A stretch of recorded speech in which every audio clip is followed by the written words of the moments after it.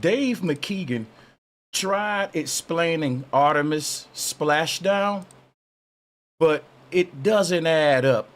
And right off the back, before we get into our breakdown of what we're doing here, let's give a big shout out to Wound Socket Truth Seekers.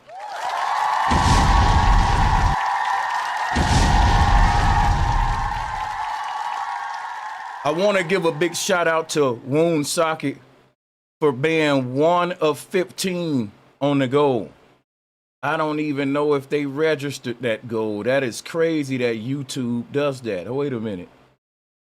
Okay, so what happened, Wound Socket, is that you put the goal in before YouTube actually set up the goal. So after I set up the goal, y'all should wait I would say wait about 5 minutes just to be safe, probably lesser than that, but definitely wait till you see the goal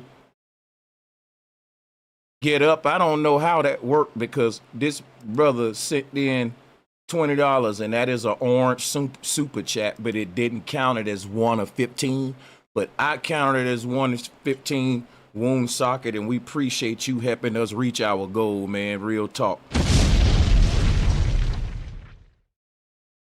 We appreciate you as always. And basically, tonight we breaking down the Artemis Splashdown footage and the explanations being used to defend it. Dave McKeegan attempted to explain what we're seeing, but when you actually slow the footage down and analyze the details, serious problems start to show. We got a lot to unpack. And we're going to look at the visible conditions that splash down, the timing versus expected cooling behavior, the steam, heat, and recovery sequence, and whether the explanation actually matches what we see. Right?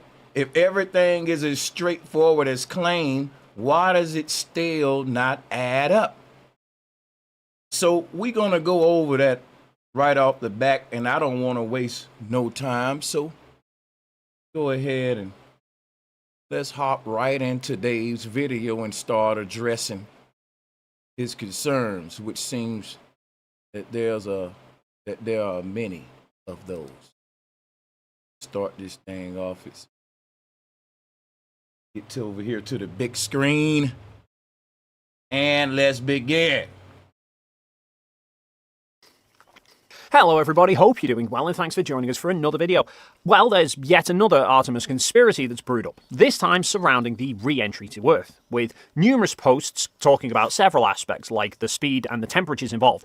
But let's debunk these in chronological order that they occurred during re-entry. So, Artemis was approaching Earth, having been coasting back from the moon, and the entire time they were returning towards Earth, gravity was speeding them up more and more. So by the time they reached Earth, they were travelling almost 24,000 miles an hour.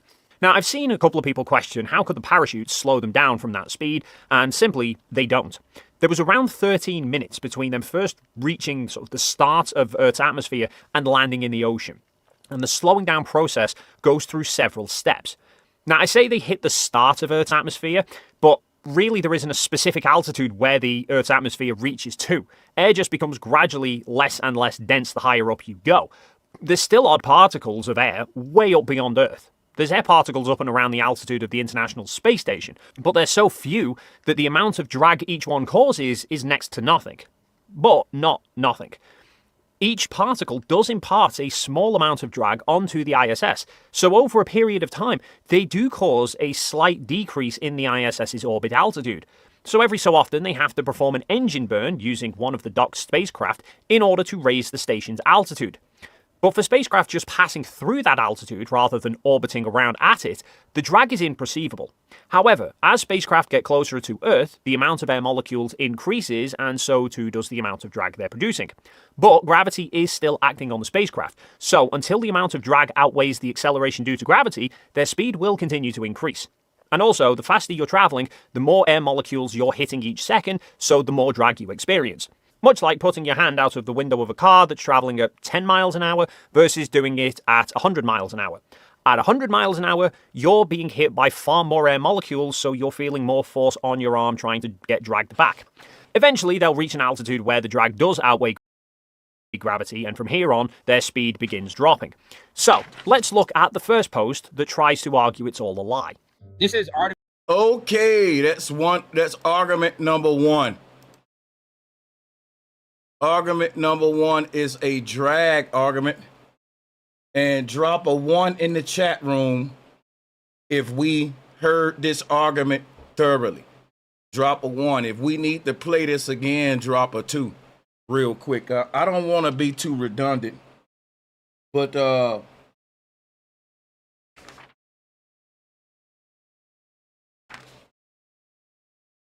drag. Did y'all get his drag argument? Did you all get his drag argument? We can play it back. I mean, in a nutshell, what he's saying is re-entry speed is slowed down due to atmospheric drag and not necessarily parachutes. I'm gonna play it back one more time, man, because the whole point of him bringing this up is when we're talking about parachutes. Flat earthers were picking on the little bitty parachutes. We were saying how the parachutes aren't big enough, right, to stop an object that size that's going that fast.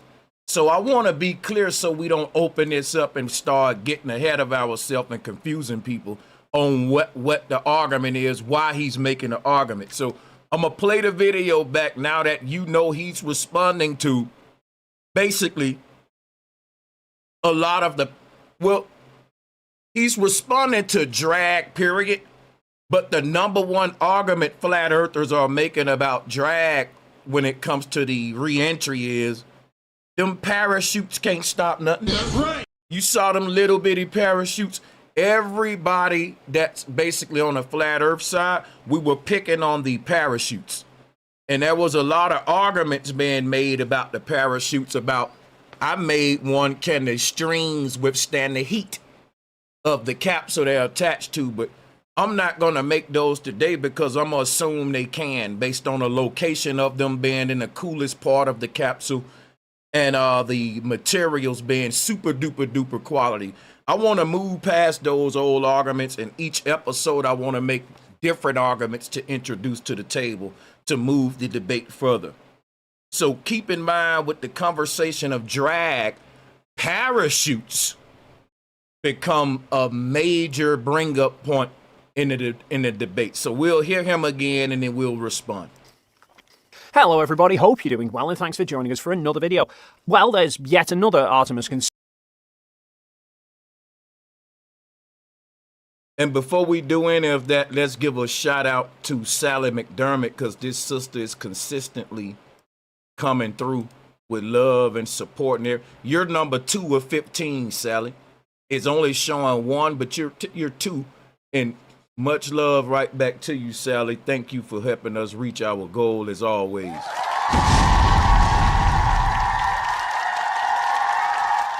Hello everybody, hope you're doing well and thanks for joining us for another video. Well, there's yet another Artemis conspiracy that's brewed up, this time surrounding the re-entry to Earth, with numerous posts talking about several aspects like the speed and the temperatures involved. But let's debunk these in chronological order that they occurred during re-entry. So, Artemis was approaching Earth, having been coasting back from the moon, and the entire time they were returning towards Earth, gravity was speeding them up more and more. So by the time they reached Earth, they were travelling almost 24,000 miles an hour. Now, I've seen a couple of people question how could the parachutes slow them down from that speed, and simply, they don't. There was around 13 minutes between them first reaching sort of the start of Earth's atmosphere and landing in the ocean. And the slowing down process goes through several steps.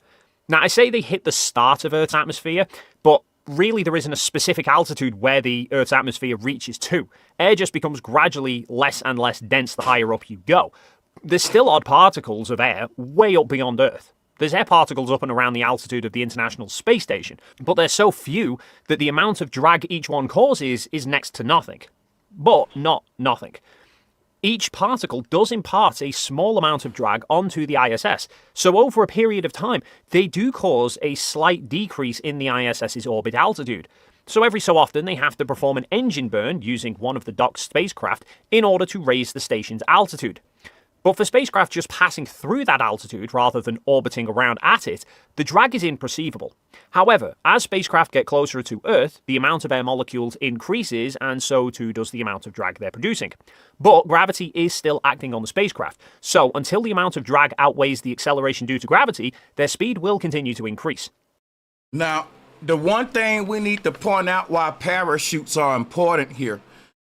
Dave is basically suggesting that there's a perfectly gradual deceleration process that's taking place here.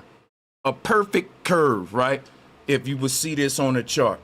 No sharp jerks, no turns, just a perfect deceleration starting from the descent point till we splash down, and it's just one steady, perfect progression all the way till we get to a soft landing spot.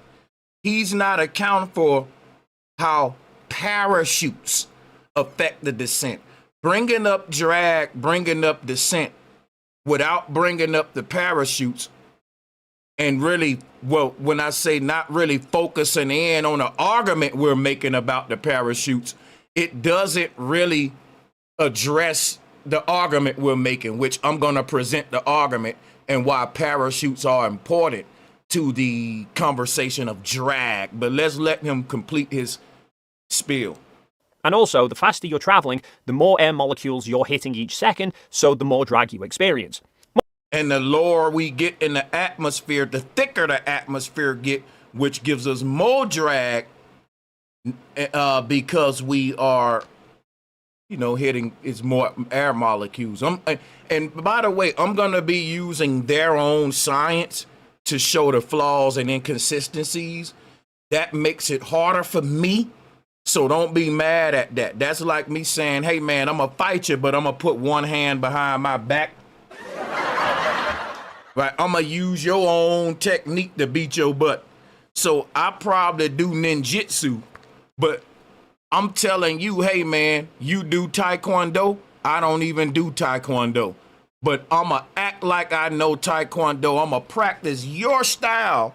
It ain't an act. I'ma use your technique to show you still ain't gonna win this debate. And the reason I'm able to do that is because you're not really a legit taekwondo practitioner. So even though I don't know taekwondo, my rendition of it, and I really know ninjutsu, would be better than you being an imposter altogether. That's right.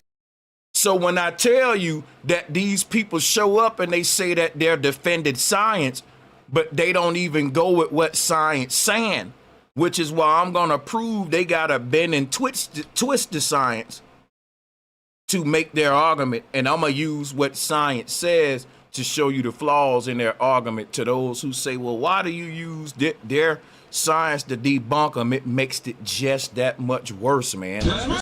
Because not only do I disprove them, I show that they're going outside of what they're claiming to defend in order to debate me. Much like putting your hand out of the window of a car that's traveling at 10 miles an hour versus doing it at 100 miles an hour. At 100 miles an hour, you're being hit by far more air molecules, so you're feeling more force on your arm trying to get dragged back. Correct. Eventually, they'll reach an altitude where the drag does outweigh gravity, and from here on, their speed begins dropping. So, let's look at the first post that tries to argue it's all a lie. This is Artemis 2. Okay, before we get to that post, we got to deal with the drag argument. And from here on, their speed begins dropping. So, Eventually, they'll reach an altitude where the drag does outweigh gravity, and from here on, their speed begins dropping. I just wanted to pause it at a good spot so when we hit play later, it'll start on the next argument.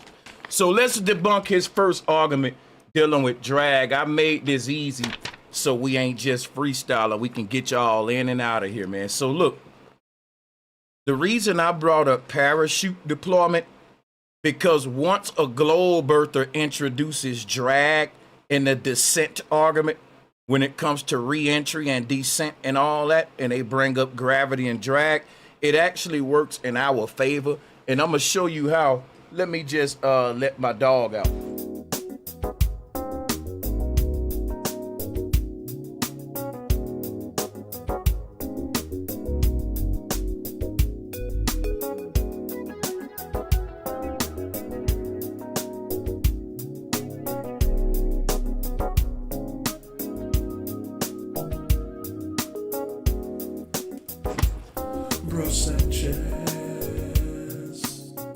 All right. So the idea that atmospheric drag alone makes parachutes like something that is basically irrelevant to a safe landing is bananas. And he's not saying that directly, but when you bring up drag and try to explain how Orion capsule can reach a safe landing, and you bring up drag without mentioning parachutes, it's silly. And by the end of my rebuttal, you'll see why.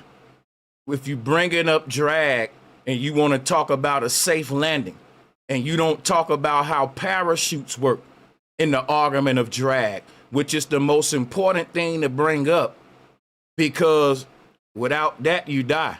But why didn't he bring it up?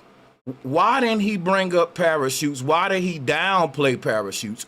Why did he open up talking about drag and a safe descent and a safe landing, but didn't bring up parachutes, even though this is the number one thing brought up in the flat earth side when it comes to the drag conversation? Well, I can only tell you why the drag conversation favors our argument over his, and then assume why he downplaying parachutes or not mention them in this part of the topic, and you'll all see why it's important. So, drag, he's right. Drag does increases with speed and air density. And yes, the atmosphere gradually gets thicker as you descend. I agree with him. That's exactly why a spacecraft like the Orion spacecraft would be able to slow down significantly during re-entry, but that doesn't mean it slows down enough to land safely. That part. Slowing down versus slowing down to a speed where I don't die when I hit the ground is two different things. Now, the parachute is designed to get you reduced to a speed where you don't die when you hit the ground, but it slows you down with an unnatural methodology. And what I mean by unnatural, because maybe I shouldn't use those terms, you're using technology. And what the technology does, other than what nature would do, nature would gradually slow you down the way he's describing. He's right, because your atmosphere getting thicker. A lot of people think that if you keep falling, you fall faster. But because the atmosphere is thicker, the lower you go, your descent actually decreases. But it don't decrease to a level to where I can just skydive without a parachute. You know what I'm saying? You still die at the speed, but he's right, it does decrease. But he's just disregarding why we even made parachutes, which is why parachutes is such a important thing to bring up in a drag debate when we talk flat versus globe versus re-entry and descension. So re-entry does happen in stages. I agree with him, according to what they say. At very high altitudes, the air is extremely thin. So even at thousands of miles per hour, drag is relatively weak. As the capsule descends, drag increases and causes intense heating and major deceleration. However, by the time it reaches lower altitudes where the air is dense, it's still traveling far too fast, often hundreds of miles per hour. That is nowhere near a safe landing. Safe landing is going to be key here. This is where the misunderstanding comes in, because if you're not really listening to what he's saying, you miss the sleight of hand in what he's doing here to kind of shift the narrative based upon the parachute arguments we're exploiting. And I'm going to show you this. The misunderstanding comes in because drag during re-entry reduces extreme orbital speeds down to manageable levels, but it does not finish the job. Parachutes are specifically designed to take over at low altitudes, dramatically increasing surface area and creating enough drag at those lower speeds to bring the capsule. I just hit the stream deck by Mistake trying to grab my second mic that I'm gonna need because I'm gonna hit the board here in a minute. Let me give a shout out to Marlon, and I'm gonna be very thorough here so you won't miss nothing. I just shut down my YouTube chat by mistake, my monitoring chat. Let me go back to my channel, pull up the chat. Marlon, let me read your chat. I'm gonna pull it up now. Thank you so much. As always, OG, you're number 2 of 15, actually 3 of 15. Maybe we'll get 16 donations. Shout out to you, Marlon. Flat power, peace and love. People still seems to me like he is getting guesstimating. Also, it's very hard to believe in 2026. They can't make a convincing video image footage of any kind to the end the argument of this all being fake as hell, man. Listen, Marlon, we're going to get you up in a minute. Right. And let me just pick up where I was and expound more on here, right? Parachutes are specifically designed. They bring out the parachutes on Artemis for a reason. They wouldn't put them there if the thing just gradually fell to a safe landing because of the Earth atmosphere getting denser as we go down. That's literally the argument he's making. But the thing I wanted to point out to y'all why he's making that argument and not bringing up parachutes. Let's keep reading. You'll see why. So the parachutes are specifically designed to take over at low altitudes, dramatically increasing surface area and creating enough drag at those lower speeds to bring the capsule down safely. Without them, the capsule would hit the ocean at a speed comparable to a high-speed crash. We already see this principle with skydivers. A human body reaches terminal velocity in the atmosphere and stops accelerating. But that speed is still dangerous without a parachute. A spacecraft is far heavier, which means its terminal velocity is even higher. So no, you can't just fall from space and expect the atmosphere alone to stop you safely, which is kind of what he's implying by trying to downplay parachutes, right? And I'm gonna show you why he's downplaying parachutes in a minute. You know, why he's trying to explain this safe landing. Why we're talking about drag and not talking about the most dramatic part of the reentry where the most drag is created is when the parachute open. Don't make sense, do it, y'all? That's like saying, let's talk about a boxing match, but we ain't gonna talk about the part when he got knocked the hell out. That's right! Stupid. You're gonna see why I say that in a minute, and you're gonna see why he don't want to talk about that. So let's debunk this now in real time. Shout out the Red Star, yo. Shout out the Red Star. It's like they saying entering sideways slows them. Shout out the Red Star, man, for the support. A skydiver falling from a plane and they try to pull their chute and nothing happens, they're gone. So all of this about the atmosphere bringing you to a safe landing because it's denser the lower you go, without bringing up the key factor of what make your landing safe, which is a technological device, we need to take a minute to open up and take some time to talk about this. Atmospheric drag is essential, but its role is to remove the bulk of the energy during reentry. Parachutes are what make the final descent survivable, and that's the part we really need to talk about, people. That goes back to why I said earlier, if you're bringing up a conversation about drag and landing safely, and you ain't bringing up parachutes, what the hell are you doing? That's right. Why it's important to bring up parachutes? Listen again. Atmospheric drag is essential, but its role is to remove the bulk of the energy during reentry. It gets rid of the bulk, but guess what? Parachutes are what make the final descent survivable. Survivable is the key word. and you're gonna see why here in a minute.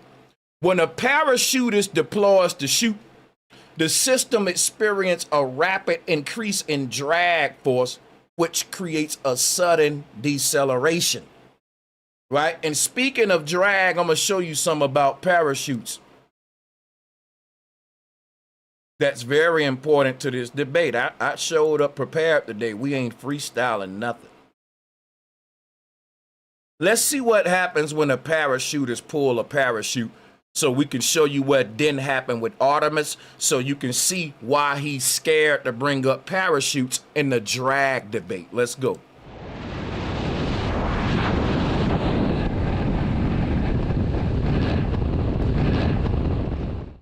Pay attention. He's falling down. Now watch what happens when he pulls the chute. What happens to his direction? Because he's falling down at a constant speed. Look at here. Boom. What? Look at that. Oh my God. He looked like a bubble in the ocean. Do you hear me? So let me show you something about a parachute. When you falling and you pull your parachute, you don't just slow down. What happened, a lot of people think, well, I gradually start slowing down. No, you don't. You subtly start slowing down. You can't use the word gradual when you introduce parachute technology. That's right. But he did that, and I'm going to show you why that little mistake, well, that moderate mistake is important. Is when well, let me just go one thing at a time. We're seeing what happens when a parachutist pull the parachute. They're falling at a steady speed, but when they pull the chute, it's like they're jerked upward. They're jerked upward. Now let's talk about that, because when a parachutist deploys the chute, the system experiences a rapid increase in drag force, which creates a sudden is a big word, a sudden deceleration. So speaking of drag, which is the whole argument right now, drag, right? This is where things get even more revealing. Drag isn't just something that slows you down quietly in the background. When it suddenly increases, like the moment a parachute deploys, it creates an immediate and noticeable change. I call it the jerk effect. Check it out. It jerks you up. Look at here. I'm not going to make nothing up today, folks. I'm going to show you something that we didn't see with Artemis now. Pay attention. That's the jerk up effect. You can call it what you want, but we know what we're talking about. You don't pull a parachute and keep falling down. I'm going to say this one more doggone time. You don't pull no handle on no doggone parachute and keep falling down. That's right. Impossible. There's something called a jerk up effect. Now, I made the term up, but you can call it what you want. The yank up, whatever you want. Now, check this out. Because there's a sudden increase when the parachute deploys, sudden increase of drag, it creates an immediate and noticeable change in motion. That's what leads us into the next point, because that sudden spike in drag is exactly what causes this jerk effect during the chute deployment. So before deployment, the skydiver is in near steady fall at a constant rate, steady fall. Forces are roughly balanced. So-called gravity is pulling him down, according to them folks. That's what they say, right? And air resistance is pushing him up. So here's something that's get crazy, right? That we're going to expound on later. We're going to use this to debunk gravity later. But I want to stay on point. Because that jerk up effect, they're telling you gravity's pulling him down. But a simple piece of cloth can work against dragging and say, gravity, you pulling me down? I'm going this way. Right? A piece of nylon cloth can do that to gravity. Gravity ain't that strong, man. Nylon got you beat, man. We're going to talk about why that don't make no sense in a minute, but let's stay on point. What we got to keep in mind is when the skydiver is falling, his velocity is relatively constant, right? And when the parachute opens, the surface area increases dramatically and drag force spikes almost instantly. This follows the drag equation. Yep, I got an equation today. I'm using science. Dave McKeegan ain't. I got a question. Did Dave McKeegan bring up any equation just now when he rambled out of his mouth talking about drag? Nope, he didn't, but he's supposed to be a science communicator. Why am I being more thorough than him? Why am I being more thorough, concrete, transparent, and using equations that he should be bringing up to debunk me with? Why am I bringing up equations he failed to bring up to show him he's running away? He's not even giving you the scientific answer. He's making up his own stuff. I'm about to deal with what science says to show you he's wrong, which is why I'm bringing up statistics and numbers he should have brought up, y'all. Just think about that. He's the globe earther defending science. Why am I bringing up Newton physics and equations from science, but I'm against it, and he's not? You know why? Because I can use his own science to prove him wrong, and he know it. And by the end of the show, y'all gonna know it too. Check this out, right? If gravity is pulling the skydiver down at a constant velocity, when the parachute opens and the surface area increases dramatically, drag force spikes instantly. And we can use an equation to explain what we're looking at right here in this video. Drag is proportional to velocity squared times surface area. Let me repeat this equation to the globe earthers. Drag is proportional to velocity squared times surface area. So when area suddenly increases, drag force becomes much larger than gravity. Hold on. Now I'm pointing out why he didn't want to bring up parachutes. Because him bringing up parachutes will actually exploit an argument that flat earthers is making, that why the hell is a parachute defeating gravity? That's right. Don't you know it ain't nothing but a piece of cloth? This the same force that's holding all the ocean water on the earth. That's why he didn't bring up parachutes. I'm going to show you why I'm right about that. I'm going to show you why I'm right about this, folks. Listen, drag becomes stronger than gravity when the parachutes are deployed. Why wouldn't you bring that up as a globe earther if you're trying to explain how we're landing safely? And the thing that's making us not land safely is gravity. Gravity is pulling on us. And if we don't stop this pull at the rate gravity is pulling on us, we're going to be a pancake when we hit the ground. What stops that? A parachute. Why don't you bring it up in this argument? Why? Why don't you bring it up as a globe earther, y'all? I'm going to show you why. Because when you watch the video footage of the parachutes being deployed for Artemis, guess what you don't see? A jerk up effect. Tell me I'm lying. Go watch them. We finna watch them in a minute together. You don't see the Artemis capsule jerking back up into the air like we see this parachutist, y'all. You can't escape this. It's against physics. It's against physics, y'all. You don't pull no parachute and keep falling down. It's impossible.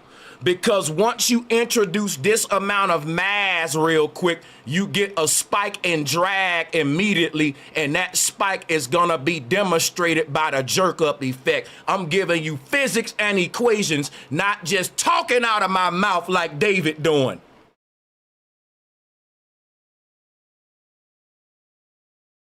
I'm using their own claims to debunk the inconsistency of what we're seeing versus what they say should happen in physics.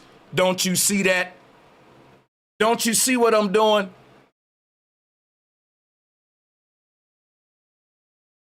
So when you have a rapid deceleration, the parachute slows down quickly. It slows the descent down very quickly, suddenly. The harness pulls on the skydiver's body, and that's why you see him get yanked up. This is Newton's second law. Force equals mass times acceleration, and I'm using it against him. That's right. Talking about he talking science and he ain't sounding like this. You ain't talking science, you just talking. You can't talk science because it don't even agree with you. The thing you're trying to defend don't agree with you. Is like debating a Christian about the Bible. That's right. It's sad. I like to show the people that. That's part of my debate tactic. To show the people that, hey guys, the stuff he's trying to defend, he's not even in alignment with. I'm gonna be in alignment with, to number one, show you he's not in alignment with it. To number two, to make it look that much bad on him that I'm the flat earther bringing up equations and physics and he's not. But why am I doing that? To double down on a point that he's defending science, but he's not in alignment with it. I can be in alignment with science and show you the flaws in what we're supposed to be seeing with Artemis using their own claims in physics about how things burn, acceleration and all that. Meaning I can use their own stuff to show you the inconsistency in what we're saying from NASA. So let's keep showing you these inconsistencies and why it makes more sense than what we're being told from Dave. A large upward force is what we're seeing right now when he deploys the parachute. That basically equals a strong deceleration. Does that make sense to you? What we're perceiving right now as a large upward force is basically just strong deceleration. And I'm going to try to make you understand this before we move forward. Why do parachutists get jerked upward? Even though the skydiver is still moving downward, their velocity decreases very quickly. The body resists this change. It's called inertia. The result is, quote unquote, getting jerked upward, or the harness pulling upward on the body. So let's put this in layman terms. Imagine if y'all are in a car and you going fast and you slam on the brakes. Your body want to keep moving forward, but the seat belt will stop you suddenly and jerk you backward. In certain cases, the seat belt can even cause damage. Or you know, the thing is, if the seat belt it fails you, you keep moving forward, and what happens? You slam into the windshield and you die. That's how people die in car wrecks. If they don't wear seat belts, they're moving forward at these ridiculous speeds, like close to 90 miles, 100 miles per hour. They hit something, it stops them suddenly, and they go through the windshield because they keep moving forward. Or they hit the windshield and they splatter or whatever in some cases. But you get the point. If you're going fast in the car, you hit the brakes, your body want to keep going forward, but the inertia some is jerking you backwards. This is the same thing that's happening in the air on this video right now. Just replace the car brakes with a parachute opening and replace the seat belt with a parachute harness. Let your mind take a minute to sink that in. Think about this real quick, right? Let's say a car going down a road at 100 miles per hour, and out the back of the car, a parachute deployed. Boom, a big parachute. The same thing would happen to you as if the car slammed on brakes. The parachute is a braking system. You get what I'm saying? So you don't have to use brakes. Let's put a parachute on the back of the car, because the car is just moving forward, just like the man falling downward. You're accelerating at a certain rate, and you change that rate suddenly. What happens is never good. So in this case, it is good, because that's the point of a parachute. Because if I don't stop my rate of fall suddenly, I'm gonna be a pancake, right? So this actually saves my life in a car and in a parachute. So yes, it yanks you forward. That's one of the payoffs we pay for saving our life. The whole point of me talking right now is saying that any kind of braking system that's designed to suddenly stop you to save your life, it's always gonna yank you forward. That's the point I'm making. That's right. It's a very simple point that I'm making, and it's important because we don't see this with Artemis. And you're gonna see why it's very important here. It's because the jerk you feel when a parachute opens is caused by a sudden, ungradual change in acceleration. Keyword, not gradual. Gradual would mean a smooth, predictable acceleration all the way down. That's what Dave is claiming. That's why I said he didn't bring up parachutes. I want you to pay attention. This is important. I asked you a question. I said, why didn't Dave bring up parachutes? If we're talking drag. He didn't bring it up because he's using an argument that from the descent start point to the splashdown, it's one smooth, perfect, gradual landing. He's making it like even if we didn't have parachutes, we would land safely because the Earth atmosphere gets thicker the lower we go. Basically, the atmosphere is going to be your parachute. I'm not saying that, he's saying that.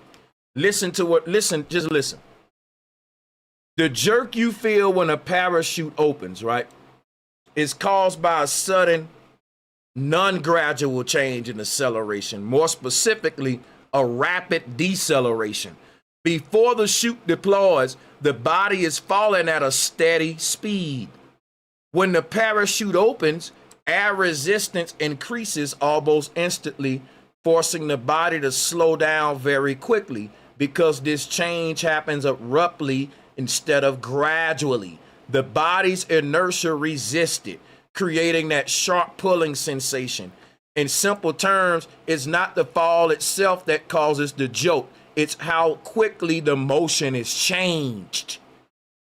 Right? Shout out to Marlon Wales once again. The parachute deployment was too close to plane. Artemis dropped out, was too close to the plane. Artemis dropped out of. He said a parachute deployment was too close to the plane Artemis dropped out of. Can't show that footage. Thousands of satellites, aircraft, no footage. That's right. Right, Marlon. This part that I just read is important because Dave McKeegan explained a gradual perfect descent based upon the atmosphere cushioning our fall from beginning to end. But the reason he didn't bring up Artemis's parachutes is because the model that they show us shows a steady, gradual descent. Even if you watch the video of Artemis, which we're about to do now, and show the parachute deployment, there is no jerk up. Now, why isn't there a jerk up? Because they're claiming there's a gradual descent from beginning to end. A jerk up will break up your gradual descent. It's not a gradual descent, people, right? If it don't happen smoothly from beginning to end. So I'm answering a question for you I proposed earlier. Why didn't Dave bring up parachutes when we're talking about descension and drag? It's because if you're gonna make the claim of a gradual descent from beginning to end, you don't want nothing breaking up that claim, and a parachute does just that. The very thing that's there to save your life, you don't want to mention it. But why? I'm gonna expound on it some more. It's gonna make even more sense to you as we move on. Let's watch Artemis parachute deployment. Drop a 1 in the chat room right now if y'all get what I'm saying already.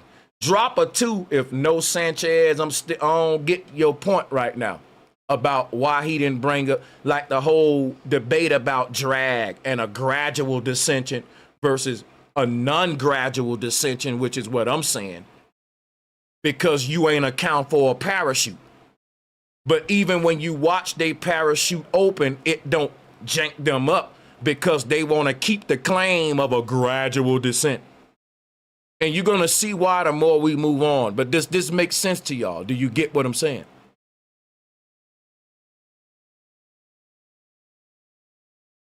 If you don't, you slow as hell. Let me just expound on it. The point is this. They're claiming Artemis is falling gradually. Go look up the word. That's why your ass don't understand, because you don't understand the word gradually. Right? If the globalists are making the claim of a gradual descent, they got to not account for Artemis's parachutes, because that will break up the whole gradual descent and interrupt the gradual fall with the jerk up effect. It's simple stuff if you really a nerd and you really about that life. If you really a nerd and you about that life, this shit ain't even hard yet. This the easy part. This the easy part we on.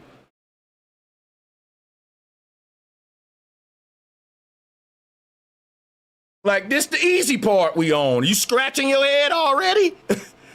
You still confused on how gradual versus non-gradual? If you start talking about parachutes, you just shot yourself in the foot with a gradual descent. I'm not going to beat this horse. If you don't get it, hey, man, we just can't help everybody, right? Some people just, let's move on, man. You can't help everybody. So listen, I'm dealing with physics. I'm bringing up equations. I'm bringing up numbers.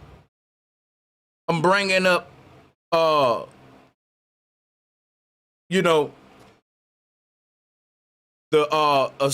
equation for drag, the Newtonian theory of acceleration.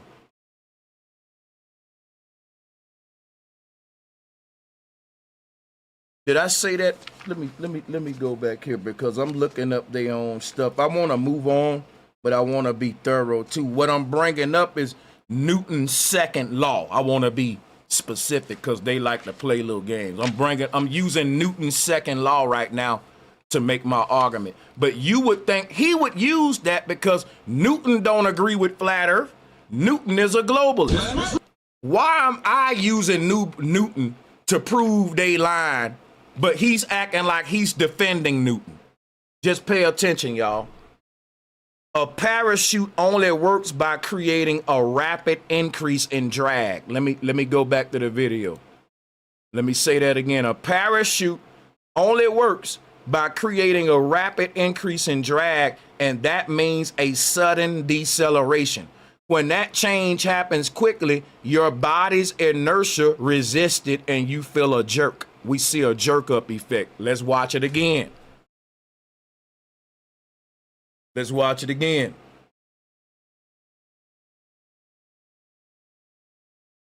Let's watch it again. Now watch how crazy it get, right? If a globalist try to say, where NASA got certain systems that can absorb all of that energy and create lesser of a jerk up effect, Sanchez. Let's put that argument out there. What if a globalist say, well, Sanchez, NASA is so high tech that their parachutes don't create a jerk up effect. Let me show you how stupid that argument would be. If you try to eliminate the jerk up effect, that would be reducing the very deceleration that's slowing you down, meaning it defeats the purpose of a parachute, dumb, and you're going to be a pancake when you hit the ground. If you still don't get it, listen up. In practice, the sensation that we call a jerk up effect is actually a useful signal. Skydivers expect a noticeable tug when the canopy inflates because it tells them that the system has begun converting a fast fall into a controlled descent. If someone pulls the handle and they don't feel a jerk up effect, they don't feel no change at all, that's a warning sign. That means that the drag hasn't increased the way it should, and the parachute may not have deployed correctly, or the parachute may be malfunctioning. In that sense, the jerk isn't a problem we trying to fix. Because a globe earthers would tell you, well, you know, NASA got parachutes that don't create a jerk up effect like a damn fool. That's right. This is not a problem we trying to solve. The jerk up effect is actually confirmation that the chute is doing its job right. If you pull a damn parachute and it don't jerk you back up, you're dead. That means it's holes in it or something. Do you get what I'm saying? You never supposed to pull a parachute and it don't jerk you up. That means you about to die.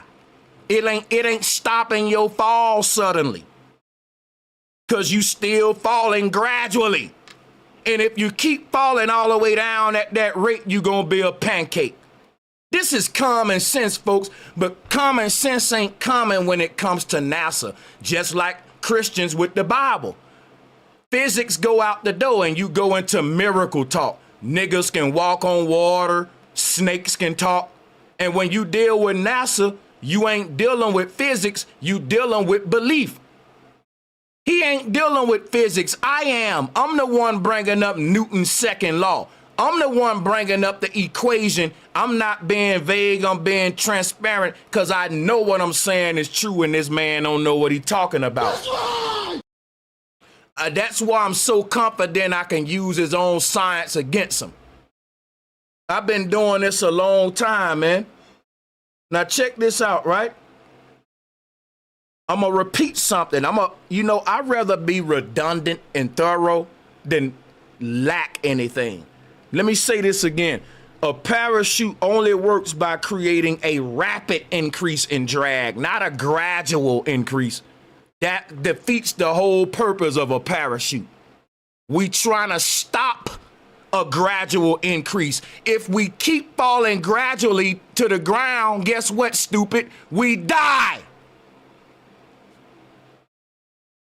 Like, this is common sense. We don't want a gradual fall. We want a sudden jerk up to do what? Stop our fall, to break our fall suddenly. Y'all, I'm gonna get worked up today because guess what? Everybody name call flat earthers. And when a flat earther simply teach the truth with passion, they act like fucking babies and sissies. Man, you heard my shut your ass up. We adults, nigga. This America. Let's joke, nigga. That's right. Shut your baby ass up. Nobody owe you no respect. We just owe you the truth, nigga.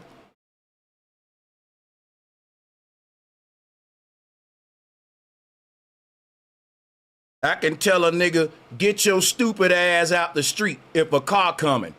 And I didn't owe him no respect, but I told him the truth that saved his life from that car, and I didn't. Got to play with y'all and Carter, y'all. We being lied to on a big level. I don't do politically correct content. This is uncut shit over here.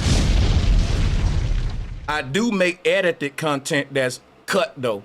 I do got documentary style too, but the point of a live stream is to go the hell off, goddammit. Right. And to give, so support the show, man, so we can extend this thing and open up the panel. And like it and share it so we can get the numbers up, man.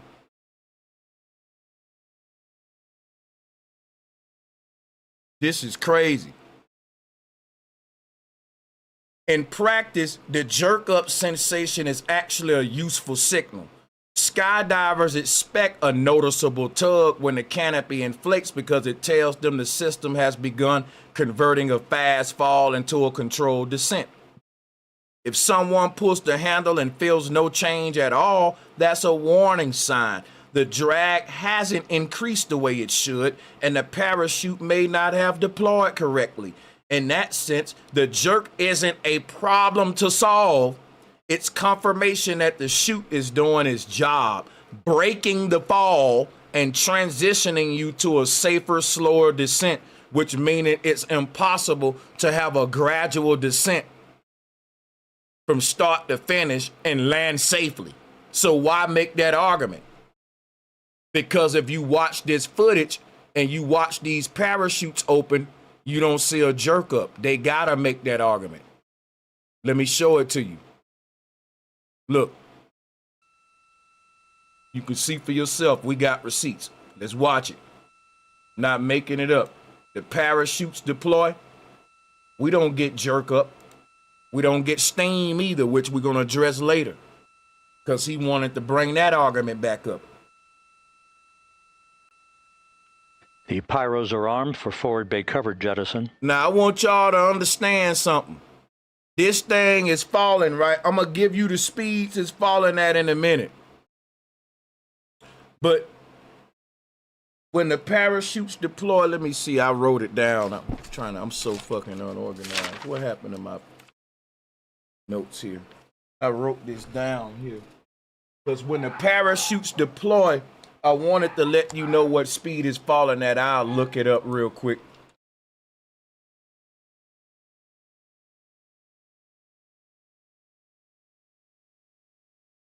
Just to get it back again, I thought I had it up.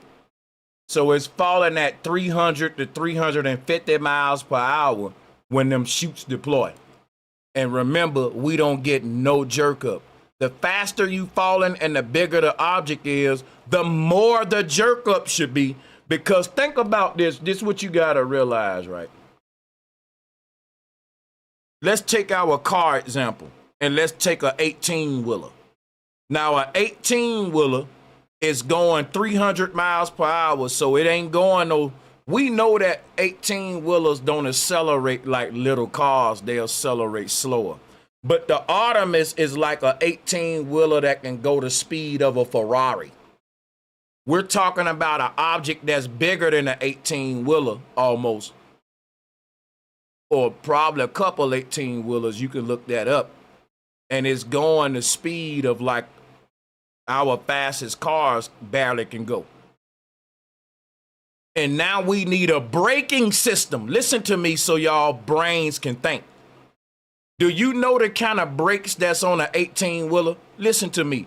A 18-wheeler don't got the same kind of brakes that your little Neon got. Okay? When an 18-wheeler hit the brakes, you talking about a big, this thing weighs so much. In order for you to stop this, you got to have some different kind of braking system.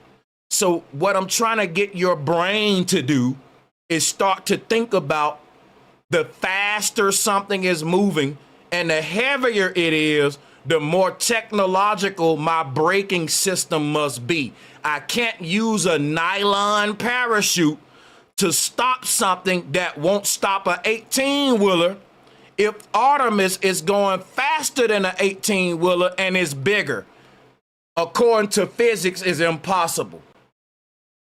Now, that's going to go over a lot of y'all head. You ain't ready for the truth yet. If an 18-wheeler is driving at 300 miles per hour and you open up parachutes in the back of that thing, and that ain't enough to suddenly stop the 18-wheeler to a safe speed to save that 18-wheeler driver life, then you can assume that it ain't going to work with Artemis, people. That's right! It's simple. It's common sense. A 18-wheeler is smaller than Artemis, going slower than Artemis, and you just can't open up a nylon parachute in the back of it and slow down a big-ass 18-wheeler on the highway. So how you gonna do it with Artemis? How the physics change? How the physics always keep changing with NASA. The physics change so much with NASA that I can literally use their own physics to show you that it's bullshit. Because they change the physics when they give us these visuals. In other words, the visuals we see on TV, no one do the thorough research that I'm doing now and actually go and research what they saying should happen in physics and verify is that what we're seeing on the video footage. And when people do see the inconsistency, they just make excuses for them, y'all. That's right! Stupid. They just make excuses instead of prove facts. I'd rather prove facts than make excuses like y'all dummies. Now let's go ahead and watch when these parachutes open so you can see that there's no goddamn jerk up effect, and there should be one.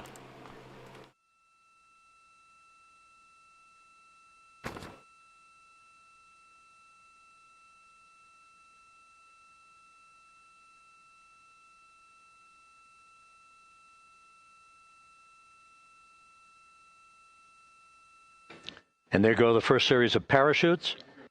And we're on drogues. No jerk Yeah, up Houston, we're effect. visual 2 drogues out the window. That shit still falling the same speed. Look at them clouds moving fast. 2 good drogue shoots. Man, let me explain something to y'all, bro. Man, let me tell you something real quick, bro. I want y'all to compare what we're seeing right here, people, to this right here.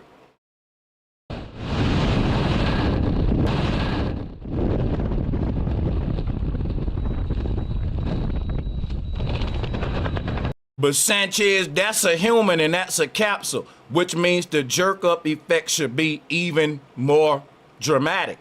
Because what you're saying is that if a Ford Escort, a neon, is traveling at 100 miles per hour and it hit the brakes, then the people inside that little car are gonna feel a jerk up, right? We basically gonna see the effects of inertia on the car for the sudden deceleration.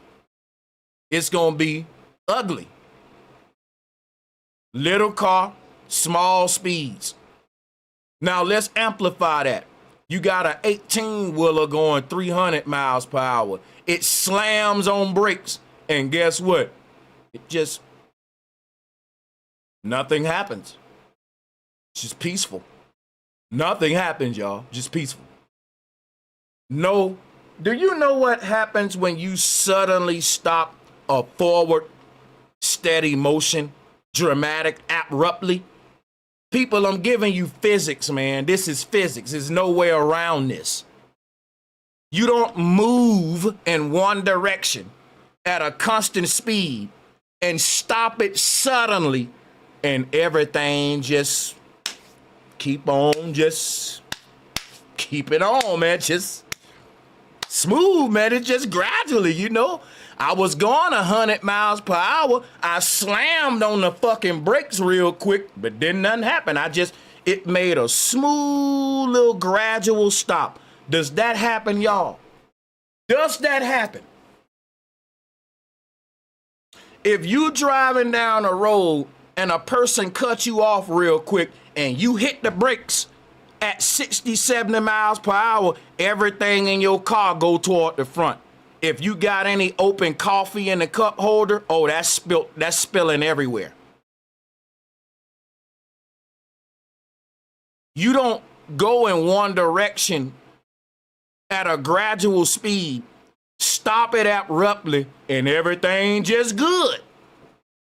But that's what we're seeing with Artemis, and no one want to really zoom in on that, which is why I'm taking this much time for this one argument, because it shouldn't be this complicated, man.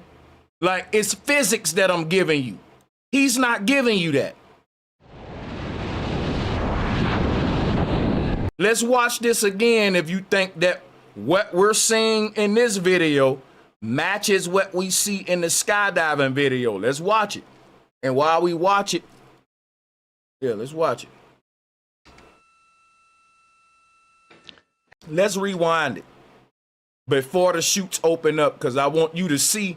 The reason I want to go back, because I want you to see the rate of fall. Look at how fast it's falling. And compare that to how fast it's falling when the parachute's fully deployed. Let me give you some physics. It is impossible for an object to keep falling at the exact same fucking speed when the parachute's deployed. It should be it's like hitting a brake. Don't you know that the parachute is like a fucking braking system? Listen, people, this is important. Don't you know that the parachute is designed to work like car brakes? This big ass capsule is moving at 350 miles per hour and it just slammed on the brakes. And it didn't go through the same thing this skydiver went through. Look at here. Listen, man, your car moving you forward. So your body moving forward. When you slam on them brakes, your car gonna still be kind of moving you forward at that speed, but suddenly it's gonna jerk you backwards to represent when you hit them brakes. And when that happen, you're gonna get some mild injuries. But those injuries are cool compared to what you would have got without that jerk backwards. Because if your car would have kept going forward and collided with another car or a building, you'll be dead. You'll be a pancake. Listen what I'm telling you, people, because I didn't know the world was this damn dumb. Listen to me for a minute. When you driving in your car down the highway, you going 75 miles per hour. An object just suddenly come in front of you. Boom. You slam on brakes. It's not a comfortable experience, bro. Your car might even tumble a bit. If you got your seatbelt on, the worst case scenario, you slam on brakes, your car flip about 2-3 times, you suffer some injuries, but you live. Now, what would be the worst case scenario if your technology fail you? Because your brakes and your seatbelt is like a parachute to a skydiver. So the price you pay for using that technology is the jerk effect. And the jerk effect is the sudden change in speed, which would make your car tumble. In certain cases, that it can, but it don't always. Right? But even in that scenario, that's safer than your car going 75 miles per hour and crashing into another car at that speed. In other words, you have a better chance surviving suddenly hitting brakes and having your car flipping while you in the seatbelt and stuck to the seat. It'll be like a roller coaster ride, right? You'll be tumbling, doing little loops and shit. But you, most of the time, they survive it, even if your car flipped a few times, if you buckled up. But let's take away your brakes and let's take away your seatbelt. You going 75 miles per hour, you hit something, you're done. You're like a mosquito on a windshield. That's how this skydiver would be without the jerk-up effect. In other words, the jerk-up effect is what's saving your life, man. When you slam on them damn brakes and you do like this, and it jerks you back violently, that's actually what's saving your damn life. It's saying, hey, you going this way real fast, and if you don't stop, you're gonna collide with something. I'd rather jerk you back real quick, and it's gonna be uncomfortable, right? Jerk you back suddenly, which is actually can injure you too, but mildly versus you colliding. That's the point of a brakes, car brakes. You see what I'm saying? That's the point of this parachute thing. Because the jerk up effect can be uncomfortable. It's something parachutists gotta get used to. It's like I said, if you're a race car driver, you go on these high speeds, they teach you to gradually slow down, but you also got to learn how to non-gradually slow down in case you ever going at these high speeds and suddenly something hops in front of you. Guess what you got to do? Boop, hit brakes real quick. What happens in a race car race when a race car driver slams on brakes real quick to save his life because a car just cut him off the wrong way? He flips and tumbles, but he lives. He have a bunch of injuries, but it's better than he collided with that other car because it just would have went up in flames. It would have been crazy, y'all. Like this skydiver hitting the ground without a gradual stop. You feel me? In other words, if he keep gradually falling down, he gonna be a pancake. The parachute jerking him up is saving his life. It's saving his life to jerk him up. So the conclusion we can make is that if we don't see a jerk up, you ain't gonna have a safe landing. No jerk up, no safe landing. Because we need something to break your gradual fall, not to keep it going the same damn speed. That defeats the purpose of a parachute, stupid. Now watch this thing and tell me, does it get a jerk up and a sudden halt to stop its fall? Because if it don't, then something's wrong here.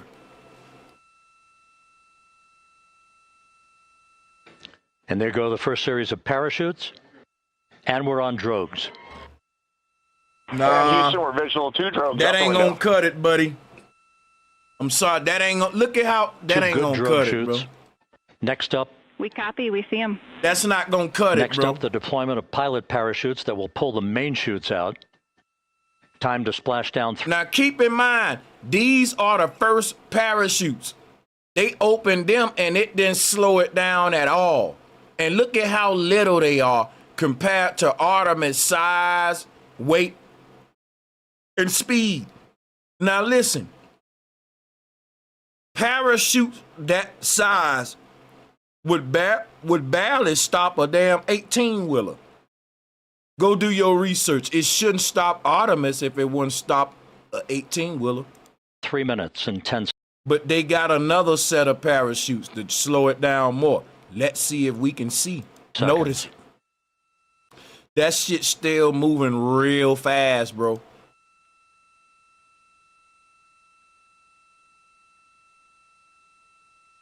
No jerk up.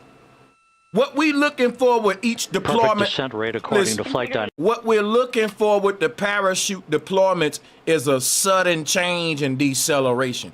If we don't get a sudden change in deceleration, then it defeats the purpose of having a parachute. That's right.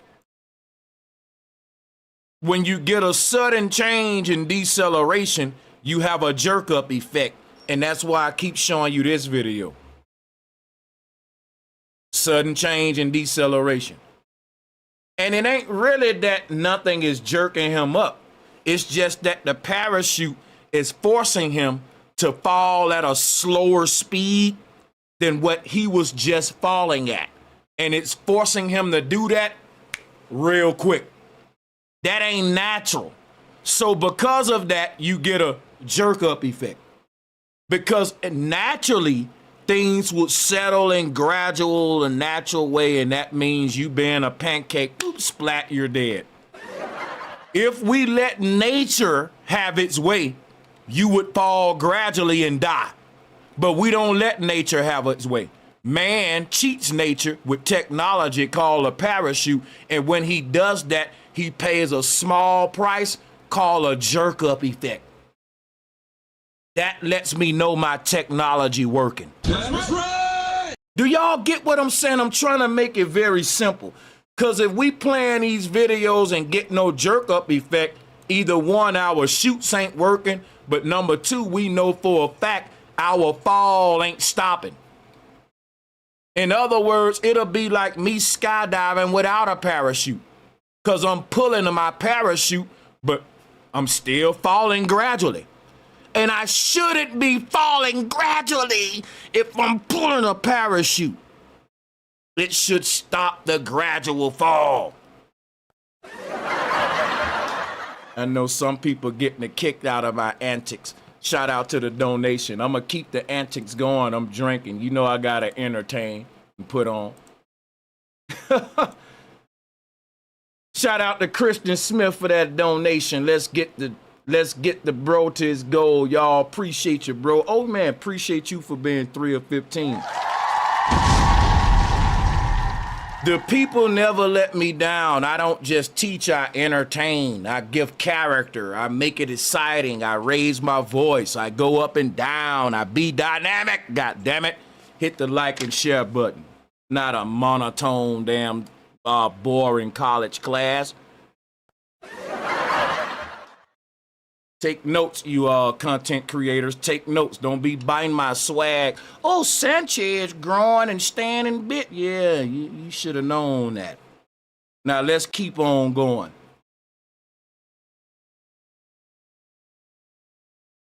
So, hold on. Let's play the video while I read this to y'all, so you can examine what I'm saying. You need to examine when you see the parachutes deploy. Do you acknowledge a jerk-up effect? Perfect descent rate according to flight dynamics. Good rates on 2 drogues. We see the same on board. In other words, you don't want a gradual fall. That's a death sentence. But that's what they give us. Even with parachute deployments, nothing literally breaks the fall. And if you're not really a nerd, you wouldn't even know to point this argument out. Most of the world is dumbed down. They're not really into science and shit. They're into what they're being told through the damn media, and they say shit like, why would they lie? Why? I don't do that. I just go and do the Sherlock Holmes investigation and prove what's false and what's lies. And I come back and give you the results. And people don't like the damn truth. You feel me? When a person tell you why would they lie, get away from them. That's a lazy person. The question is, why don't you prove everything somebody tell you, man?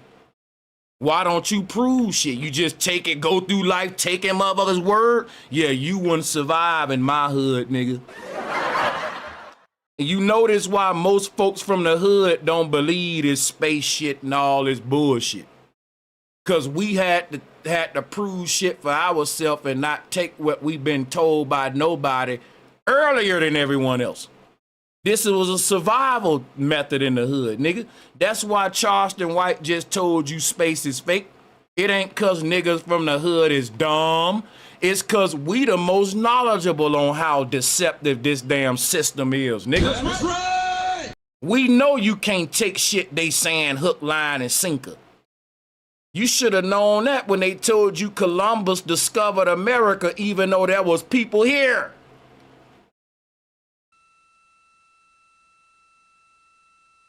Well, they lied about that, Sanchez, but why would they lie about that? Why wouldn't a person question what a fucking proven liar telling them after you caught them in one lie?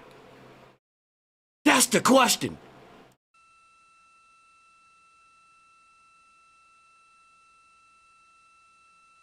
Passing through 10,000 feet, still on drugs.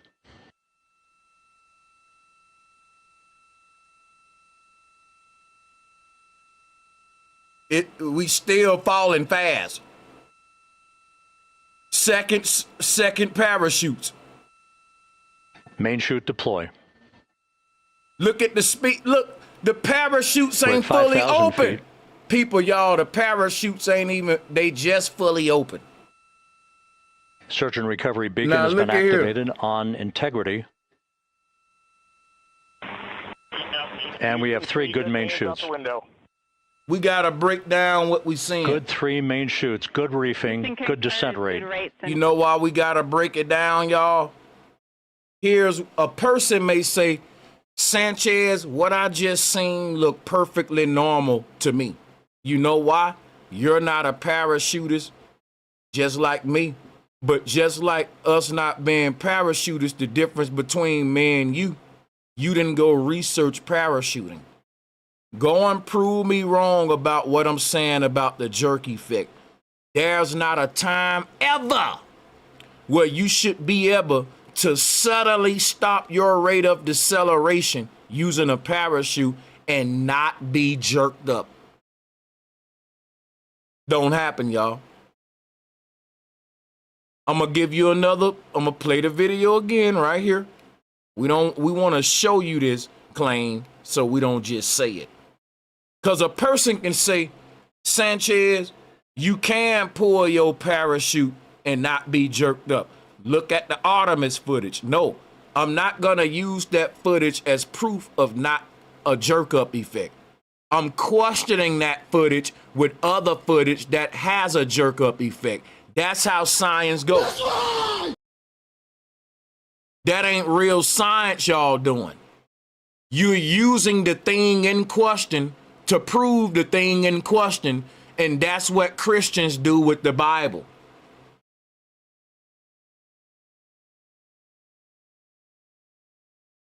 I got to go outside. That's like me using the killer to prove the killer's innocence. Let me go get some outside sources and witnesses and references.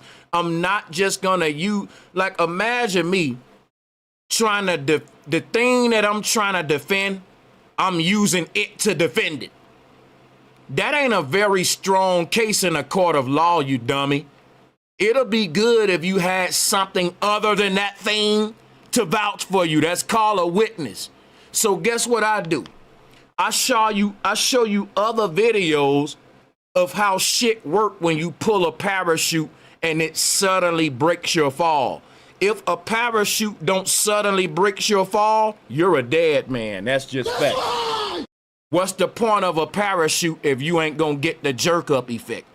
The jerk up effect is assurance that the parachute just broke my fall. Cause I was falling at a fast ass rate that if I keep falling at that rate and hit the ground, I'm a pancake. The point of me pulling my parachute is to stop that rate suddenly. And if that happens, I'm gonna have a jerk up effect. It's impossible. It's impossible for you to move at a constant rate in a certain direction and suddenly stop that without a jerk effect. That's impossible, y'all. And if you develop some kind of technology that get rid of the jerk effect, then you actually just design the thing away that was gonna save your life. It defeat the purpose. It's like saying, I'm gonna make a parachute that breaks my fall, but I'm gonna design it to where it don't break my fall.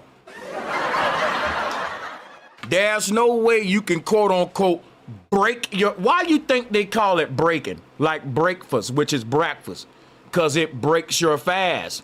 Your body wasn't eating nothing, now you ate some and you broke your fast. So watch this. That means your body was stable, it had consistent levels, and you introduced some food and drove the levels up real high suddenly.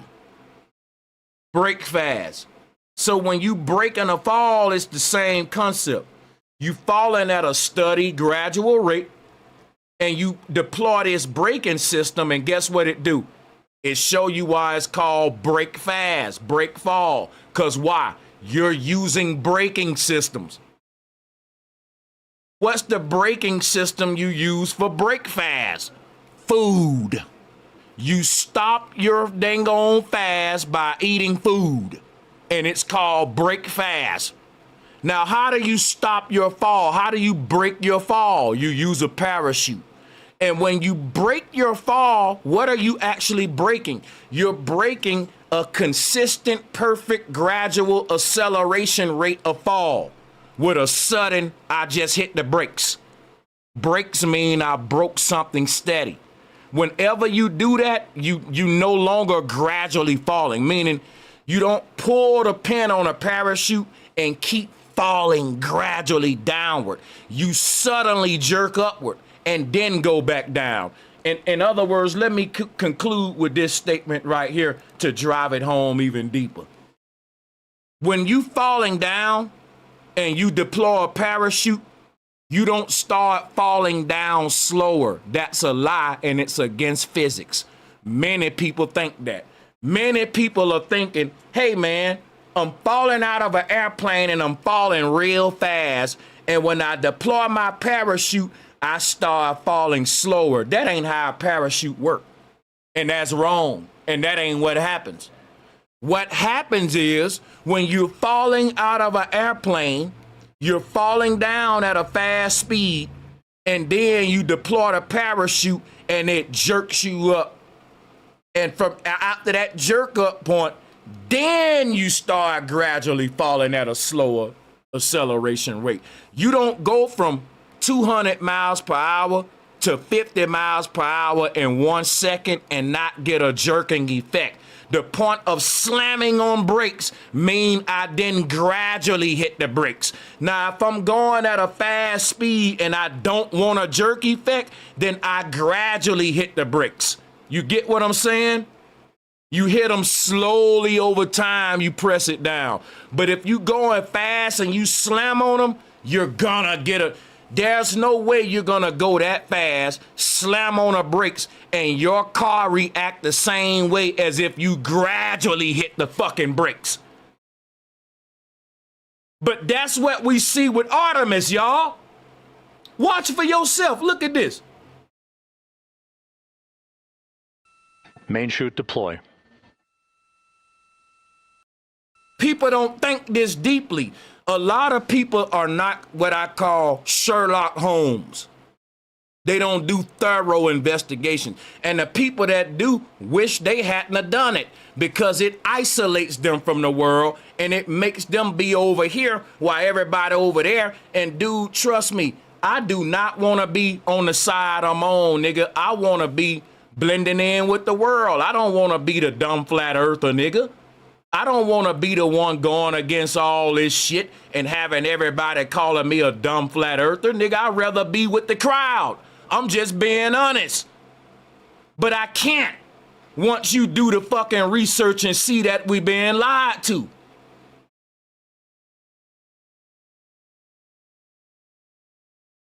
Nobody want to be on this side, nigga. This some shit we're on because, nigga, I saw something I can't shut my mouth about and it puts me over here. Perfect descent rate.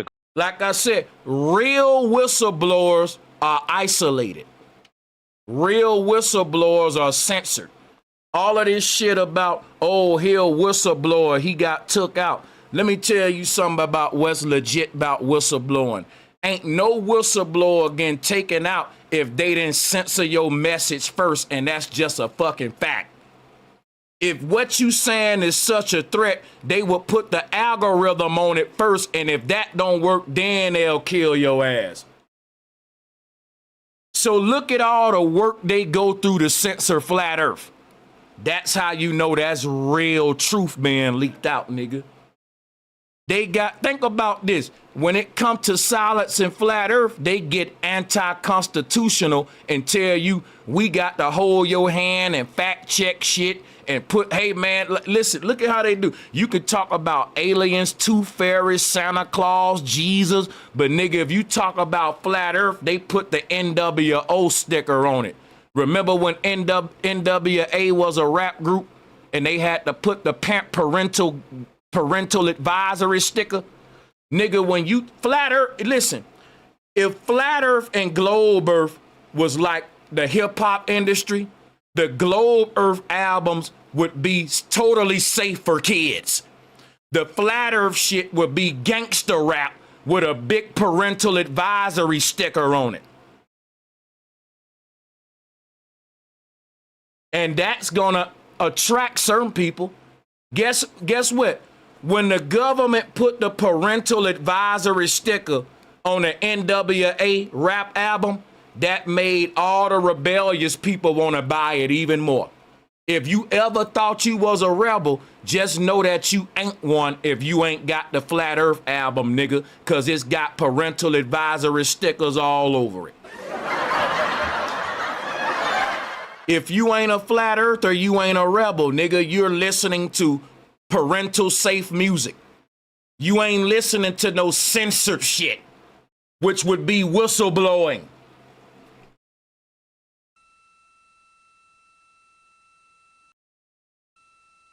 Perfect descent rate according to flight dynamics. Good rates on 2 drogues. You know, when they create this false martyrdom, they don't kill your message, they amplify it. If I'm a nigga saying aliens is real, and I say some shit like aliens are real, and they're gonna kill me by telling you, and I come up dead, guess what that does for the alien message? Strengthen it. But guess what? The government been trying to tell y'all aliens are real. Why would they kill me for telling you some shit they want y'all to believe is real? That don't make sense, do it? Y'all are so easy and predictable. Y'all folks think y'all woke. Y'all are fucking really silly. You really slow. You're not really investigating. You're predictable.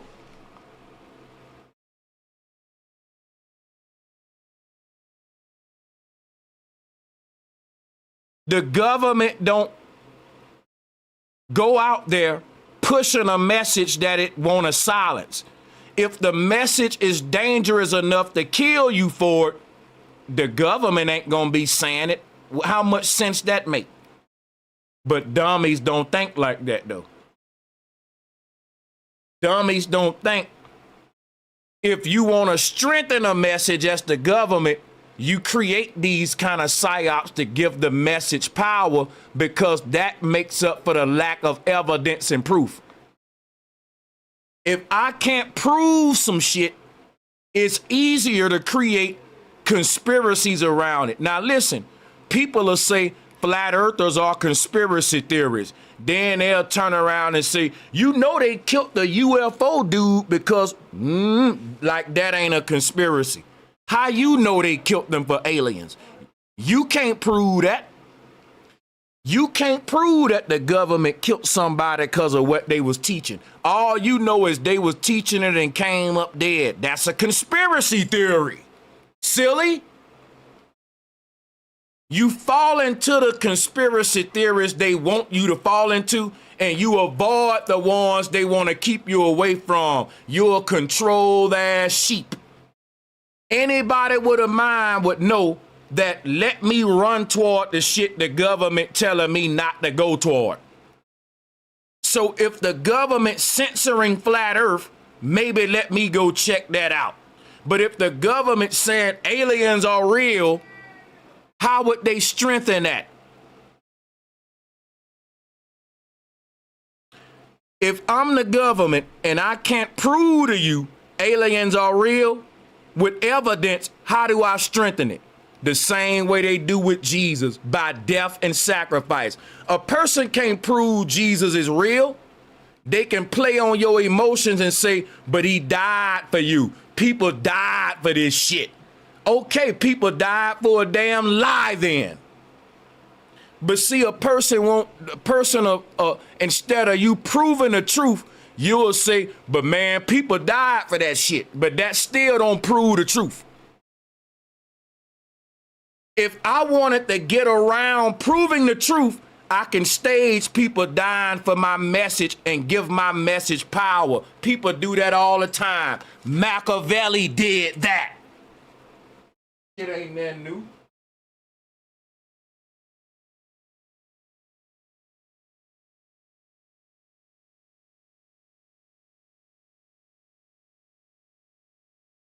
It's easier for me to stage shit than to prove lies. You do know that, right?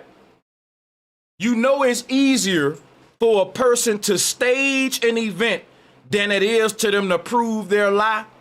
So now we're starting to see why most of the shit you believe in, there's no proof for it. There's just emotional attachment.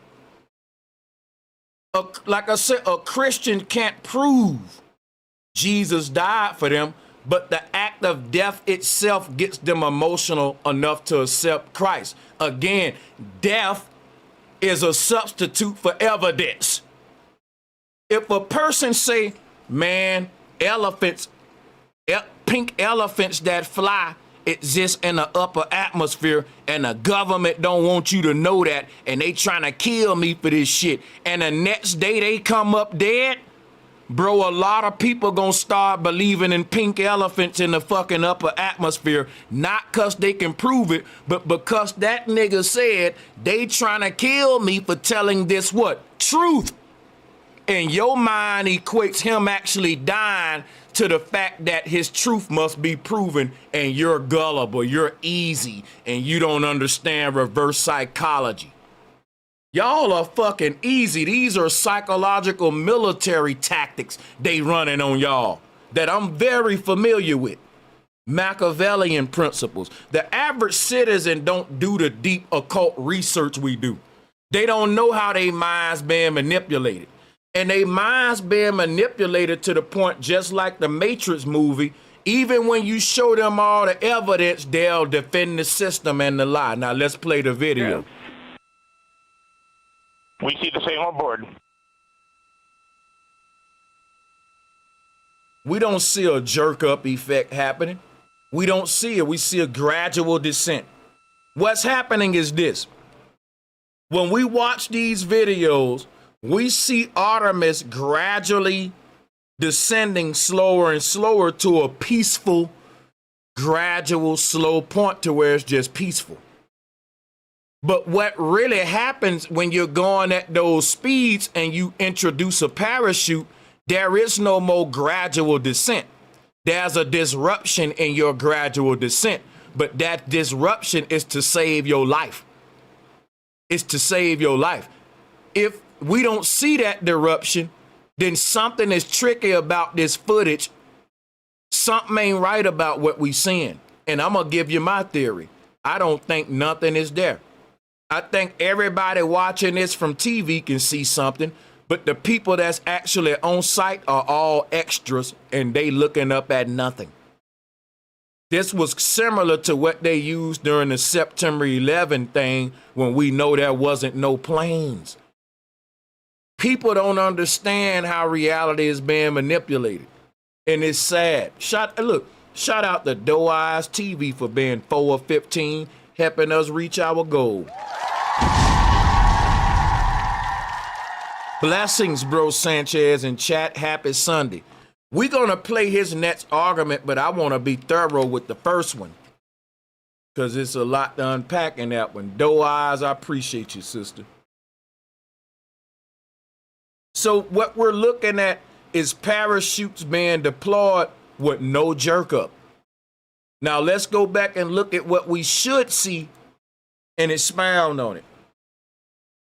A jerkless parachute deployment will actually defeat the purpose of having a parachute in the first place.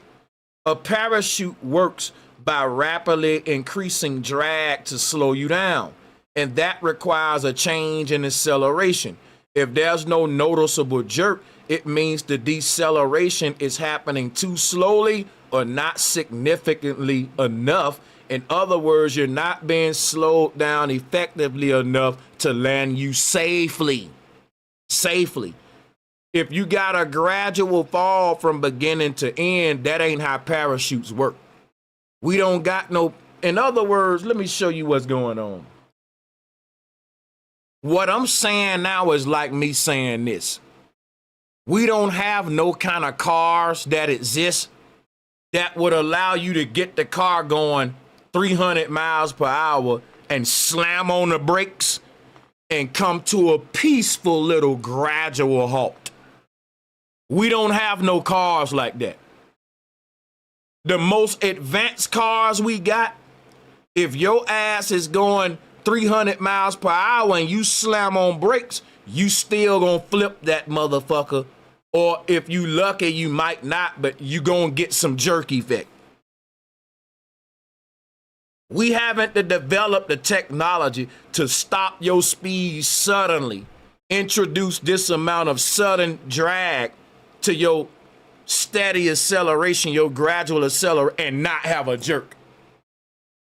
If we do create the kind of technology that can do that, that would damn near be out of this world technology, man. Think about what kind of technology we're witnessing with Artemis. We're witnessing something moving at 300 miles per hour, hit the brakes, and come to a peaceful, gradual stop because it's hitting the brakes in a series of phases. It's hitting certain brakes up here. It's hitting some brakes here, some brakes here. It's releasing different parachutes at different times. But at each time we see the parachute release, we don't get no jerk up. We keep falling down. Impossible. Impossible. The jerk up represents how much drag was just introduced versus in comparison to the steady speed we was going. That number will dictate exactly how much jerk up we will see. You see how I'm breaking this down to physics, equations, and numbers? I'm not just talking like Dave. My videos gotta be longer than his, which decrease my views, but they're thorough and true. Shout out to Overthinker's Perspective. Love from Overthinker's Perspective. Talk to him. I got you.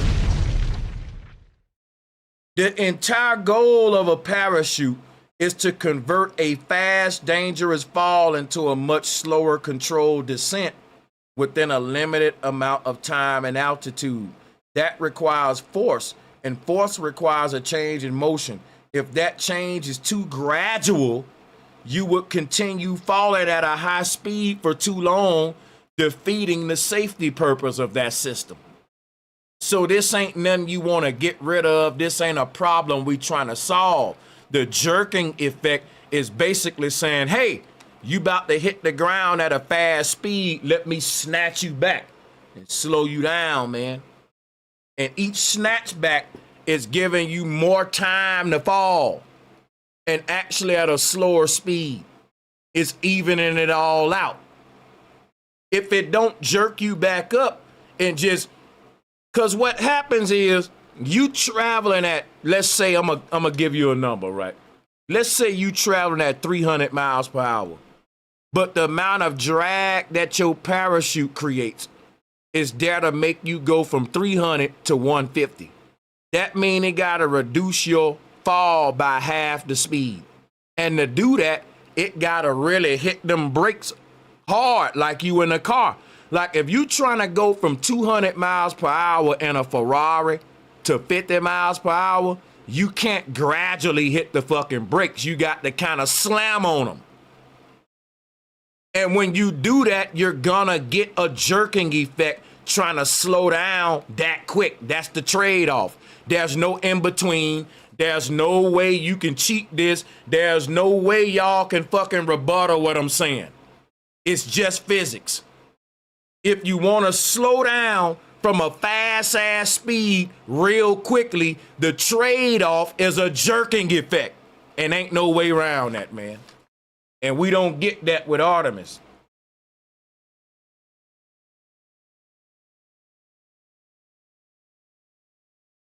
Strokes.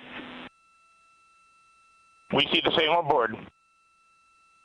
So like I said, people, you don't fall at these speeds and stop it suddenly and you just, that would be like me being in a car hitting them brakes at 200 miles per hour and I come to a safe, beautiful. It's never a safe stop. It's an emergency stop, but it saves your life. It gives you the what you pay for that is this jerking, this violent jerk action when you slam on them brakes, but it saves your life. And that's all a parachute doing. And the same physics apply when it comes to that sudden change of acceleration so I gotta be thorough with this argument so you can see what Dave is doing. So let's conclude so we can move to the next argument. At the end of the day, in order for Dave, right, to avoid the problems that we presenting with drag, when the flat earther go to bringing up drag and how it's supposed to work with parachute technology, they get scared. So it backs them into like a corner. It creates problems, and to avoid them problems, Dave is backed into a position where he has to downplay, ignore, or practically deny the necessity of parachutes when it comes to the drag debate. Okay? And not just in theory, but in what we actually observe. He's saying that when we're watching Artemis, we shouldn't see a jerk up because the atmosphere is just gonna gradually slow Artemis down because it gets thicker and thicker as we fall. But if that was solely the case, we wouldn't even need parachutes to begin with. So what physics says versus what we observe don't match is what I'm proving.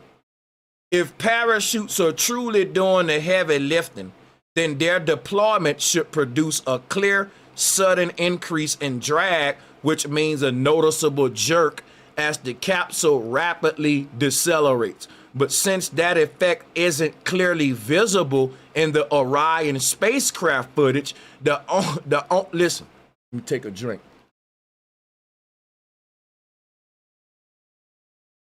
Since that effect isn't visible right here, since we don't get a jerk effect at the moment of deployment of the Orion spacecraft footage, the only way that the globe earthers can reconcile this is to minimize the role of parachutes entirely. So flat earthers are bringing up parachutes in the drag debate. And globalists got to avoid the introduction of parachutes when they discuss drag. And when you do that, we got to ask you a question. What the hell is giving you a safe landing? And according to Dave, it's just the density layers of the atmosphere getting more denser as the astronauts fall. That's what's really making them land safely, not the parachutes. And that's a bunch of malarkey. It's the parachutes that's making us land safely. And if it's not, then why even have them? This is your life-saving technology here, designed to stop your fall and get you to a safe landing speed. Why have them if it's just the Earth atmosphere doing it? You see what I'm saying? But the reason he got to downplay parachutes is because people are bringing up the fact ain't no jerking motion. And if you see it ain't no jerking motion and it should be, then guess what? Ain't no way, ain't nothing you can do. Is checkmate. The only thing you can do is go out like a sore loser and say, well, we don't need parachutes anyway to land safely. Stupid. And once you say that, everybody can already see we won. Once we get you downplaying parachutes, you lost. Because that's your life-saving technology, bro. And you got to downplay it when we bring up the fact that it don't function the way it should if what we're watching is real footage. Some off about this footage. That's just a fact. Ain't no way around no jerk up. That goes against physics. That's right. So in order for them to get around that, they gotta just downplay parachutes like he just did. And when you do that, now you gotta rely on just the Earth atmosphere to bring you to a safe landing speed. Stupid. That's what he did and got away with it. Because so many again, this ain't about the truth. This about confirming my belief system, like what Christians do when you prove that they wrong. They go to the same cult that they are part of, pick up the same book of lies to reconfirm their own cult beliefs. They never go to anything outside of that to tell them they wrong. That's how you know you in a cult and an abusive, isolated relationship too, on top of it. Because that's how cults work.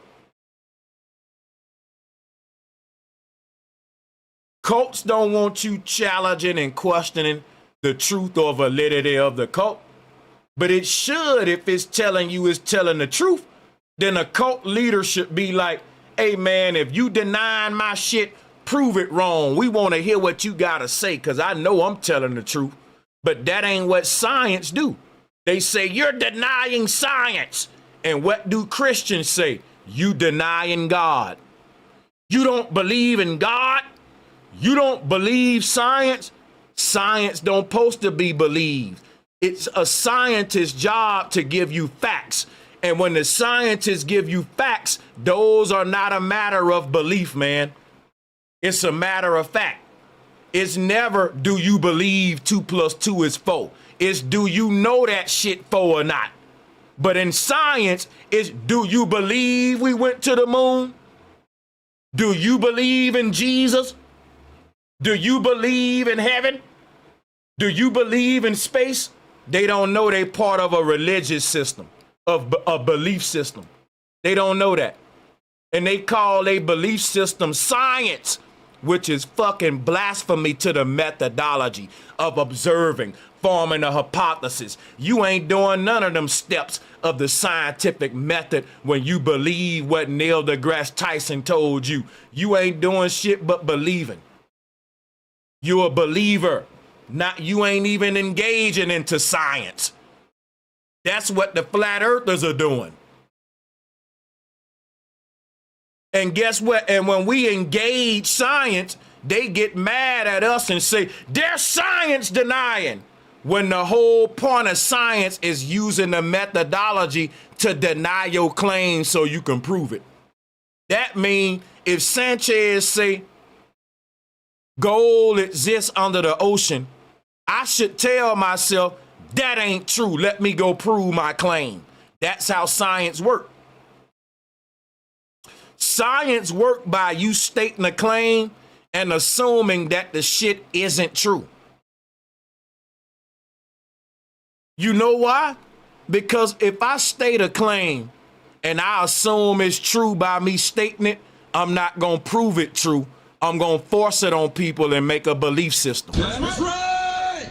The reason science works that way is for integrity. That means if you make a claim, you got to assume your shit is a lie and prove it true. In other words, for every claim you make in science, the burden to prove it is on you. Otherwise, don't make the damn claim and get mad at me for not believing it, nigga. Cause I'm mad at your ass for not proving it, nigga. I wouldn't have to believe that shit if you proved it.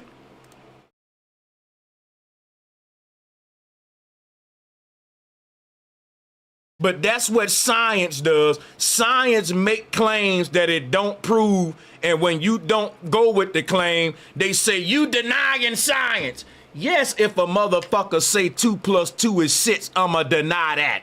And you ain't gonna make me say it's 6 by calling me a science denier or 2 + 2 is 6 denier. Yep, it ain't 6, nigga, and y'all can laugh at me till I die. I'll be a science denier, but you won't call me a liar, though. They never said we lying. They just said you denying what they told you. I got the right to do that, motherfucker. I got the right for you to tell me something for me to deny it if you ain't proving it. But only in science, if I tell you something and you deny it, something wrong with you, versus me telling you something and my failure to prove it is the reason you denying the shit. I got the right to deny it if you didn't motherfucking prove your claim. But why would I lie though, you science denier? Well, it ain't a matter of why would you lie. Why would I believe your ass if you didn't prove it? Science ain't a belief system. Keep telling y'all that. And you acting like some, but the world's so backwards, they act like something wrong with us. Versus something wrong with you for being part of a damn belief system. Facts ain't beliefs. So whenever you step to, but why would they lie though? You're a dummy, move. You're indoctrinated. You're a sheep. You're a damn zombie. You don't have a brain. What you got is a bunch of pre-programmed responses based upon, but why would they lie though? That's fucking foolish. That's fucking dangerous too, nigga. That's like hiring somebody for a job and the person telling you, yep, I did the job right, and you saying, I don't believe he'll lie. Fuck that. I want to see a list of checklist shit. If you hire a fucking person for a job, they got to have a checklist to show you all the work they did, and they gonna walk your ass around the work when they done and say, look, I put you on a new muffler right here. You see that? Look at there, I'm gonna check that off. A person don't pay a motherfucker for a job, then say, but why would he lie like he did it though? Trust, nigga, so you're gonna go off trust instead of proof? Then you stand your trusting ass over there by yourself and don't get mad at me for being a street nigga saying I don't trust a goddamn thing. Prove that shit to me. People mad at us for that, y'all. Ain't that something? People will get mad at y'all. But why would they lie though? Nigga, why don't you think that they should prove they claim? That's right. Fuck all the why would they lie. The way that reality go is when you say some shit, you prove it. That's right. Nobody else get a why would they lie card. Don't you know how many little dick niggas go out there and tell women that they got big dicks And the women's never say, why would they lie? Let me give him my phone number. Man, you gotta prove that shit. Yeah, we gonna have a little bit of comedy too, nigga. Cause I'm gonna make my point, nigga. If everybody went with the why would they lie thing like y'all, nigga, most of us wouldn't even be alive right now. That's right. But y'all will do that with them? That's sad and silly. Because the why would they lie angle is the whole foundation of what Dave's talking points come from. Because with that angle, you don't look for the flaws. You look for everything to support my belief. And that's what the Christians do. You can't look for that. Because again, science is about making a claim and telling yourself, my claim ain't right, let me prove it right. Because guess what? Technically, you can make all the claims you want to make, but they're not right till you prove them right. Just because you make a claim don't make it right. The concept of something being right goes through a tedious process of proof, not just having the claim and having a bunch of people who agree with me and saying, well, you think everybody lying about it because you on your own, flat earthers. Y'all the minority. That don't mean we wrong, though. That's what I'm telling you. So, the thing what Dave is doing right here in his first argument, right? But if parachutes are truly doing the heavy lifting for them, which they should be, right? Then their deployment should produce a sudden increase in drag, which means a noticeable jerk, right? But because we don't see that, Dave got to downplay parachutes altogether. He got to downplay them by not even mentioning them in the drag conversation. Since that effect isn't visible in the Orion footage we're looking at here, the only way to reconcile this is to minimize the role of parachutes entirely. The moment you do that, you're right back to the same problem. Atmospheric drag alone cannot account for a safe, controlled descent. That's like saying we should all start skydiving without parachutes. Just trust the air to catch you on the way down. Stupid.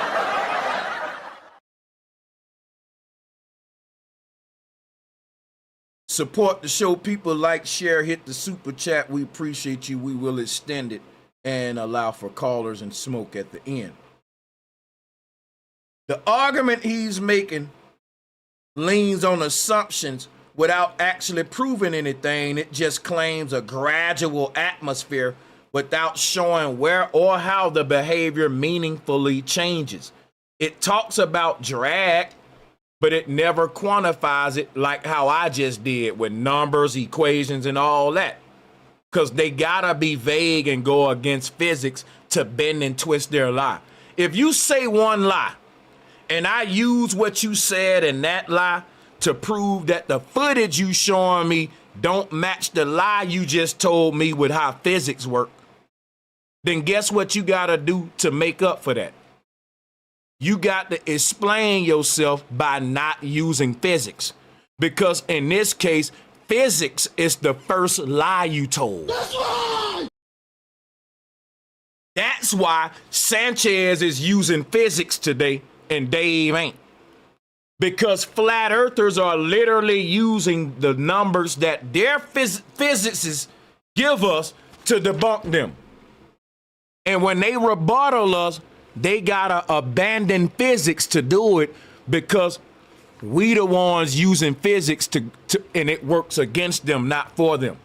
That's why the people who say that they're defending science, they never really use science. That's right. If they use science, guess what, y'all? Don't you know that the flat earth community exists because we study physics, we study science, and we look at what science and physics says, and we look at what NASA show us, and we see the inconsistencies. If you don't study physics and science, you will just look at what they show you and look for reasons to believe it. Like, why would they lie? It looks real enough. That's half-ass lazy shit. That's right. So, let's look at the first post that tries to argue it's all a lie. This is Artemis 2. Oh, I ain't even ready for the second argument yet.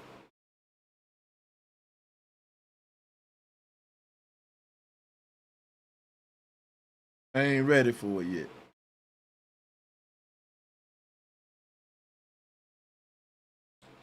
So again, his argument leans on assumptions without actually proving anything. It just claims a gradual atmosphere without showing where or how the behavior meaningfully changes, meaning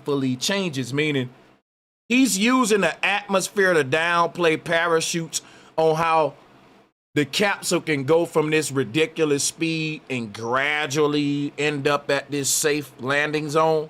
But when you downplay parachutes, you got to lean a lot on the atmosphere and drag. And when you do that, it works in my favor because a parachute is literally a life-saving technology to suddenly halt your fall from a gradual fall, which he's trying to prove. Listen to what's going on, y'all. He got to downplay parachutes. But in order for him to do that, he got to now make a gradual fall argument due to the atmosphere being his landing technology, his braking system, which would give him a safe gradual fall from beginning to end. But that's if you downplay the parachute, which you would have to do that if you're trying to damage control from this footage right here, which don't give us a jerk up effect. You get what I'm saying? So in order for him to damage control from the fact that we don't get a jerk up effect, he got to give us a gradual fall from beginning to end, which defeat the purpose of the parachute that he's trying to downplay, which is his life-saving mechanism. Stupid. You see what's going on?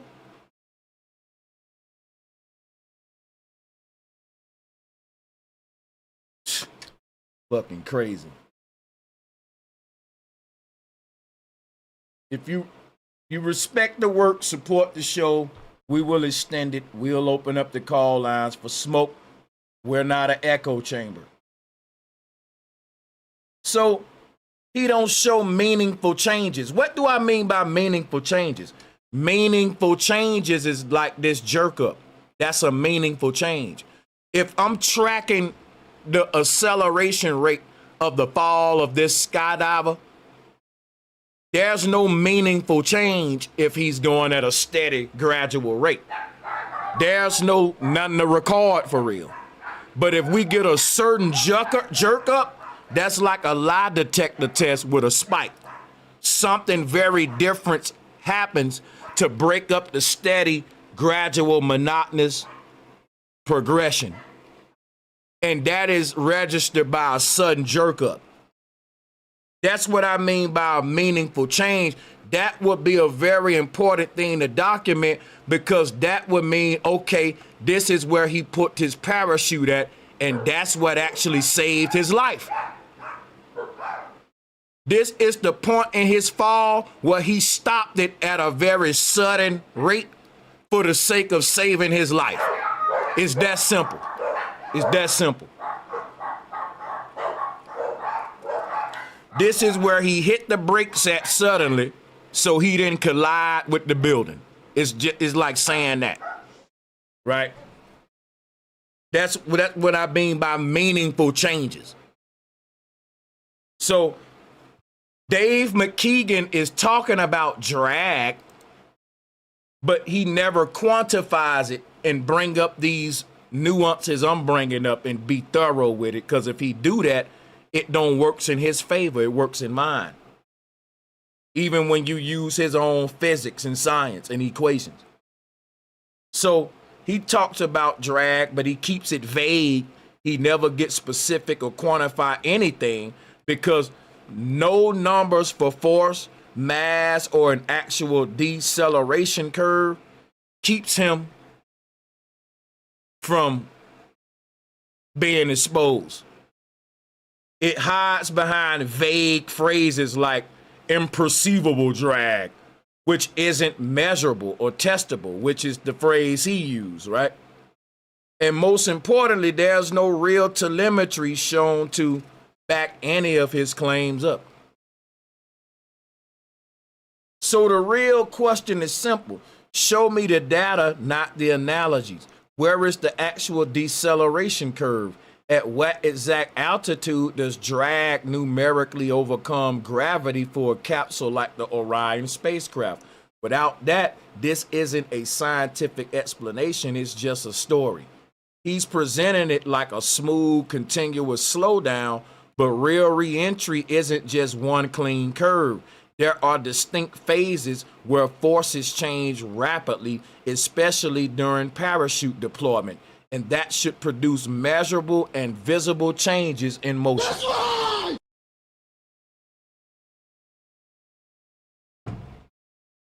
As a capsule like the Orion spacecraft re-enters, atmospheric drag does slow it down the way he's saying. It slows it down massively, I agree.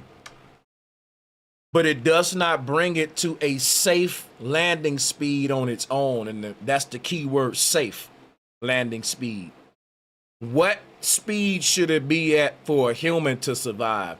Because what he's doing is very deceptive. He's telling you how much the atmosphere slow this thing down, but does it slows it down to a safe speed for human landing? No, it doesn't if you go with his theory. And he knows that, which is why he don't want to bring up parachutes. Why? Because bringing up parachutes would actually give him the safe landing. And I won't be, think about what's happening, y'all. He don't want to bring up parachutes because we found so many flaws in how they should function versus what we see from the footage. But if you don't bring up parachutes, you get rid of the technology that's there to save your damn life. Stupid. Come on now, dog. Come on, man. And when you do that, you need something else to land you safely, because now you shitting on parachutes because we found the flaw in them. And so his new thing is the Earth atmosphere will gradually show us down, but here go the problem. When you abandon the parachute being your safety landing technology for the atmosphere, now the atmosphere have to gradually slow you down. And guess what, y'all? If the atmosphere gradually slows you down from beginning to end, that's like jumping out of a fucking plane from the edge of space without a parachute and just saying the atmosphere will gradually slow me down. Guess what? You're right. But it won't slow you down slow enough to not become a pancake, silly. And that's what he's doing that's deceptive. To people who don't know no better, who don't think as deep as me, they'll fall for it. And unfortunately, that's like 90% of the whole damn Earth. They think that his claim that, well, we can downplay parachutes because the Earth atmosphere gradually slows us down. Well, that's the point of a parachute. We don't want to gradually slow down. We want to suddenly slow down and hit the brakes. That's what a parachute does to save our life, dummy.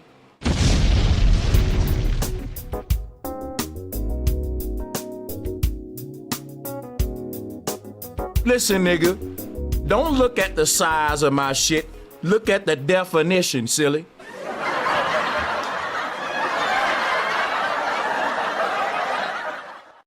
Look at the definition, nigga. That's called ripped. It can get bigger. I'ma gain weight, but the definition, nigga. Now that's what, see? Now let me flex on you niggas. Cause look, just like a nigga ripped a nigga ripped mentally. Right? You can't, bro, I'm not no weak thinker. I do the tedious thinking. Like, it's like lifting weights. Some of y'all will stop when it get hard. Oh, I can't lift no more. No, you gotta fucking keep going till it burn. That's like critical thinking. It gets to a point where in order for me to prove that this nigga is lying, I got to really think hard about this. And the liar is depending on you not to think hard. I'm the type nigga that's gonna keep lifting and keep thinking, oh, nigga, I ain't stopping right there. I'm gonna think critically. I'm gonna do the hard thinking, the heavy lifting, the real mental investigations that's tedious. Nobody wanna do it. Like lifting weights, nobody wanna do it, so everybody ain't in shape. Everybody can't think like me because they don't wanna take the work that it takes to sit there for hours investigating and being thorough. And people like Dave McKeegan depend on that. It don't work with me. I'll sit here for hours and break it down thoroughly why it's bullshit. That's right. I don't care if the algorithm don't favor long content. What happens is, fuck what the algorithm favor. The ancestors favor the damn truth. I don't do what the damn algorithm favor. I do what the ancestors favor. And that's long form content telling the truth. And nigga, I'm still here making a living and I don't work a job. And I ain't sell out. Now let's go. Let's look at... Yeah. Let me read this here. Let me read this here. Let me read this here.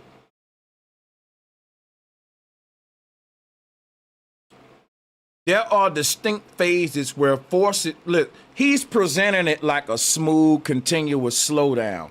But real re-entry isn't just one clean curve. There are distinct phases where forces change rapidly, especially during parachute deployment, and that should produce measurable and visible changes in motion. As a capsule like the Orion spacecraft re-enters, atmospheric drag does slow it down massively, but it does not bring it to a safe landing speed on its own. By the time it reaches lower altitudes, it is still traveling hundreds of miles per hour. If you remove parachutes entirely, the capsule would eventually settle into a terminal velocity determined by its weight, shape, and surface area, and for a multi-ton spacecraft, that would likely be somewhere around 150 to 300 miles per hour at impact. At those speeds, water behaves almost like a solid surface. Why do he want to downplay parachutes to the point where now I gotta rebuttal his gradual descent claim? Because he downplayed parachutes so much that his argument is this thing will decelerate gradually from start to finish just solely based on the Earth atmosphere. But when you downplay parachutes again, you introduce a gradual descent, which will literally kill you, man. See, Dave McKeegan know he talking to a bunch of dummies. The speeds of a gradual descent just using the atmosphere. Think about what we're arguing now. We're arguing that I can just use the Earth's atmosphere to land safely. Don't you know no plane would crash? No skydiver would need a parachute if what he's saying is true. It's literally that simple what he's saying, but his videos, the way he talk, overcomplicate big words and all that. People think it's so deep, it's simple what he's saying. Listen to him. Simplify shit. The truth is simple, man, for real. Complicate shit is gonna keep y'all lost and not opening your damn third eye. A gradual fall is the worst case scenario, y'all. So why is he making an argument for a gradual fall? That's a death sentence. So a gradual atmospheric slowdown does not mean a safe landing like he's trying to make it. It simply means you go from extreme speed to still a dangerous speed. Because like I said, if I fall from the so-called edge of space to the ground, yeah, my fall rate is gonna slow down a lot. Because by the time I get to the lower atmosphere, I'm moving through a thicker medium. So I'm gonna slow down. A lot of people think if you fall without a parachute, you fall faster and faster and pick up more speed, but that's a lie. This actually debunks gravity. The fact that the longer I fall, the slower my fall get. That debunks gravity. That means gravity don't pull on me at a constant rate, even though my mass ain't changing. So gravity shouldn't be changing the rate it's pulling at me. See how it debunks it? It debunks it. Just use your head, you'll see. So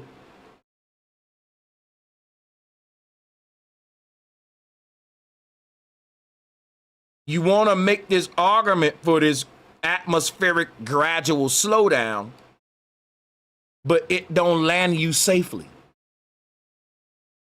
Saying I use the atmosphere to land me safely is like saying, yeah, nigga, I skydive without a parachute and I survived. Stupid.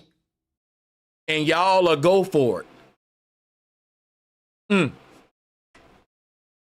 A purely gradual fall is actually the worst case scenario. If your descent stays smooth the entire way down, which is what we see here, and there's no jerk ups like what we see here. It's just a smooth, gradual deceleration all the way down. That means there's no moment where your speed is rapidly reduced. Keyword rapidly reduced, not gradually reduced. Again, if I'm going 150 miles per hour in a car and I slam on brakes, I don't gradually slow down. I suddenly slow down. You see what I'm saying? If you're going that fast in a car and you want to gradually slow down, then you don't slam on brakes. You gradually hit the damn brakes, right?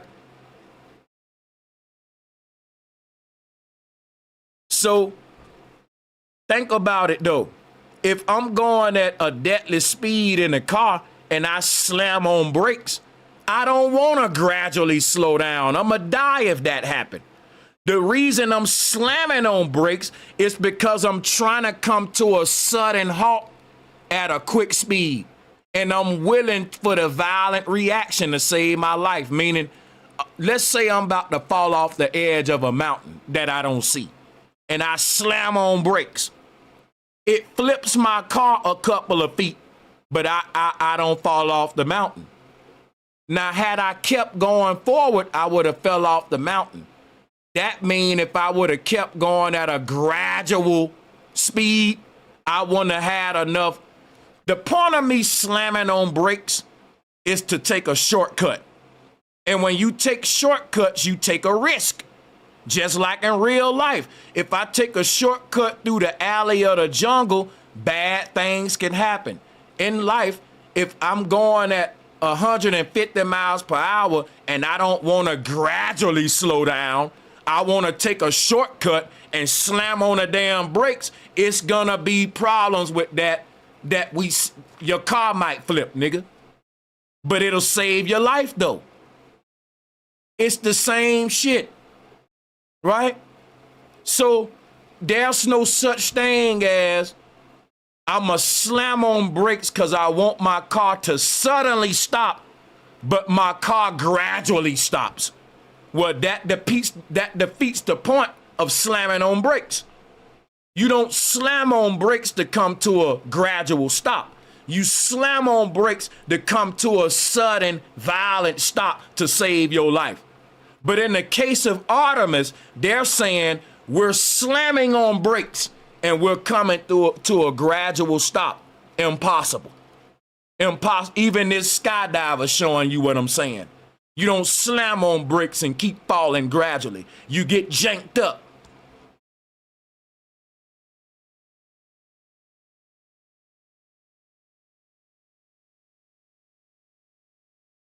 This is what happens to you in reality, outside of the trickery videos NASA give y'all. That's what happens. And that should be amplified the heavier some is, right? The heavier some is, you would think the less jerk back it get. It's actually the opposite. It's actually the opposite. It's actually the opposite. What we're saying is, the heavier something is, and you halt it at a certain amount of force from the speed it was going, it's gonna react just like that skydiver. You gotta scale it up. You gotta scale it up. So you don't get no jerk from a heavier object. You get that even more jerk. The physics are scaled up. Because this is just how things decelerate suddenly. And if it's that way with the skydiver, it's gonna be that way when I scale it up with anything. Instead of it being a small jerk, now it's gonna be a bigger jerk and a bigger jerk to scale up for the physics based on the equation I use with Newton's second law. It just scales up, but you never defy the law.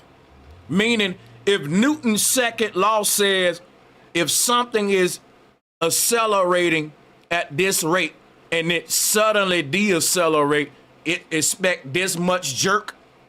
Everything is bound to that law. That's why it's a law. Everything follow the law, silly.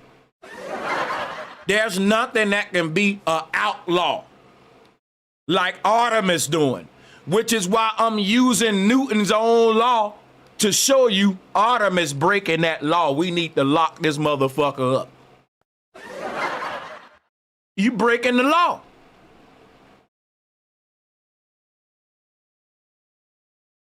NASA keep breaking the laws of the physics it said and it's trying to defend.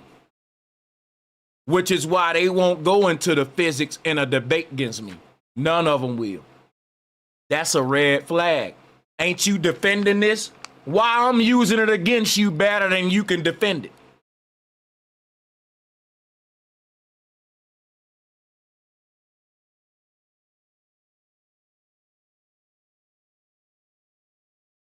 So people, when we watching this footage and we don't see an abrupt change, nothing is ever truly stopping you in time, is what I'm saying. The jerk up lets me know, like if I slam on brakes, the car get violent. That let me know my brakes working. If I'm going fast in the car and I hit the fucking brakes and the car don't immediately start violently slowing down, my brakes ain't working. And I'm gonna crash into whatever is up ahead that my brakes will supposedly suddenly stop me and save me from. Is that simple. That's simple. You can't get gradually and use the technology that's supposed to be producing suddenly. That's what I'm saying. And if you don't produce a suddenly change in your rate of drop, you on a death sentence, man. You about to die. That's right. You about to die. Simple as that. It's my way or the highway with this one, buddy.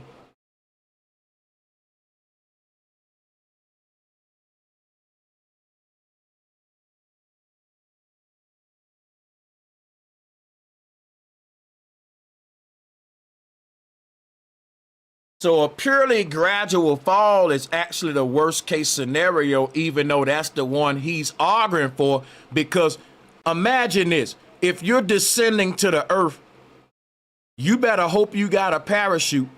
If anybody wake up in a nightmare and you're falling toward the earth like this, what are you praying for? Either angel wings or a parachute, nigga. Either one, I can break my fall. But what we don't want is a purely gradual fall to the earth, because I'm going to die, man. That's the worst case scenario. That's like saying you falling without nothing that can break your fall. So you're going to keep progressing gradually. Well, I'm going to die then. But that's the argument he's making. And no one is saying it because he's using big words and talking all trying to sound complex. And people already want to believe the globe. So he giving you the worst case scenario, which is a gradual fall. If your descent stays smooth the entire way down, that means there's no moment where your speed is rapidly reduced, right, like this guy, where you get jerked up. You're just continuously falling until you hit the surface at whatever high terminal velocity your mass allows, and that's really a death sentence. And that's what we see here. This footage doesn't match what we should see in physics, y'all.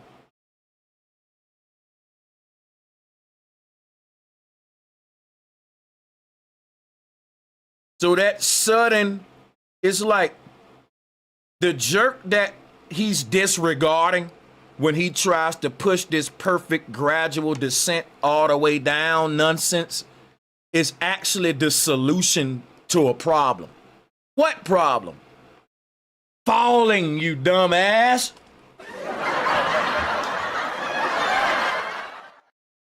Did we forget the problem that parachutes are supposed to solve? That sudden increase in drag when parachutes deploy is what violently interrupts that gradual fall and strips away the remaining speed in a short window. That's right. It's the system stepping in and forcefully breaking your descent. That's why this guy has a jerk up. And Artemis should have an even bigger jerk up. In fact, the jerk up should be one of the parts of the re-entry that everyone look forward to. They should announce, okay, we're pulling the first parachutes and we're going to experience amount of jerk up. This is going to slow our descent by this amount. How the hell y'all pulling parachutes and your descent speed is still gradually decelerating? Impossible. That's like me being in a car. I'm going 150 miles per hour. I slam on the brakes and I go from 150 to 149, 148, 147 safely. That's impossible, nigga. If you doing 150 and you slam on the brakes, you may go from 150 to 130 in a snap of a finger. And then from 130 to 90, your car is gonna skip, jump, and flip till it slow you down, nigga. It's gonna slide and skirt, smoke gonna come up. Cause it is not a gradual deceleration, it's a slam on the brakes. So in the case of Artemis, they're slamming on the brakes and still recording a gradual deceleration, safe landing with no jerk up points. So if you look at their data on a chart, from start to finish, it'll show a beautiful, fast deceleration getting gradually slow all the way to splashdown. That's too perfect. That ain't the way physics work. The way physics work, you falling fast as hell. You pull your parachute up, you get jerked back up, and then you go slower. Now, if you want to break that speed even more, you can go with a second parachute. That one gonna jerk you up again, and it's gonna slow you down even more.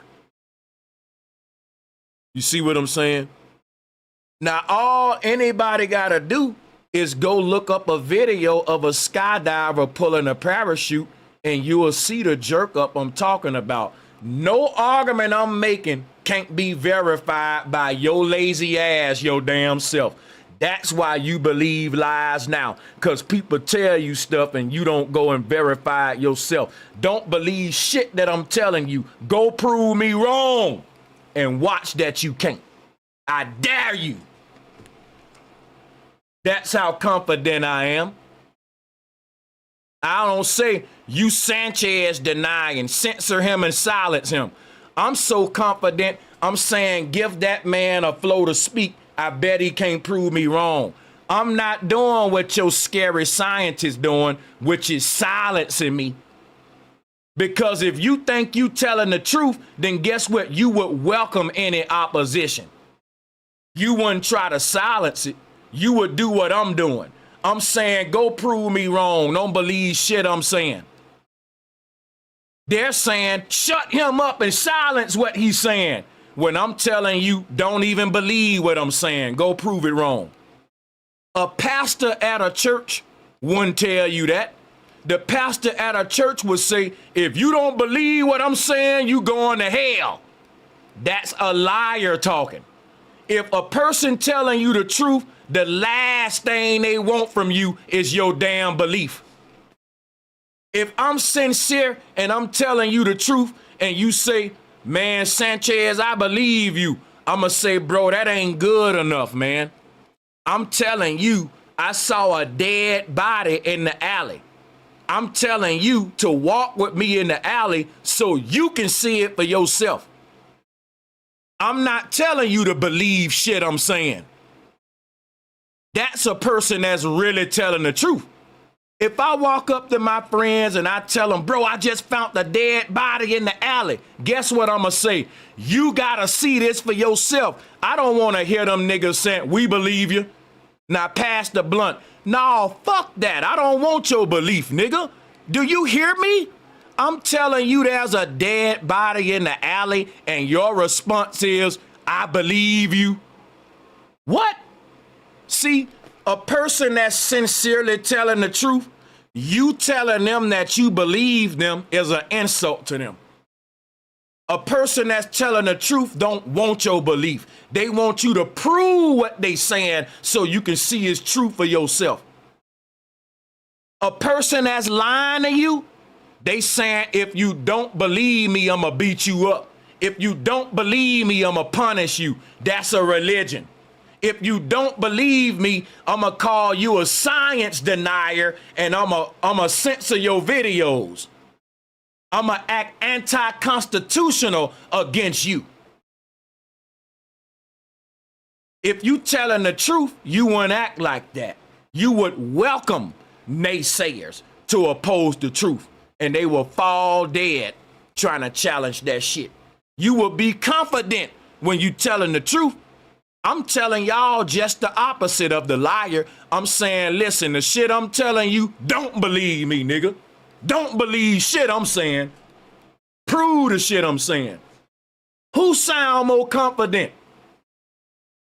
If I'm selling you gold jewelry on the street and another nigga selling gold jewelry and I tell you my shit real and he say his shit real and I sell to you, prove my shit real. Put it on some fire. Put the diamond tester on it. Put some fire to it. Prove my shit real. And the other nigga saying, just believe my shit real. You don't believe my shit real? Well, I ain't your friend no more. You don't believe my shit real? Well, you're a denier. I'm a name call you. Come on now, folks. Which one you gonna shop with? You gonna shop with the one that's saying, don't even believe my shit real, nigga. Put some fire on it right now. Here go one of my necklaces now. Go do your testing on it and come back and tell me what you think. That's a confident person right there. They know they selling some real shit. They know what they saying is real.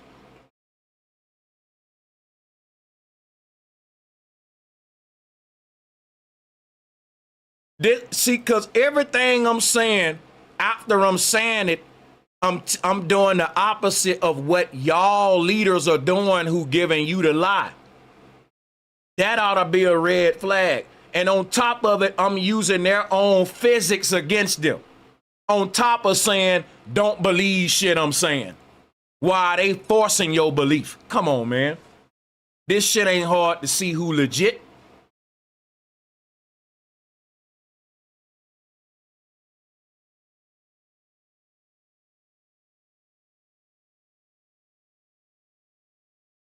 So without this abrupt change, nothing is stopping your fall. You don't want a perfectly gradual slowdown. You need a decisive, aggressive reduction in speed before the impact. And that's what this is. It's like a slamming on brakes. You got to stop this shit very quickly. And it's moving fast. You can't be gradually hitting the brakes. You got to slam on them. And it's going to be ugly, but it's going to save your life. So yeah, the price this parachutist pay is a jerk up moment, right? But it saves his life. Now that jerk up moment is something to get used to because your body feel like a yo-yo. It get to the lowest point and it gets snatched back up. That put a couple of G-forces on you. So the thing you want to know is this. The same thing that's saving you can injure you, but you rather be injured than dead, right? That's what I keep explaining. This jerk that he's disregarding is to save his life. And what's really going on here is that he has to downplay parachutes because there's no visible jerk when we observe Artemis's descent. There's no violent, visible slam on brakes moment where you go up instead of down. Just keep going gradually down, and that's against physics, y'all. That's right. And because he know that this is against physics, he got to go out of physics, which is why I run right to physics. I'm running right to physics because I see that this footage go against physics. Now, if a globe earther is saying they defending physics, then why can't they use physics to prove NASA's nonsense? They can't. In most of these debates, it's the flat earther that's bringing up physics the most. That's right. Because they told a lie that they footage don't align with. And that's what we're exploiting. Which is why they can't even, they gotta abandon physics to debate us. Because they know we're gonna show up with their fucking physics showing them what's wrong with the footage. So that's what's going on with this first argument. He gotta downplay parachutes because ain't no visible jerk. So he's leaning on this gradual fall and this just trust the atmosphere type argument. And that's his way of avoiding dealing with the parachute argument. So if you go back to the mic drop example, when Neil deGrasse Tyson dropped the microphone, they say that the microphone fell because of gravity. But the second you actually test the idea, right, it falls apart. Drag and density debunks gravity because the medium dictates your rate of fall and not some force that's pulling you down. I want to say that again. Drag and density debunks gravity because the medium dictates your rate of fall and not some force that's pulling you down. Let's take this Neil deGrasse Tyson mic drop example and compare it to this parachute example and the Artemis landing. If you take that same microphone and attach a parachute to it and drop it from a high altitude, what will happen? It doesn't keep accelerating downward the way gravity supposedly dictates, like what Neil deGrasse Tyson was trying to show. Instead, it slows down, stabilizes, and reaches a point where it practically floats down at a constant speed. So now I have to ask, if gravity is this constant, if gravity is this strong as constant pulling force, why does it just get canceled out by surface area? Why does simply adding fabric suddenly override this supposed dominant force? It's holding all the ocean water down on Earth, but a little nylon fabric can defy it.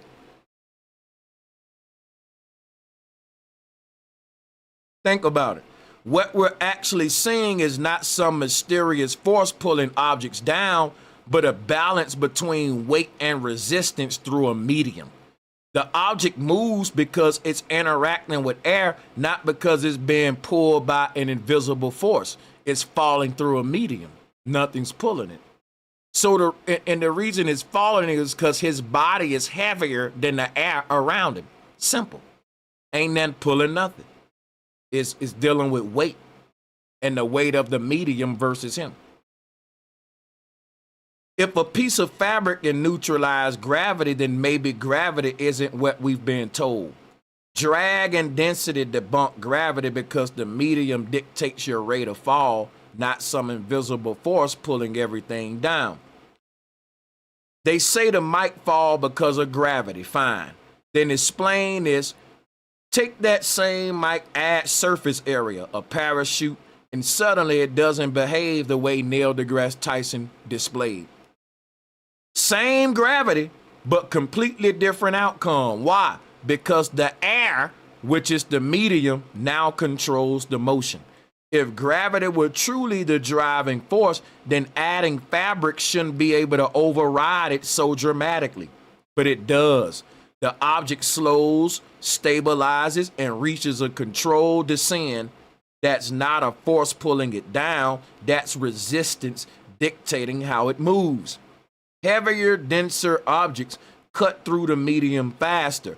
Lighter, broader objects get resisted and fall slower, which is why if he let his body fall without introducing a lighter object like this nylon cloth, he gonna be a pancake. Now think about that.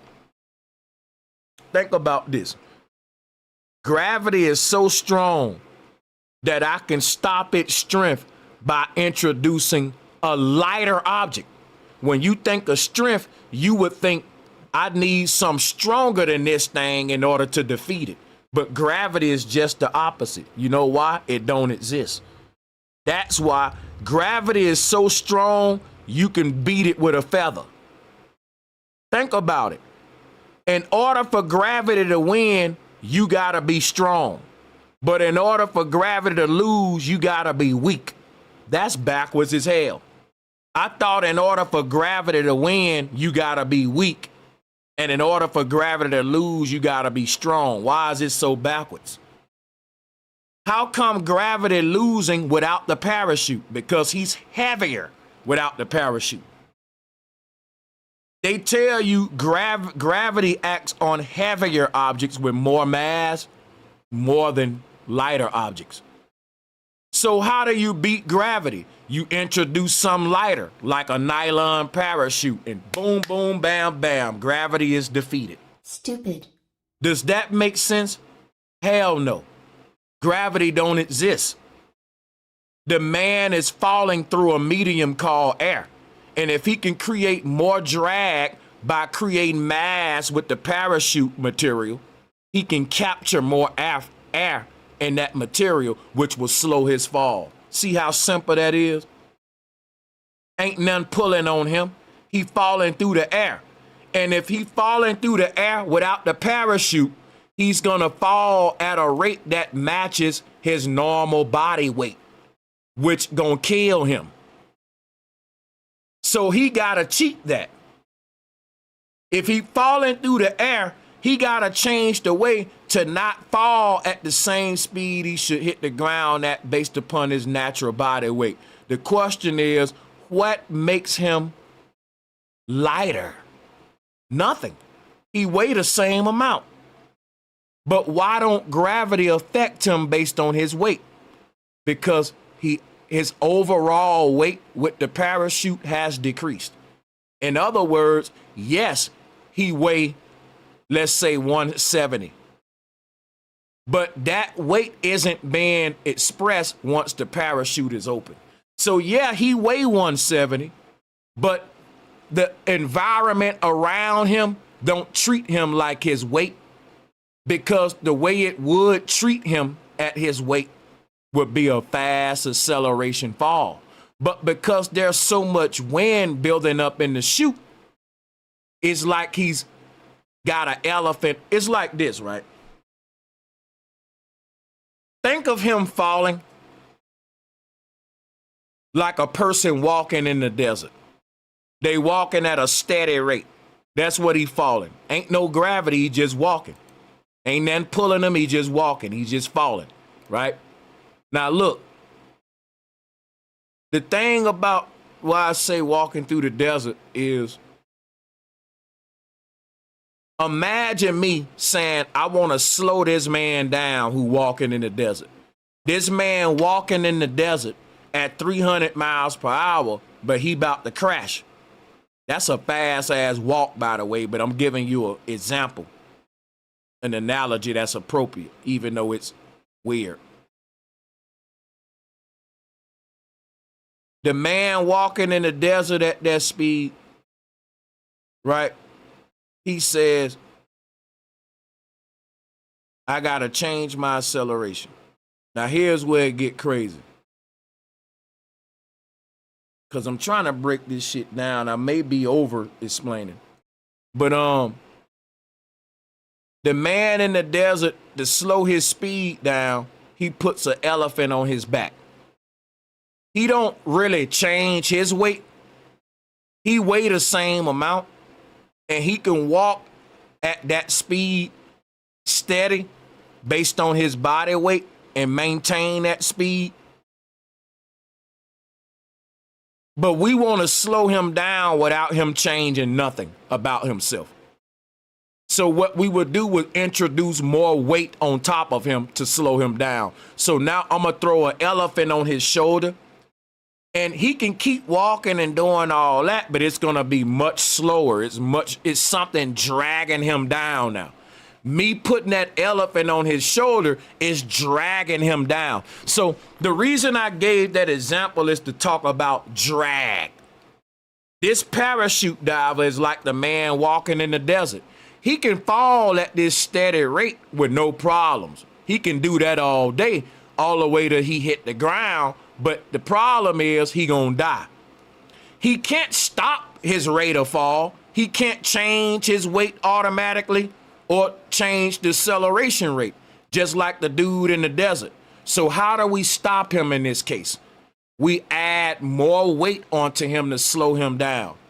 And the parachute is actually more weight, because weight in this case is just more drag, like the dude in the desert. He can't stop his steady walking rate. He can't stop how fast he's falling. But we can add more weight onto it, more drag, to make him slow down. And basically putting that parachute on his back when he's falling is like putting an elephant on a man's back walking through the desert. You didn't change his weight. You just added more weight. He weighed the same amount. You just added a new factor in that gave him more weight. But instead of an elephant, it's the parachute. But the same thing the elephant does to the man in the desert, the parachute is doing to him, technically. It's slowing him down with more drag. Like I gotta drag this big elephant now. Because the parachute is picking up way more wind than what his body would do. And that slows him down. Like a dude walking with an elephant. You get what I'm saying?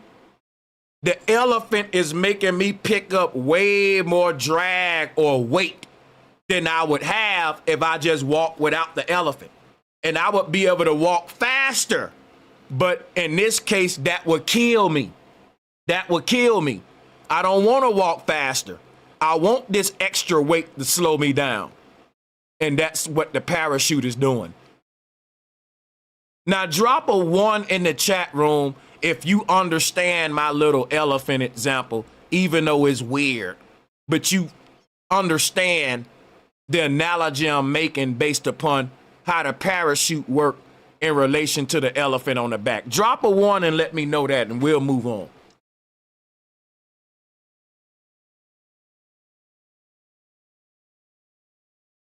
Drop a 1, guys, real quick so we can go and move this thing forward. We still on the first argument, so come on, drop the 1s. I want to move forward. Or whatever, drop your 2s, because we can do a part 2 to this. Don't lie. If you don't get it, drop the 2. If we get more ones than twos, I'm gonna move forward. I don't teach special ed classes. Slow students get left behind in my shit.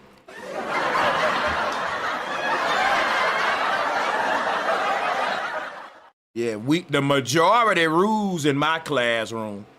If most of the students understand what I just said, then the dumb students that didn't get it, they just won't get it. Well, you're a mean teacher. No, I'm an efficient teacher. I gotta lead the bright ones to the promised land. That's right. And we ain't got a lot of time. Everybody ain't gonna make it, man. So I'ma just fail the ones that didn't get it. If most of the class got what I just said, fine. That let me know everyone that didn't get it just dumb as hell, and we just gonna fail them. We ain't gonna keep holding back. They slowing our progression down. This stuff ain't complicated. Most of the time, you just don't want to let go of the damn lie. That's right. And we ain't wasting time because your damn ego and cognitive dissonance, nigga. Yes, it's gonna hurt. Let the shit burn, accept the truth, and let's move the fuck forward. I don't get it. You do get it. You just don't want to be fucking wrong, and I'm tired of that. It's simple what we breaking down.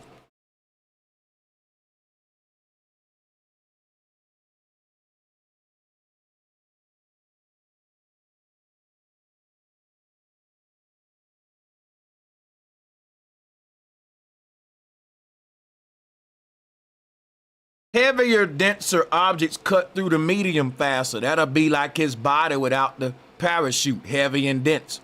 Introduce something light that's not dense, then guess what? Gravity falls apart.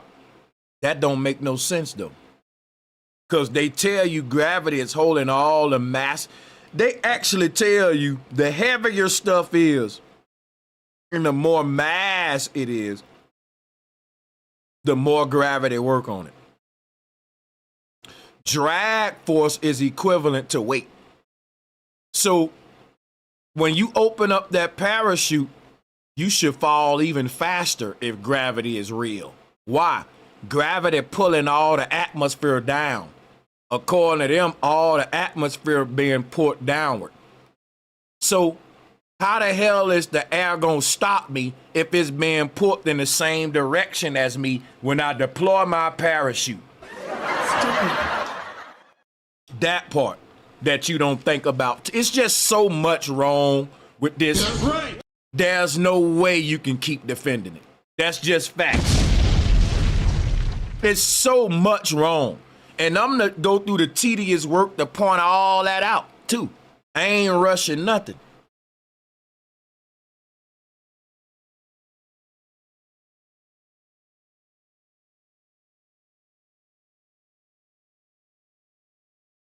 So everything we observe is based on interaction with the medium, density and drag, not some constant downward pull acting equally on everything.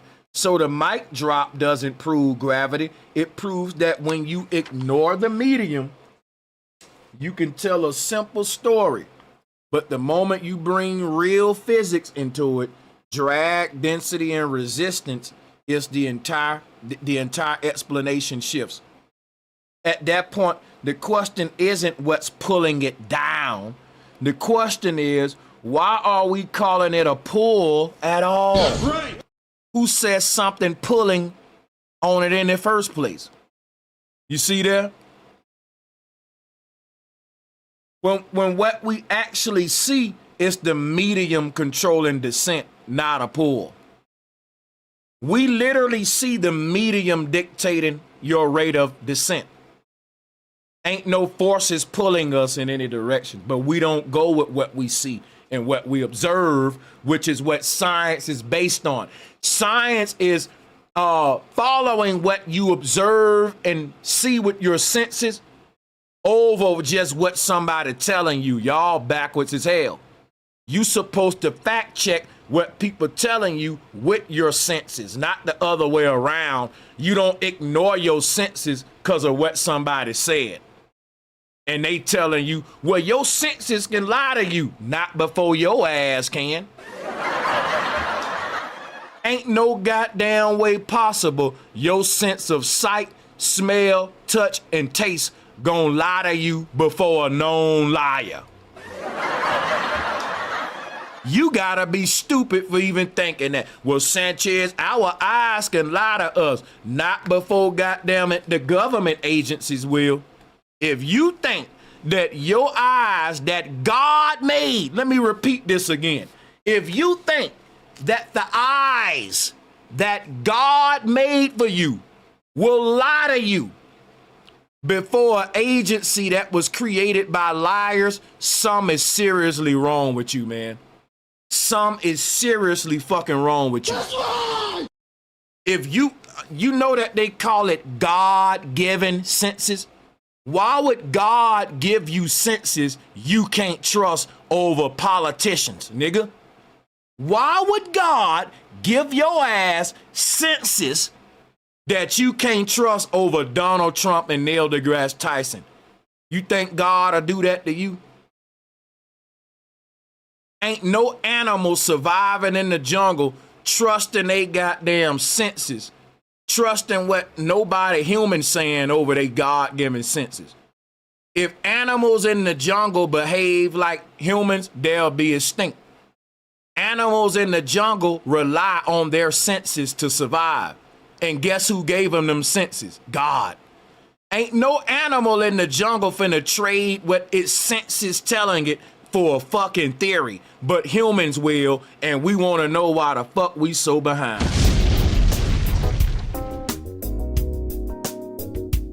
Facts. You want to know why animals in the jungle have outlived generations of humans that have constantly been wiped out and reset? Because a cockroach ain't gonna trust what you saying over its cockroach senses. It don't care about your scholars. A cockroach, a rat don't care about your astrophysics. It don't care about your science. That shit living by its senses of sight, smell, touch. Anything outside of that, it goes to hell. That's nature, nigga. Now let me drop you off in the jungle with all your fucking theories and let me see if your ass survives. Ain't no tribe in the jungle living off the scientific theories we grew up on. They living off simple natural instinct and senses that you can't even teach them in a classroom. You can only develop this by being in the field out there in the jungle with shit trying to kill you, nigga. You can't learn everything in a classroom, raising your hand, being indoctrinated. Somebody telling you the answer and you repeating it. Okay, take that to the jungle and see if you survive with that kind of learning. True learning is with experience. Not with why would they lie? You don't believe them? Your senses ain't got nothing to do with why would they lie and who do I believe.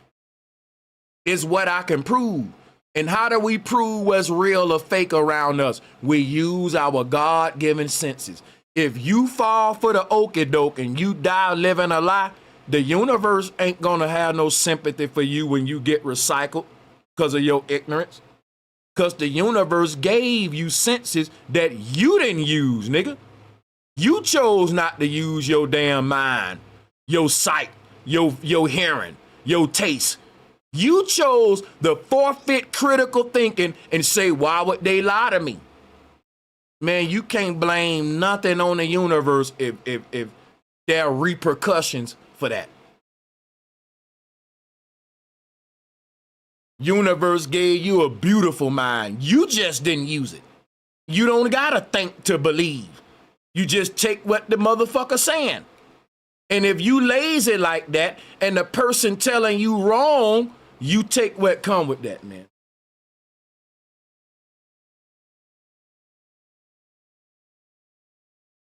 People, y'all ain't supporting the show. The goal is over. I don't want to harp on that, but salutes to the people that did. We will shed light on those.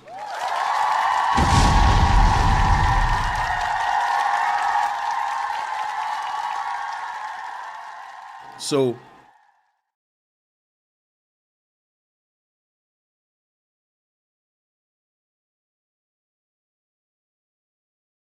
We're not falling because something is pulling us.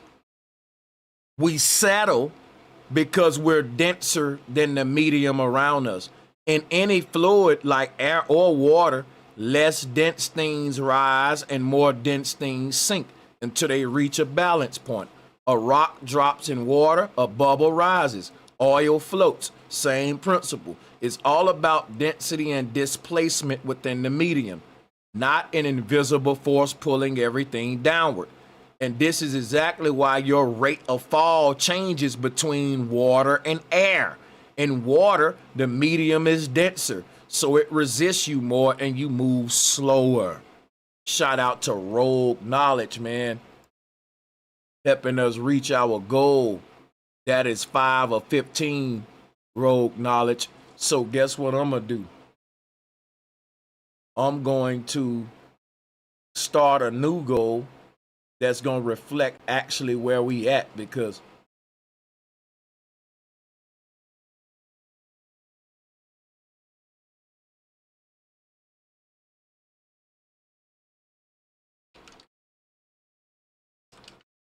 we only need 10 more.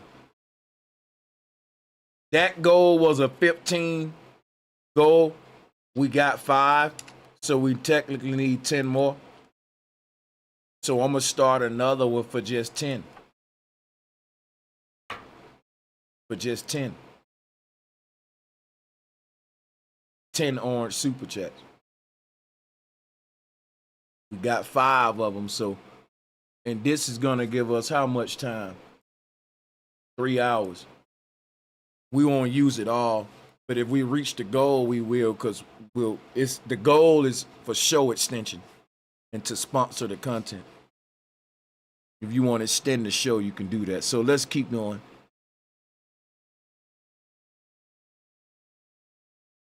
Let's keep going.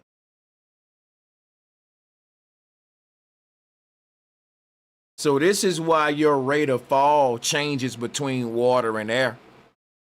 Because the medium dictates your rate of fall, not gravity. Gravity don't say, well, I'm pulling everything toward the middle of the earth at a constant speed. But if you pull this doggone parachute, I will slow down how fast I pull you down.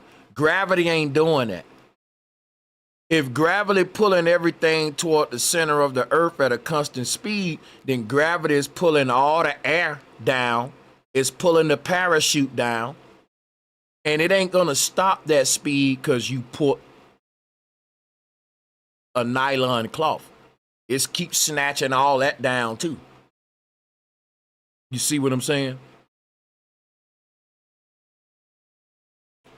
Why the cloth defeats gravity is because gravity don't exist to begin with.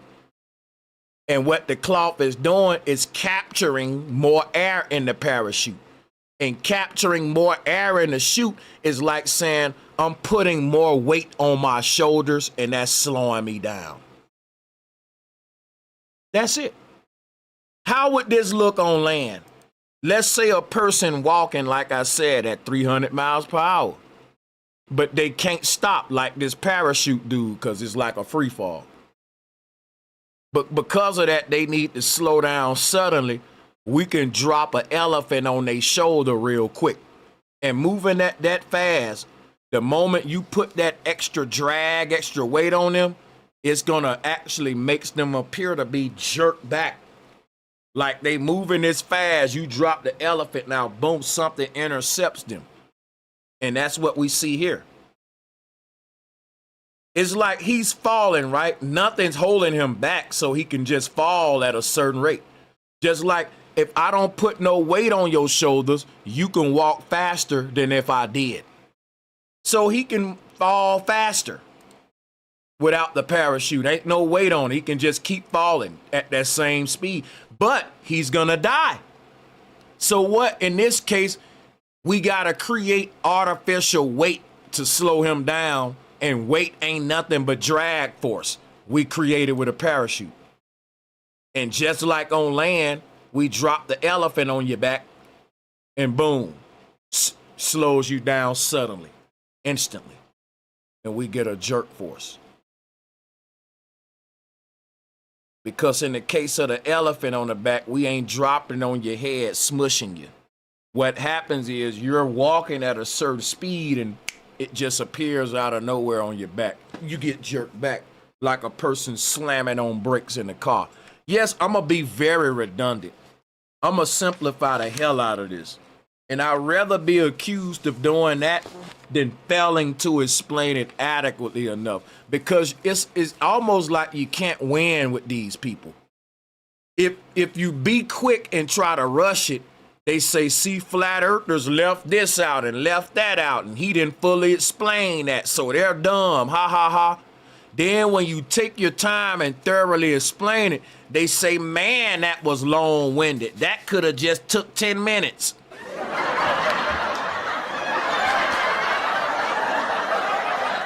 I've been doing this a long time, and I'd rather be accused of being long-winded. Because when they do that, they say, that took forever. It could have been 10 minutes, but they never say you was wrong. That's right. They never say I was wrong. They just say it took forever for you to explain that. And I'd rather for them to accuse me of taking forever than, you know what, I don't get what you saying is wrong. I disagree. You didn't tell me enough. That's why I do this. But we definitely gonna have to come back and do a part 2. I didn't know that my response would be this long. I'm on page 6 of my rebuttal notes. And guess how many pages my rebuttals is? 22. 22 pages. And it took me 3 hours to get through 6 pages. So guess what, people? We gotta come back. We gotta come back and finish this and go break down what Dave is saying argument by argument. But this first argument took a lot of time, took a whole show, because it's one you want to be thorough with. Drag is a very important debate topic.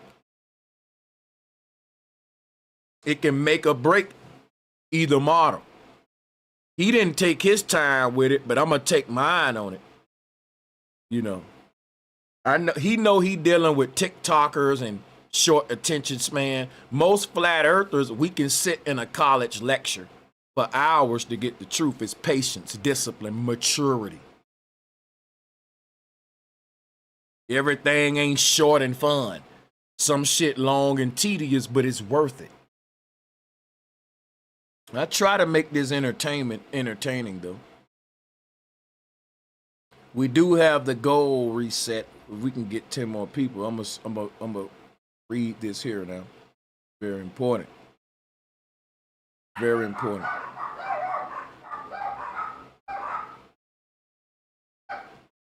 Okay, so a rock drops in water, a bubble rises, oil floats.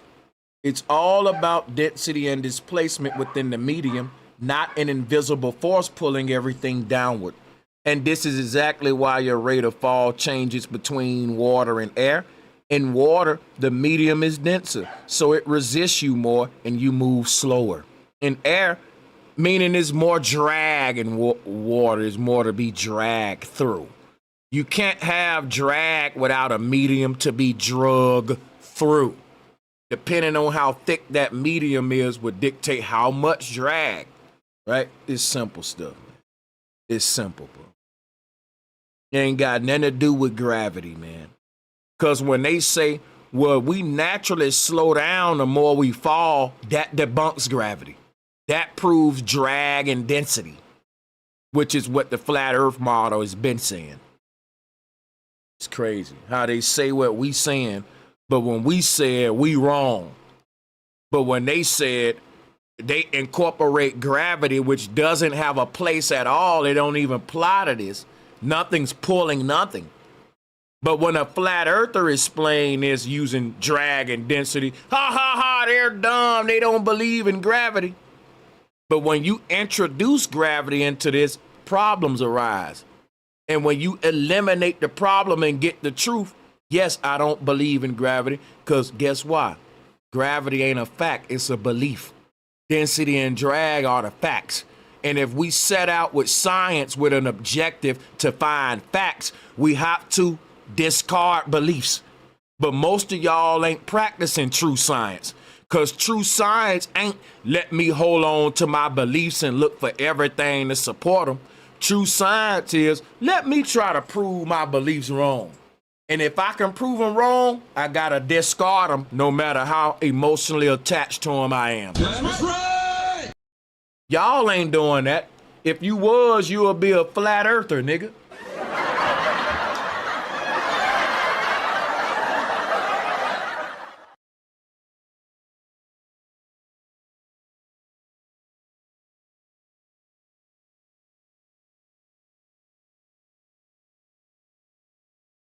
So the medium dictates the motion.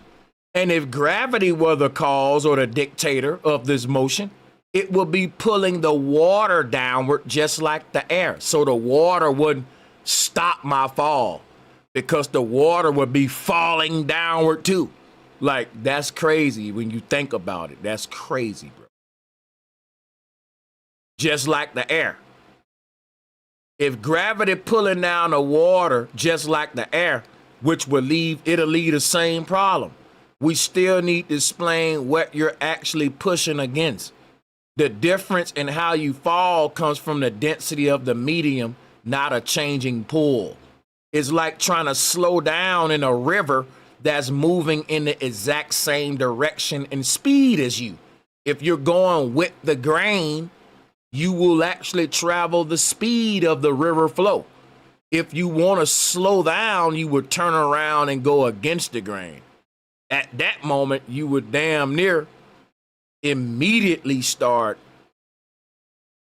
fighting against the river. You would feel the resistance, which is what inertia is, which is what the jerking effect is. It's like, it's simple, bro. So trying to slow down in a river that's moving in the exact same speed would be impossible. If gravity pulling everything down and I'm falling down, a parachute would be pointless.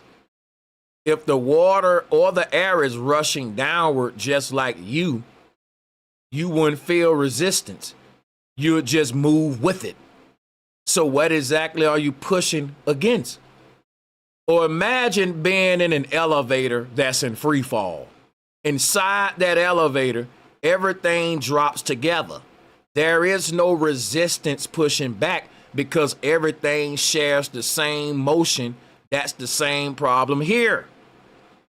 If everything in the elevator is falling at the same rate, you wouldn't get a jerk up effect. It'll just fall gradually, boom, boom, boom. Ain't no resistance. Till the elevator get to the ground and you feel a little resistance.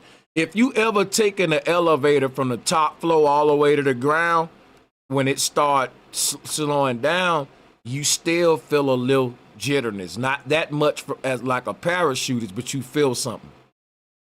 Amplify that. I mean, there's no way around this. You're gonna have jerk up. But at the same time, what the elevator shows us, you need to create resistance. How did the elevator create resistance? It has brakes. It has brakes. It's dropping a rope down. It's attached to like a rope or chain, whatever. It releases it and drops the elevator at a controlled, it don't drop it recklessly. Right? Because as it's dropping, the chain is falling through like a braking groove system. It ain't just letting it fall fast. It's creating drag to slow it down. What happens is whatever's clenching the chain, allowing the elevator to fall, in order for it to slow the elevator down, it just simply start clenching the chain even tighter gradually. Squeeze it a bit tighter. Now the elevator comes to a gradual stop. We can feel the stop gradually happening within our internal organs. If you're sensitive to this stuff like me on the elevator. So we can feel a little jerk even though they giving us a gradual stop in the elevator, right? Just to give you ways to show you why what we see with Artemis don't align with, you know, like what we should see here with the parachuters. If the wind is blowing in the same direction and speed that you're traveling, it doesn't slow you down. It has no effect. Resistance only happens when there's a difference in motion between you and the medium. So if the air were truly being pulled downward in the same way, a parachute wouldn't have anything stable to push against to slow its descent. So we know what globalists will come with, but there are air pockets, you know, it's being pulled down, but it's, just think about what the globalists, how they would rebuttal that. They would say, well, Sanchez, yes, gravity is pulling everything down at a certain speed, but when he pull his parachute thing, he can do what he want to do and go where he want to go. So even though gravity telling him, bring your ass down, when he pull his parachute, he gonna say, fuck you, gravity, I'm going up, nigga. I'm going opposite of what you're saying. Look at this, gravity, take that. Gravity wanna pull me down? I'll show gravity. I'll use this little nylon cloth to actually, imagine that. Imagine that a strong muscle man holding something in their hand. And I'm weak as hell, right? And I can't take the shit out of their hand.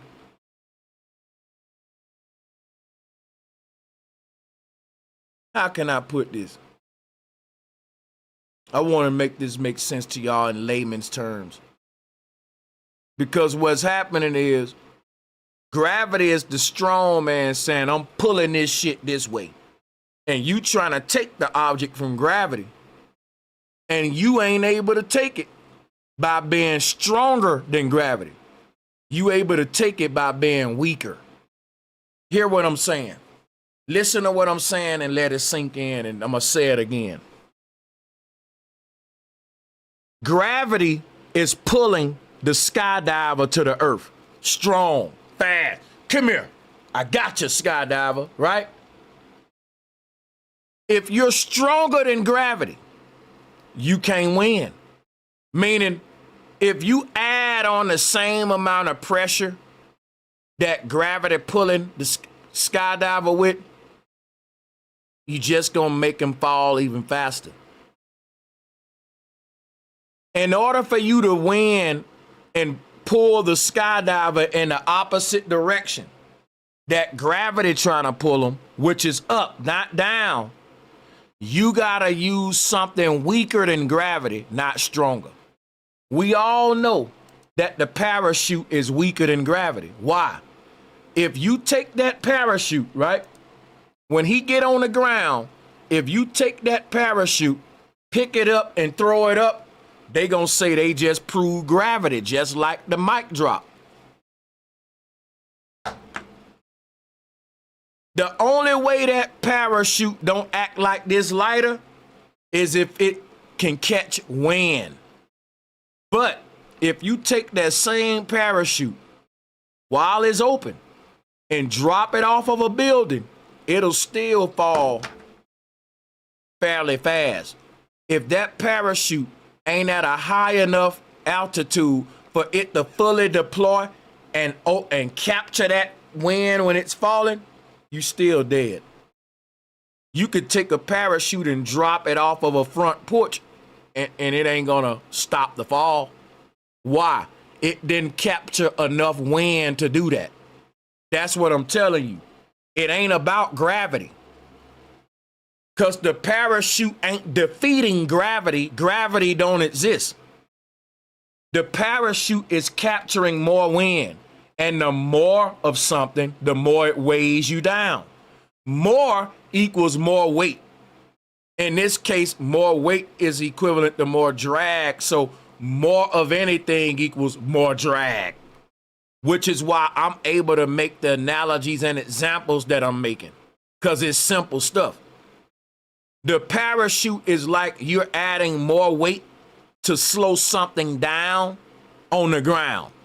But when you're dealing with the air, you actually want to add less weight, like helium. If you want a gas to fall down, then the gas need to be heavier than hydrogen and oxygen, because our atmosphere is made of hydrogen and oxygen gases. Helium is lighter than both of them, so helium will go up,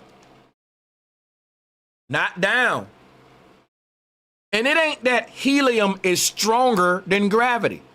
It ain't that gravity is pulling helium down and helium is saying, I'll show you, gravity, you're not strong as you think. Ha ha ha, I broke away and I'm going upward, not down. It ain't like things are winning a war against strong ass gravity. Gravity thinks it's strong. It wanna pulls me down. Nope, I'm gonna outstrip gravity and go this way. It ain't like that. Just think about what we're saying. We're saying that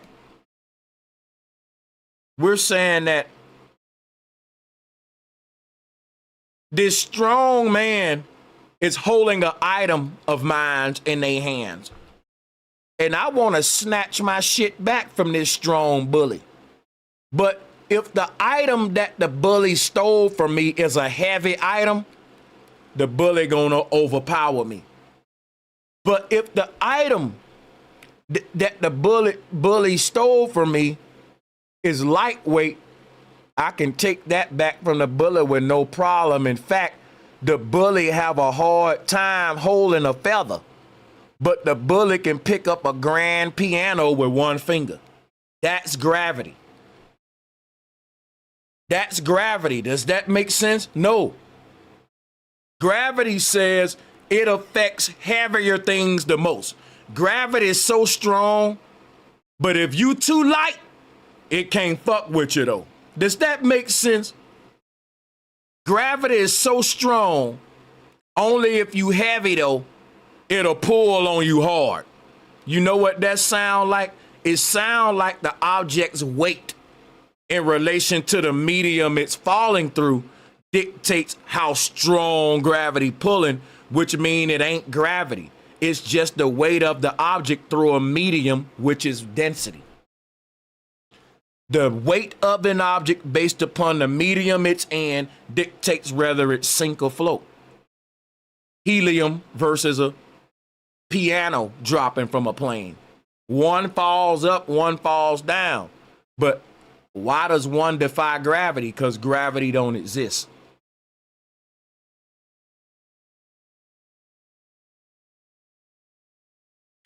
Because gravity don't exist.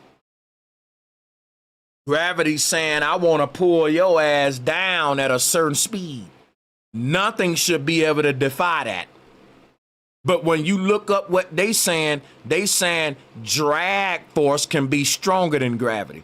They tell you buoyant. If you tell them, how come a bubble in the ocean floats upward instead of downward? If gravity pulling that bubble down, how is saying, fuck you, gravity, I'm going up?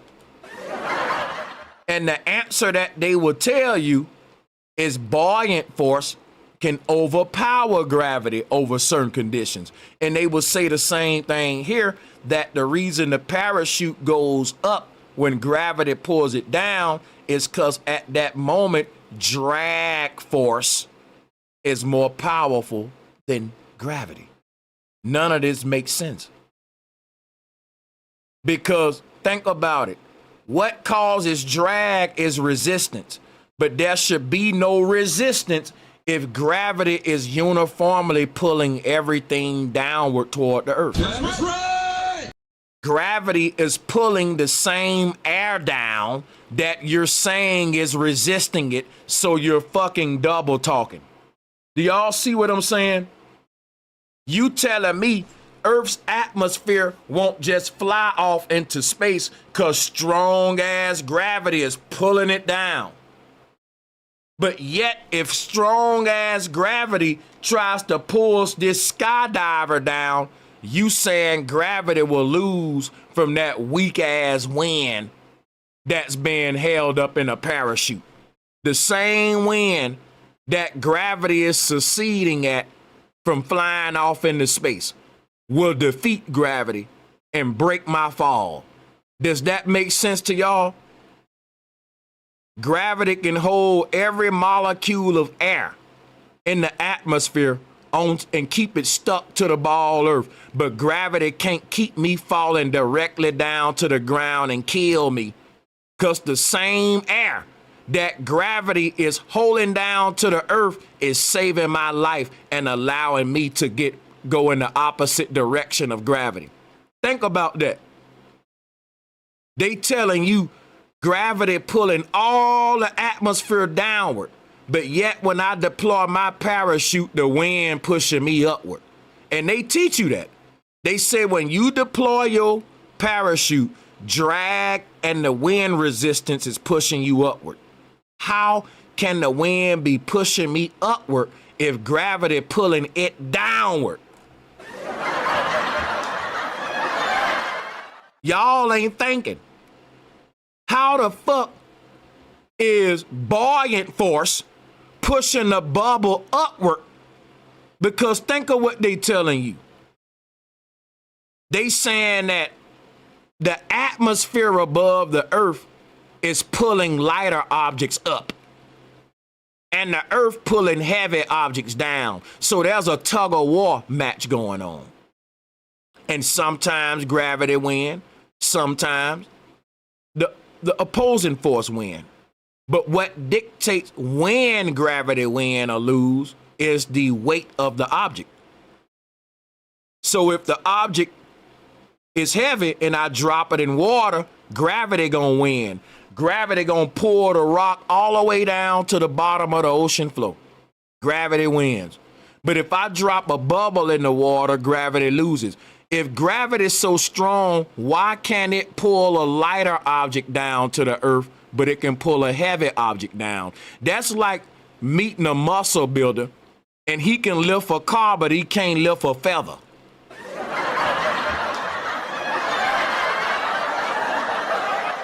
You gotta be dumb to go for this, folks. The same force that's keeping every cloud held down to the Earth is allowing him to shoot back upward now. Because you saying, well, wind resistance creates enough drag to be stronger than gravity. Well, if that's the case, gravity ain't strong enough to hold the atmosphere to the Earth, dummy. Stupid. You can't have them both. You can't say gravity is so damn weak that a little bit amount of wind in your parachute can take you in the opposite direction of where gravity wants you to go. But yet the big ass atmosphere stuck to the Earth is made out of all that wind, tons of wind and clouds, and gravity won't let it go nowhere. But just a little bit of that wind in your parachute would allow you to defy gravity. That's the argument they making when they say the lighter something is, the less effect gravity have on it. But how that shoots you in the foot is that air is very light. How the hell gravity is keeping it held to the Earth? If gravity can't hold a bubble under the water, it shouldn't be able to hold the Earth's atmosphere to the ball. Y'all don't see the common sense inconsistencies with this shit.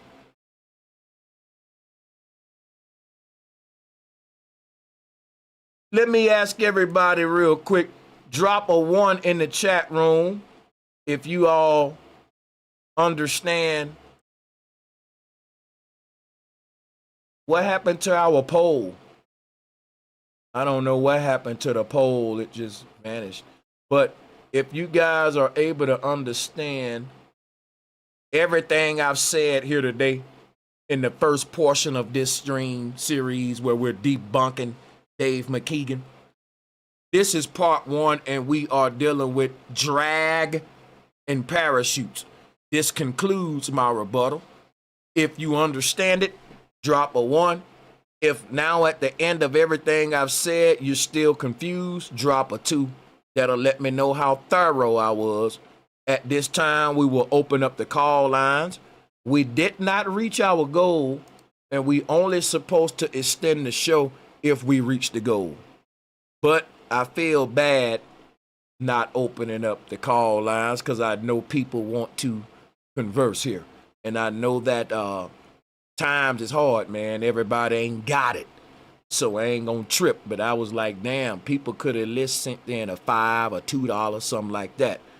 But I ain't gonna cry about it, right? We just gonna give the people what we're gonna, appreciate your time. Always look for something to be grateful about. So the time you guys are here, so we appreciate that and we'll reward that. And we'll extend the show. Dropping the call-in link right now, folks. Calling in, man. I don't care where you stand. If you got something to say, click the link and call it in. We ain't having up a big panel. We get one caller at a time because we aren't really going to extend the show like that. I mean, we didn't reach the goal, but we definitely going to do something for the people because we appreciate y'all for real. At this point, the goal is just, if you're watching a show, send in whatever you can afford. Yes, we have goals where we have a certain amount of people to send in a certain amount of money. But if that ain't always realistic, you can just send what you can, right? But we offer that right now. We appreciate y'all for tuning in. And we're going to still extend the show and allow for call-ins. There we go with the Zoom link. Call it in, people. Yeah, we still have a goal going, but we ain't pushing it like that. Right? It's 2 hours and 30 minutes for $10, $20 super chats. But we ain't pushing that like that, though. Whatever you saying. But there is the link, people. Call it in. We'll wait on you guys while you do so, and we'll take a quick break while we allow the callers to prepare and come on up here to get ready to join in.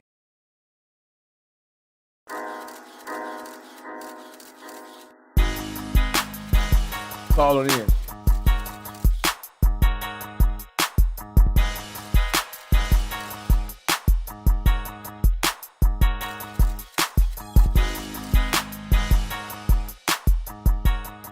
Hold up, everyone. While we wait on callers, let's give a shout out to Fuzzy Booger. And I know you get a kick out of hearing me pronounce that name. Fuzzy Booger, yeah. Hold on, everybody. My stream deck freezing up. Shout out to Fuzzy Booger.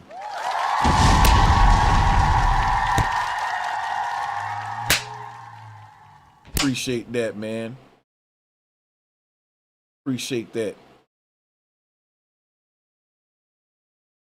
I hate the fact that when we start a goal, the first person that donates to the goal is not counted 1 of 10. I don't know if that's just today is glitching.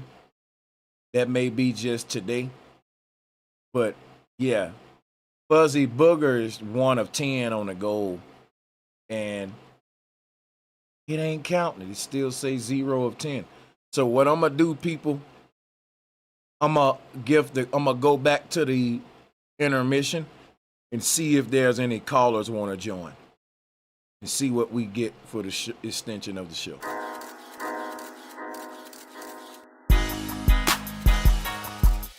Call it in, folks. I'm not gonna keep the link going too long.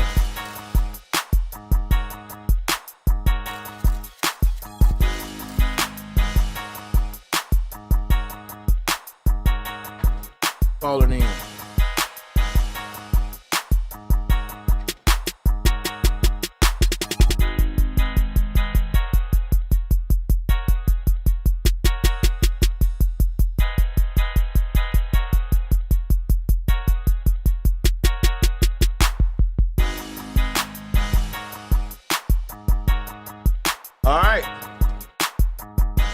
right, man. I'm gonna go ahead and end the show. We want it don't look like that there's gonna be people calling in, but I do want to give another shout out to Fuzzy Booger.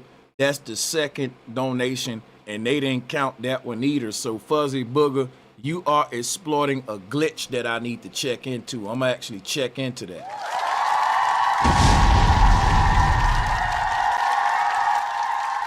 You know what? You know what? I feel really dumb because Fuzzy Booger, technically, I see what's going on. The goal is for $20 super chats. You sent in $10. I see now. I thought that was YouTube fault. So the goal is for, so in order for you to pop up on a goal as one of 10, then you would have sent one $20 super chat versus two $10 super chats. Okay, so that's something I learned there. Cool. Because the $10 super chats look orange. It just says, it don't give me a dollar amount. It just asks me what color the donation is. And I just put orange because it's in the middle. It ain't too low or too high. But so when I saw the $10, it looks orange, but it's actually yellow. That's their yellow. So that's just my color blindness. But salutes to Fuzzy Booger anyway for the donations for sure. All right, folks, that's going to conclude the show. If we don't get no callers, I might as well shut her down. And I would like to thank all of y'all for tuning in. I hope that I made you think. I hope you questioning everything, right? I hope I'm freeing somebody from the Globe Earth cult. If you're watching this on the replay, $ BROSANCHEZTV on Cash App. A lot of y'all don't do super chats. If you do Cash App, that's your way of checking me out. Look at Fuzzy Booger coming through again, man.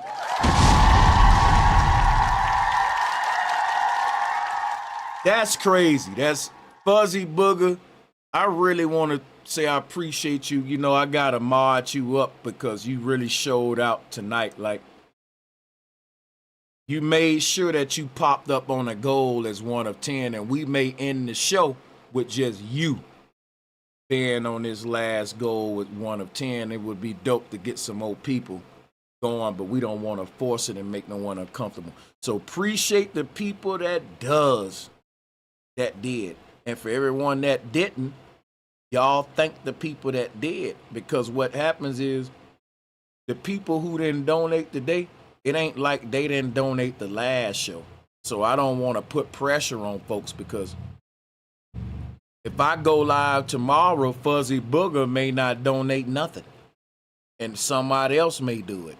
But Fuzzy Booger already donated on previous shows. So I get that. And I just want to let y'all know I appreciate you. See y'all on the next one, man. We're going to break this Dave McKeegan thing down thoroughly. This is part one, and his first argument was drag. We talked about parachutes. Join me on the next one, folks. Be on the lookout for the notification because we're going to play his video and break it down, and it's going to flow quicker. Some of his arguments require me to take 3 hours. Some of them I can deal with in 15 minutes. So just follow this series. We're going to respond to Dave. And hopefully that these will get momentum. Hopefully this one will get more momentum. We didn't get 1K people live. I thought we should got our normal 1,000 viewers in this stream because we're directly responding to an argument. But the way the algorithm works, when you go after their minions, they censor you. They got science communicators like Dave McKeegan, Professor Dave, all of these people. They can dish you and they'll go viral. And you're thinking, okay, I'm already going viral. Because if you've been following my channel, every stream I do, we've been getting 1K plus people with the Artemis joint. Why would it change today? Because we're specifically challenging one of their communicators, McKeegan. The algorithm already know because they actually told you this. I'm not making this up. It was a few years ago, they came out on the news and in the government. They said all of the science denial content like flat earth, we will be bumping it down in the algorithm to prevent fake news. And they said all of the opposing content that corrects the fake news and challenges it, we will push that to the forefront. Drop a one. I'm not making that up. That's a real law they passed. So when we be up here saying, hey, if you challenge the people they put up there as puppets to keep you asleep, they will take views away from you and give it to them. If I don't mention none of them people name and just directly go after NASA, it won't affect me. But because they said, because think about this. You can make a video about NASA without making direct claims. You can say stuff like, makes you wonder, and they can't block that. But the moment you go after a science communicator that have called you out and told you wrong, you're going to respond by telling them they're wrong and proving them wrong. And that gives the algorithm the right to censor you and push them. Because now you're making a claim that they're wrong. You can make your videos and debunk NASA. When you say they lying to us, that's conspiratorial. It don't come off as fake news. I've researched this. When you go out and say NASA is wrong about this claim about science or how physics work and stuff, now you pushing it with the fake news censorship, saying that a physicist or a professional is wrong about a claim in their profession and directly saying you wrong like that. The algorithm will play with you. And it ain't just with professionals and stuff. It's with their science communicators. I know this because when I make videos exposing NASA, I get a lot of views. But if I directly call out like Neil deGrasse Tyson, Dave McKeegan, you get censored. That don't make sense. If people sub to me like it when I talk about Artemis, why wouldn't they not like it that I'm talking about Artemis and calling out a big famous globe earther that's challenging me? It statistically don't make sense. It's not the way regular people behave. If you watch me when I'm challenging NASA from a claim or trying to expose some wrong about space or the globe, you're definitely gonna watch me if I'm doing the same thing and directing that energy to a person that's calling me out. That makes it even more bigger. But they've been created a way to cheat us from that momentum. That's how underdogs grow. You grow by a bigger channel saying that they calling me out, and now I respond to it, that bigger channel giving me clout. That's the way YouTube work. That's why big channels don't respond to you if you small, because they don't want to blow you up. So what happens is, if you're smaller than these people they put up there, for one thing, the algorithm already trusts them more than you because it's basically the big and small game. He bigger than you. It's like consensus over facts. And they know everyone agree with the mainstream status quo. So it's built into the shit. The people that don't push back against the establishment, they get bigger views. And those people, when they challenge conspiracy theories and science deniers, they get even more views. And a science denier would say to himself, man, That's a big old channel that just dissed our little flat earth community.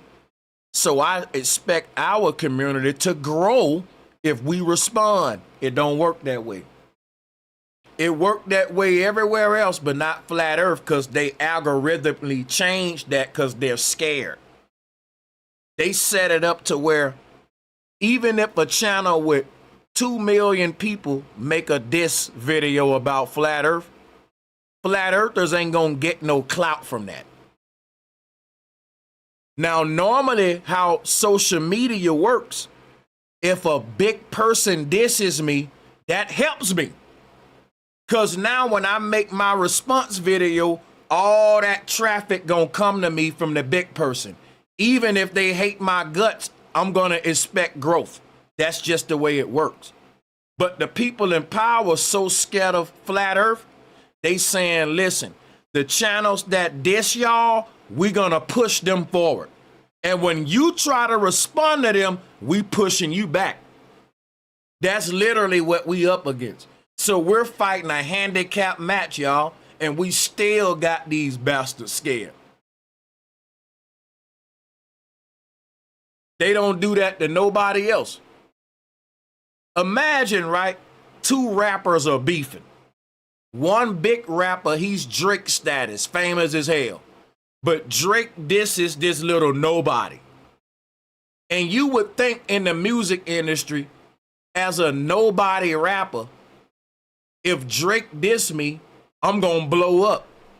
And technically, you right. That's how the business works. That's the natural way it works. Unless something unnatural happens. Unless someone say, listen, we gonna make it to where when Drake diss this little nigga, even he's supposed to get all that traffic because people want to hear his rebuttal, but we gonna find a way to stop that. We gonna make it to where when Drake diss him, we push Drake shit extra. But when he respond, we block his shit, delete it, put it down. And you would say, hey, what happened to the dude that Drake dissed? And everybody be like, well, Drake dissed him so hard it killed his career. That don't happen. That ain't natural. What happens is the big person diss you, and if your rebuttal ain't strong, then your career is dead. That's how it worked naturally. If you ain't being blackballed. But in the case of Flat Earther, the big person disses you and people wait for your rebuttal and it never come. And they just translate it as that's because they lost and they don't got nothing to say. No, it's because we been censored. So when you got these big platforms coming out dissing Flat Earth, our responses never make it to the light because they already changed the algorithm like that. That's cheating. That's not a fair match. If you thought you was winning this debate, you would love for people to hear my response because you would like them to hear the dumb, stupid shit that the Flat Earthers gonna say to respond to this intelligent argument you just made. And if you so intelligent and on point, you would give us a mic to respond, not take it. If I thought what I'm saying is so powerful, I'm not gonna silence you. I'm gonna say, now let's hear what you got to say. What you gonna say to that? And I'm gonna shut up because I'm so confident that you ain't gonna have nothing, right? That ain't how they do though. But they act like they so confident. You don't, you know, you talk confident, but you don't act like it. Shout out to my brother Rum Ham. Flat power to you, man. How you doing? Welcome to the Doing show. good. Having a good night, man. Flat mother effing power. Flat mother effing power. And you already know I was about to end the show. You just saved the show. So thanks for calling in, man. Talk to him. We're going to keep it rolling as long as you want. Yeah, well, you're talking about the whole updraft thing. Every time, I was just thinking about the Travis Pastrana jumping out of the airplane without a parachute. And then he has like another guy, and then he has his buddies out there. They're all nice and level. So that one guy gets on them, and his speed doesn't change at all or nothing. Still at the same speed. They strap him in, pull the parachute, they go right up. Right. And that's, These are facts. and they got what, 3 parachutes on that, what, hundreds of Yeah. pounds, weighted thing. And let me ask you something, Rom.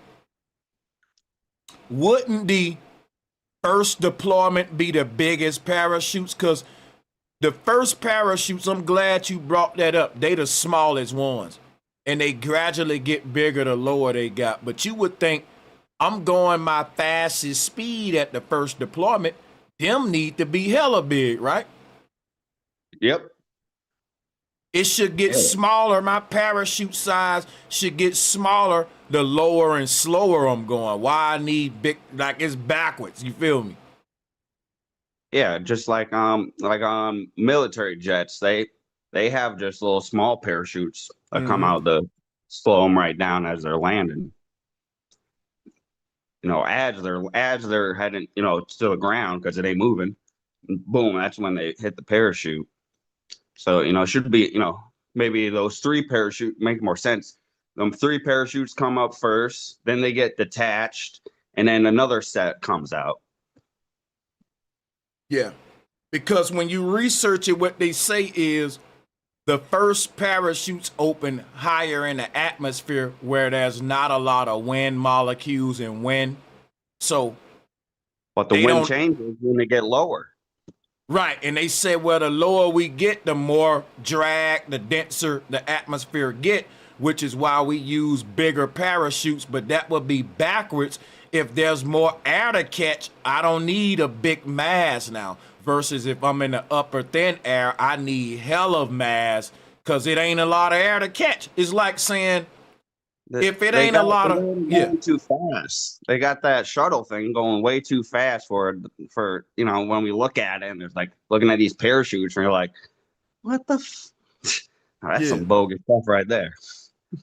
Hey, Rom, let's just have a round table because it ain't even a lot of people calling in. So at this point, if y'all want to join me and Rom, we'll drop the link for y'all. We just breaking down how silly the parachute deployment process is in reentry. Oh man, yeah, I was watching the parachute thing, and we're watching the shuttle thing and all that. And I'm watching this dinosaur movie. I'm like, damn, them dinosaurs look way more real than the footage I'm watching. Yeah. Hey, they say that again because check it out, right? It's this movie that they coming out where they been had it out. Is that Gravity? Because in Gravity, there's an explosion scene with the chick floating around looking all sexy or whatever. They had a fight. You know what I'm talking. And then they said, well, this explosion scene really shows such accurate physics of how fire would expand in space. Remember that? I want to be surprised National Geographic did like a whole series, because I know they did the whole series how the gravity movie is like real, how it's real, but it's like their physics and all that. Come on, bro. That shit's funny. The fact that y'all referring to a movie more than a real flight when we talk about this shit is crazy. Because if I had to go and watch, and the reason I'm saying that because you brought up the movie and how the movies be realer than space, it's true. It's true because it's like they'll tell you for the Gravity movie, fire expanded. Go watch that clip. Go put the explosion at the end of Gravity. Then think about this. They set everything in space globs. So if the sun, if you got fire in space, it don't roar and make a flame and make a ball, like a thermal fusion like the sun. So it's like you got these combustion explosions in space. That was funny to me in the Gravity movie. Like, okay, we already told them you can't propel in the vacuum because ain't no thrust. It's gotta explode in the huge vacuum of space. Something's gonna explode. Right. Get out of here. Right. That energy's going to be dissipated before you can even get an explosion out there. See, And we're we're better at this than them. Right. Shoot, we And what- goddamn millionaires in this mug. You know, getting that freaking These are taxpayer facts. money. The whole Artemis crew took a picture with that one actor dude, Castaway. I forgot his name. Hanks. Hanks. Yeah, Tom Hanks. And the crazy, because they're all actors, and what's crazy is like, we really beating it up with the Gravity movie right now. Like, that's going over people's head, because what make that funny is they refer to that. Like, I'm not making this up, man. You had folks was like, you want a good example of how fire behave in space, go watch the Gravity movie. It's so accurate. And we've been telling them for years, space is doing Hollywood is doing a better job than NASA at depicting what happens in space. And they go and say that.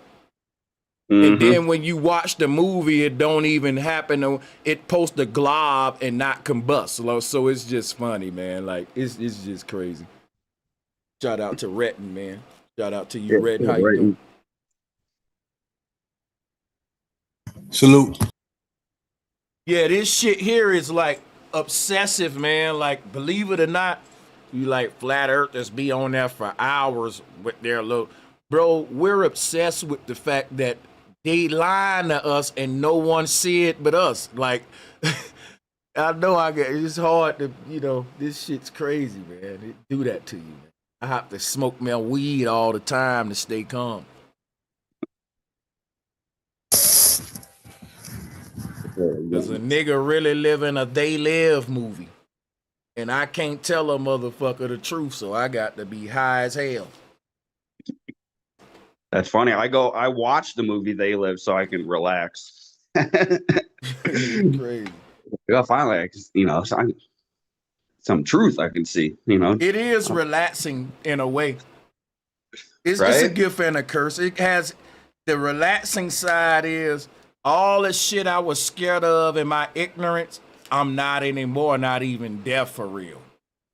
But the uncomfortable part is, man, I'm experiencing this truth alone. People I love may not get it. My friends may not get it. That be the only uncomfortable part. Other than that, yeah. It's crazy because we used to be into the aliens and all that, and then they would call us, "Oh, you're crazy." They want to do. Why would they do that? Why would they lie? Why wouldn't they tell us? Now we're on real truth, and they're getting the same treatment. And now you're looking at them going, "You really thinking aliens are real?" Well, let me tell you about some stuff. You're like, what? That's crazy. That's conspiracy stuff right there, dude. No, I gotta follow what the news tells me. Yeah. Like, all right, dude, calm down. I'll just go back over to my little corner, looking around these normies. What the hell? I gotta get out of here. People are so programmed. They want you to believe in all the shit that's real because the belief hide the real version of it.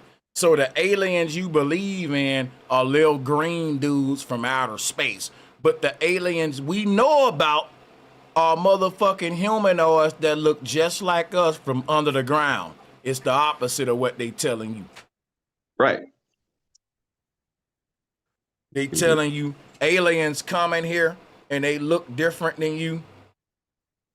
And they gonna fucking be among you and you not know it because you ain't gonna really notice the changes. These green motherfuckers are the best hide and go seek players we ever saw because they're here with us. We just don't see them.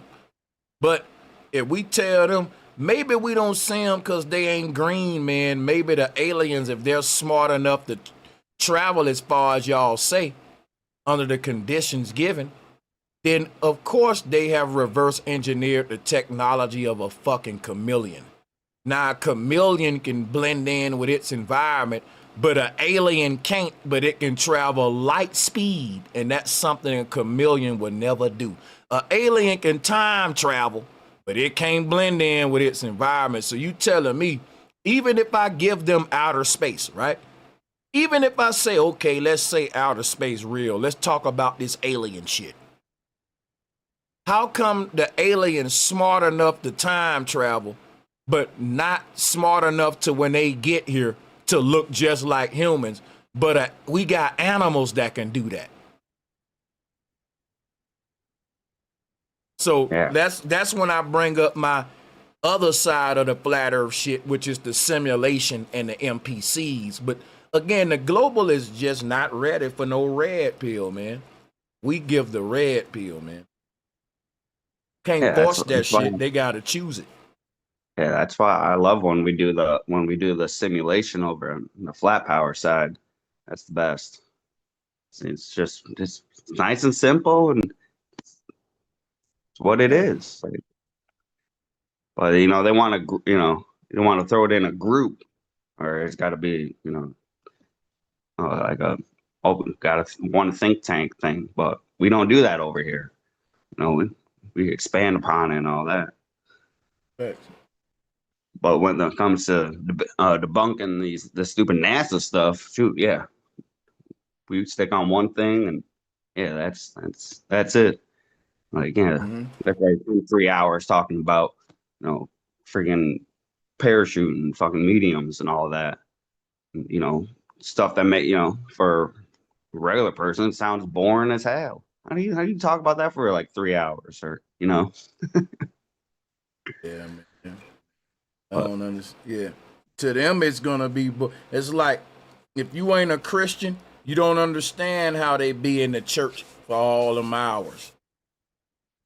And right, it ain't. And the thing is, think about that. They can be in there for all them hours without no truth, straight up hooping and hollering with beliefs in indoctrination.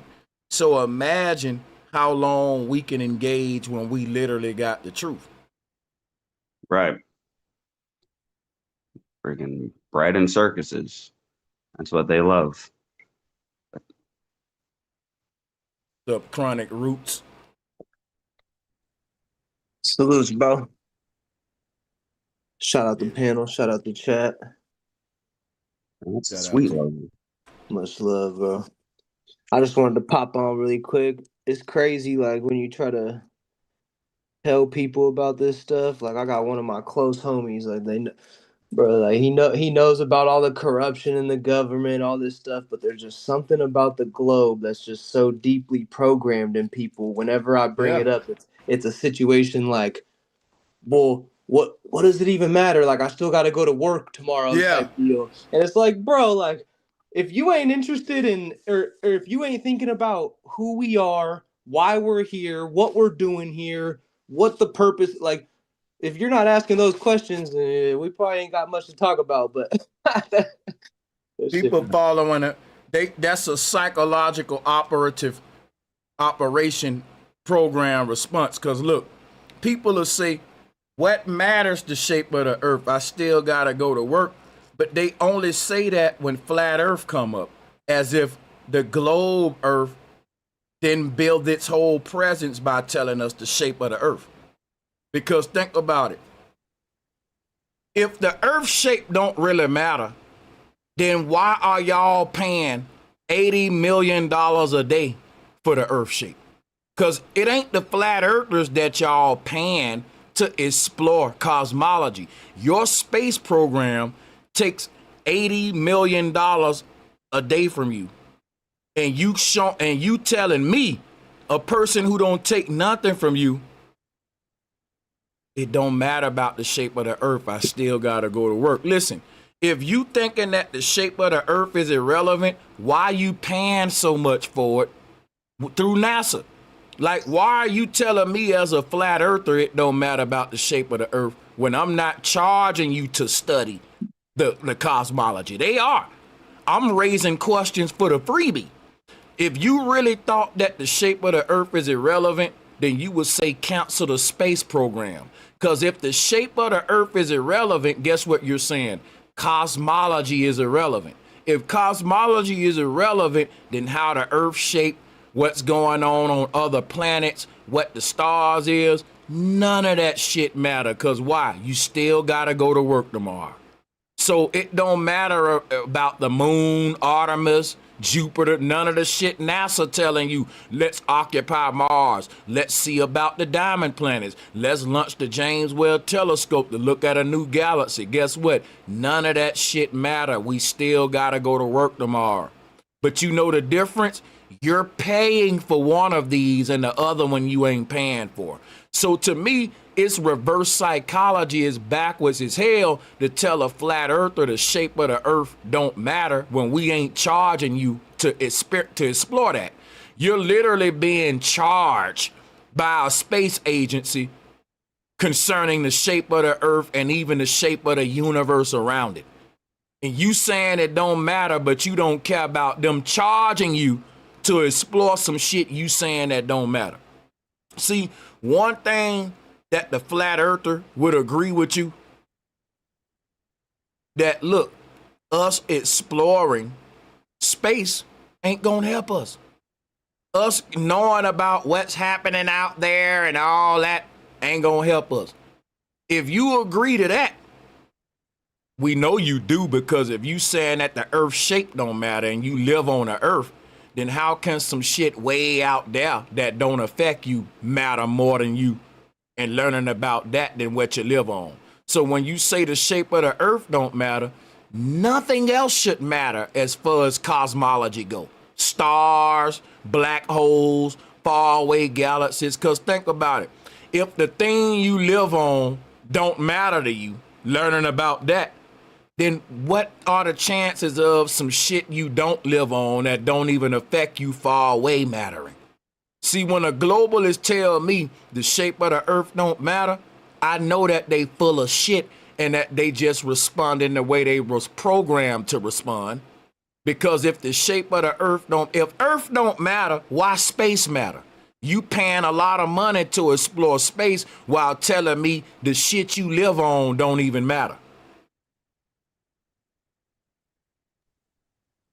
Nah, it's facts. That's a Bro. good point, though. It's crazy, bro. Let's deal with that.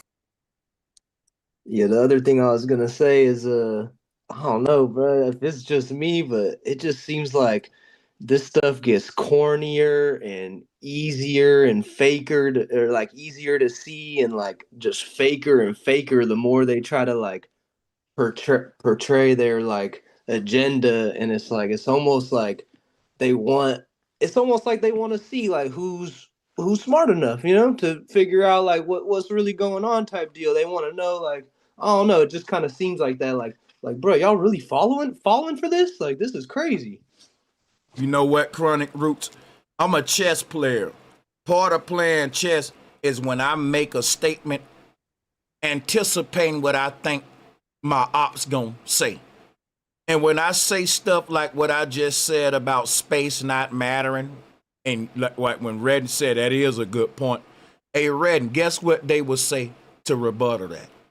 They would say, well, you know what? Space do matter more than the Earth, because the Earth falling apart and it's running out of resources. And if we don't get space right, we gonna be doomed, because we gotta escape the Earth to colonize other planets. Oh, yeah. Global warming. Oh, yeah. Global warming, right? Yeah. A religion of escapism versus preventative measures. Whatever we doing to make Earth not livable, wherever we go and colonize, we gonna do the same thing there. So true. All of they saying is just bullshit. Damn. And it's no different than the Christians. We ain't gonna literally fix the Earth. We just gonna throw it away in a lake of fire and go to fucking heaven. That's a religion of escapism and no accountability. Everywhere you turn, they giving humanity that same formula. Fuck where you at and what you are. Let's look toward the sky outside of ourselves. The hell with our current situation, because it's irreparable. We giving up on it. And our only hope is looking to the stars. Yeah, bro, that's a horrible religion. You just like a Christian. In fact, you're like the people in Jonestown. Fuck this Earth. You can't save it. Let's wait on a UFO ship up there. How is that different? It ain't.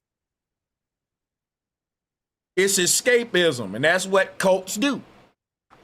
It just keeps everybody on a fear vibration. It's all fear based. Like, yeah. And it makes it to where we gotta hurry up. The space program got the fate of humanity in their hands. That's why they keep saying the greatest accomplishment of man is walking on the moon. Now think about that.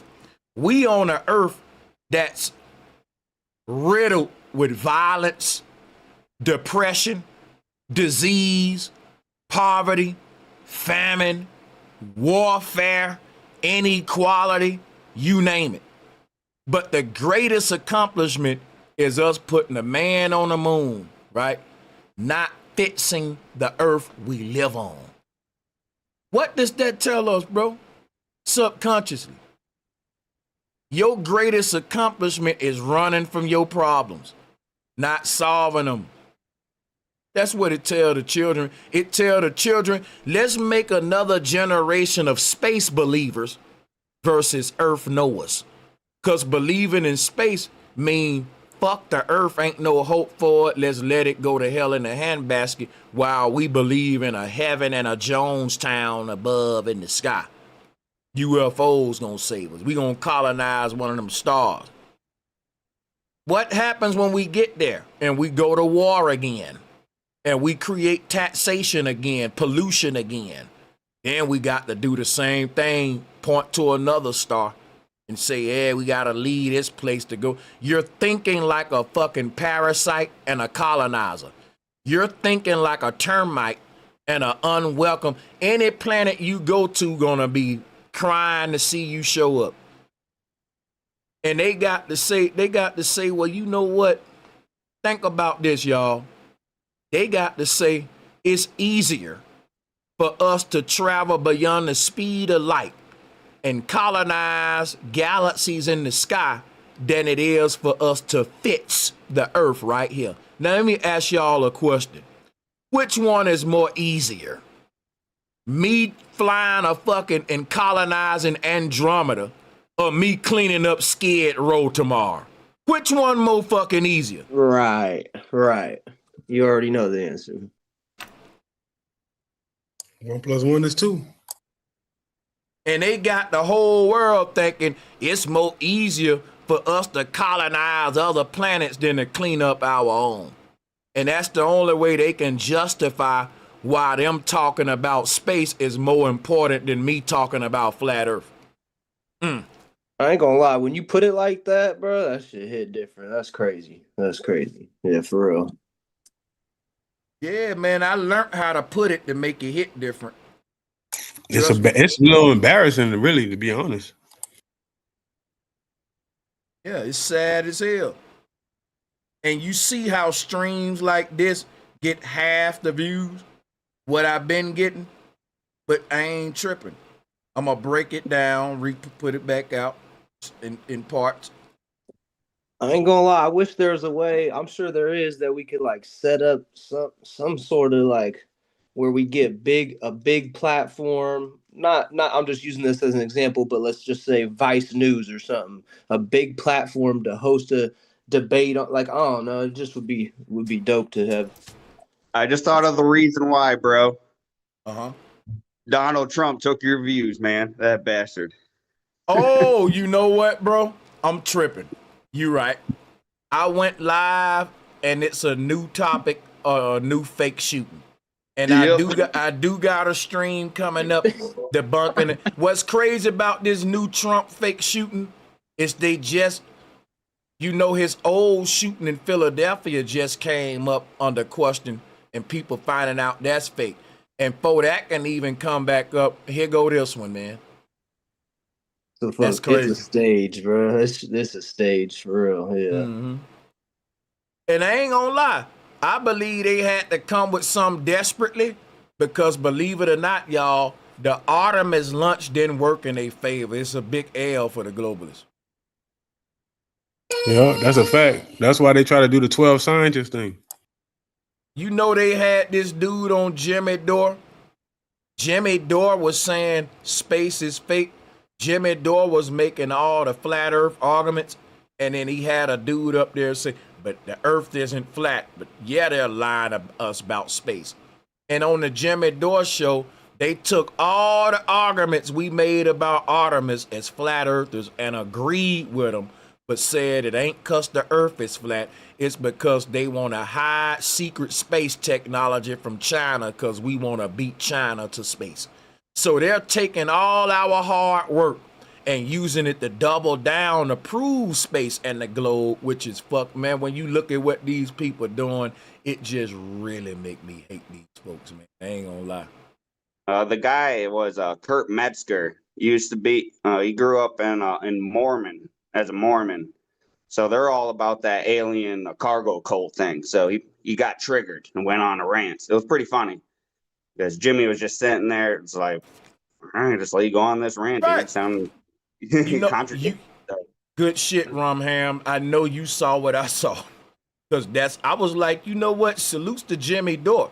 Jimmy Dore just presenting the flaws and with an open mind saying, look, this shit don't add up. I don't know what to take from it, but what they saying, it ain't true. And then this other fella come up there and he just goes in on flat earth. Like, why can't we just look at the lies and say, what they're saying ain't true? But these folks get so scared that implementations of space being fake directly points back to flat earth, and it scares them because the Artemis launch is making a lot of people become quote unquote space deniers like Jimmy Dore and Bart Siebel and others. There's a growing community of space deniers, and the space denying community is, in my opinion, it is equally as big as the flat earth community, which is why I keep telling y'all, if you ever meet a globe earther that denies space, but they think they live on a globe, don't even debate them about the shape of the earth. They on our team. I would never debate Bart Siebel about the shape of the earth. You know why? We're thinking as flat earthers, we're gonna go out there, tell the truth, and people gonna say the earth flat and join us. That ain't how it works. You're gonna go out there, tell the truth, and it's gonna open up the doors for people to make them question what they're being told.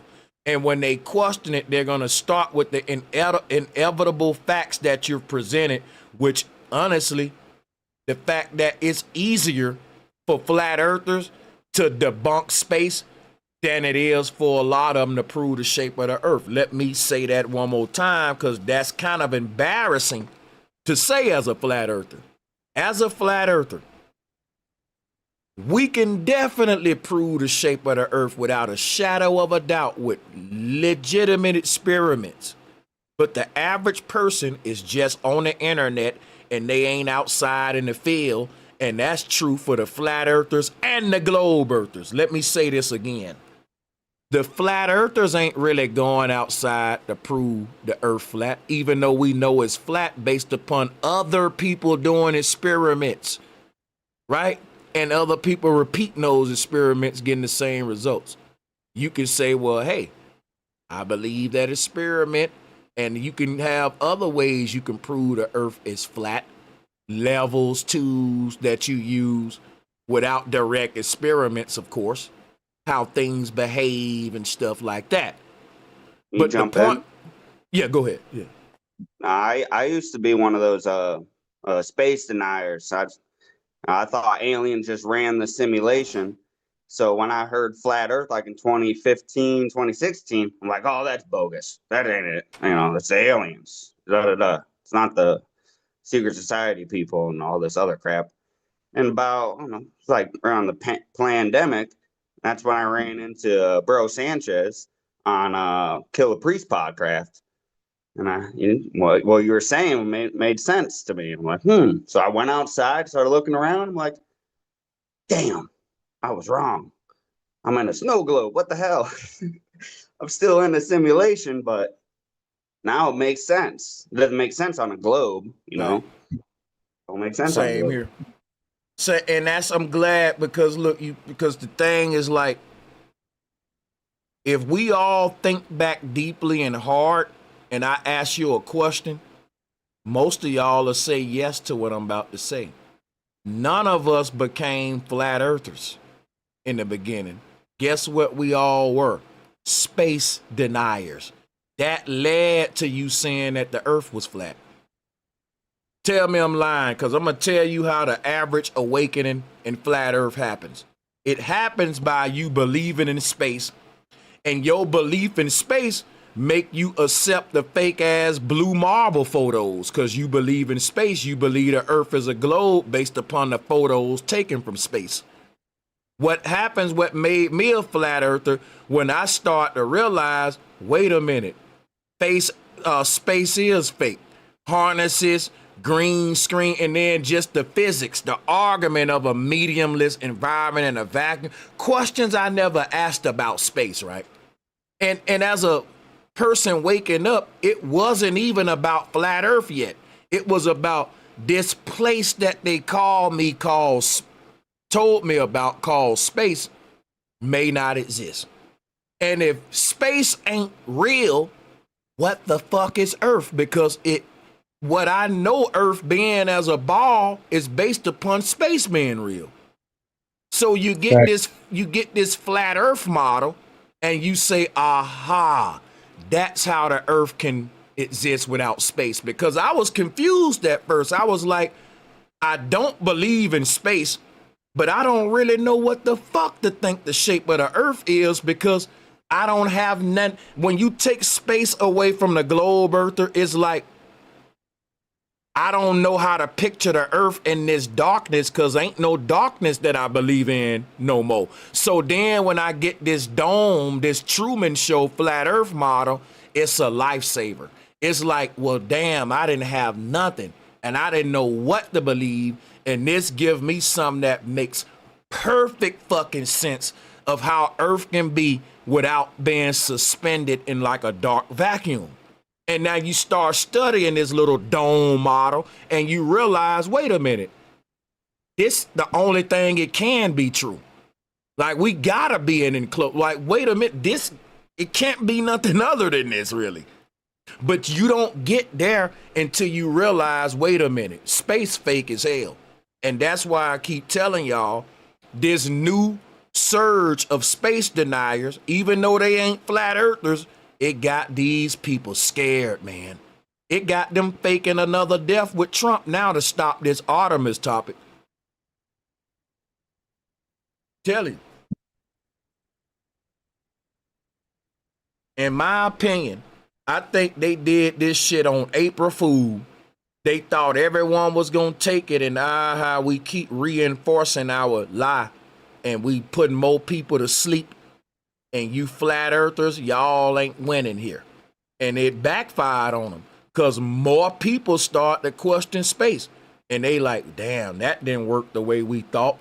Yeah, nigga, just because you did it on April Fool don't mean the ritual gonna work, because you still did it in the cusp of Aquarius, dog. So if you want to even talk astrology and using magic and shit, people say, well, it's more energy to deceive the people if you do it on April Fool. You can make your theories. None of that shit matter, because the age we in Aquarius. They no trick they do gonna stop this shit, bro. Cause it's, So what you got to say to the people that's are globers, but they say Artemis is fake, but they still think the Earth is a globe and it's still out of space? they're not globalists. They're what I call baby flat earthers. But it's like it's like a seed, Retton. I can't call that seed a tree, but we call it a seed. But it's technically a tree. But you know, they're a space denier, but that's just a baby flat earther. Okay, I like that. Yeah, because all of us flat earthers started off as space deniers. Most of us, a whole big number of us. Matter of fact, if anyone on this panel is a flat earther and you knew the earth was flat before you knew space was fake, let it be known, because it normally happened the other way around. You normally find out space is fake, then okay, now the earth is flat. Even if you Like me, I was introduced to the flat earth model at one time.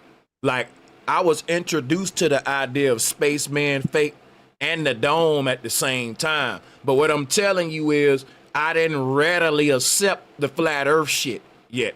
What I readily accepted was, yeah, y'all making some points. It's a lot of fishy shit going on with this space footage though. Now I don't know if the earth flat quite yet, but what happened with me, I was looking at a lot of videos debunking space, showing harnesses, showing how we've been lied to, and it really made me want to see what these flat earthers was saying what the earth looked like if they saying space don't exist. So I had to go look at other videos that wasn't just debunking NASA and that was kind of explaining the firmament, the cosmology. And that's when I said, okay, yeah, the earth is 100% flat. I see totally how this can work without space now, because we ain't suspended in nothing. And that's what a lot of globalists do. They say, well, if space don't exist, you telling me we on a disk floating through space? Because what happened is you say, well, the earth flat. And it shouldn't be starting them off saying the earth flat. We should start them off saying you've been lied to about space. Because most of them can comprehend that. Most people will say, yeah, I can see how they may lying about space, but the earth flat, come on, bro. We know this shit a ball, right? That's true. That's a good idea. I ain't gonna lie. I'm gonna start doing that. Yo, global Nah, stairs. I think it's more so the new people Yo. just start to get into it now that they're seeing it, because you know they got people like you and other people like maybe Eric Dubé, and they get to see it now. But back then it was like more of us really inquiring, you know. But now It it's like, evolved, right? yeah. So 'Cause now it's like you might can do it the opposite way now, because you can look at people like us and be like, oh, okay. That's facts. And I'm gonna let me piggyback, Rhett, and let me give a shout out to Fila. I'm now watching this show from Australia, standing upside down and looking. Bro, drop a fucking bomb for this real quick. Oh my God! Hold up, man. Shout out to Fila B. Right, you What she ain't. say? Hey, Fila B is in Australia. Sent in a donation saying, I'm now watching this show from Australia, standing upside down and looking across. Right? And that's facts. And I didn't even know Fila B was from Australia. That's why I dropped the bomb. I gotta drop another one. Oh, fucking awesome. All this time I didn't know that Fila was in Australia. That's what's up, Fila. You know what I would think about the other day? The other day when I was outside and I was looking up, and it was like 7. What time it get dark normally on the East Coast now? Like 8. The sun starts setting around like 7:45.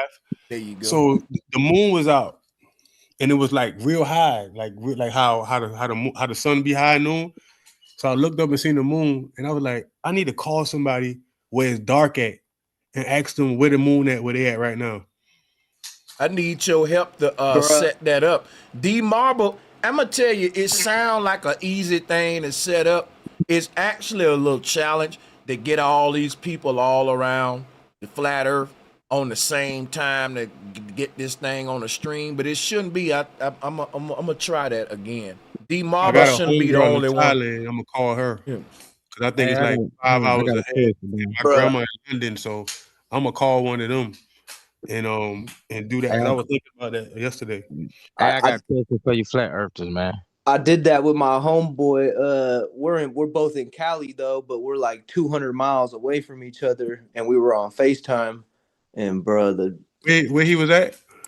Yeah, I'm in the Bay Area, California, and he was up closer to Tahoe, like 200 miles away. But bro, we were on FaceTime. I ain't gonna lie, bro. The freaking moon was like where I was looking at it from, looking south or whatever direction. He was looking at it and showing it, and it was in a completely different spot than it should be. I was tripping on it. I ain't gonna.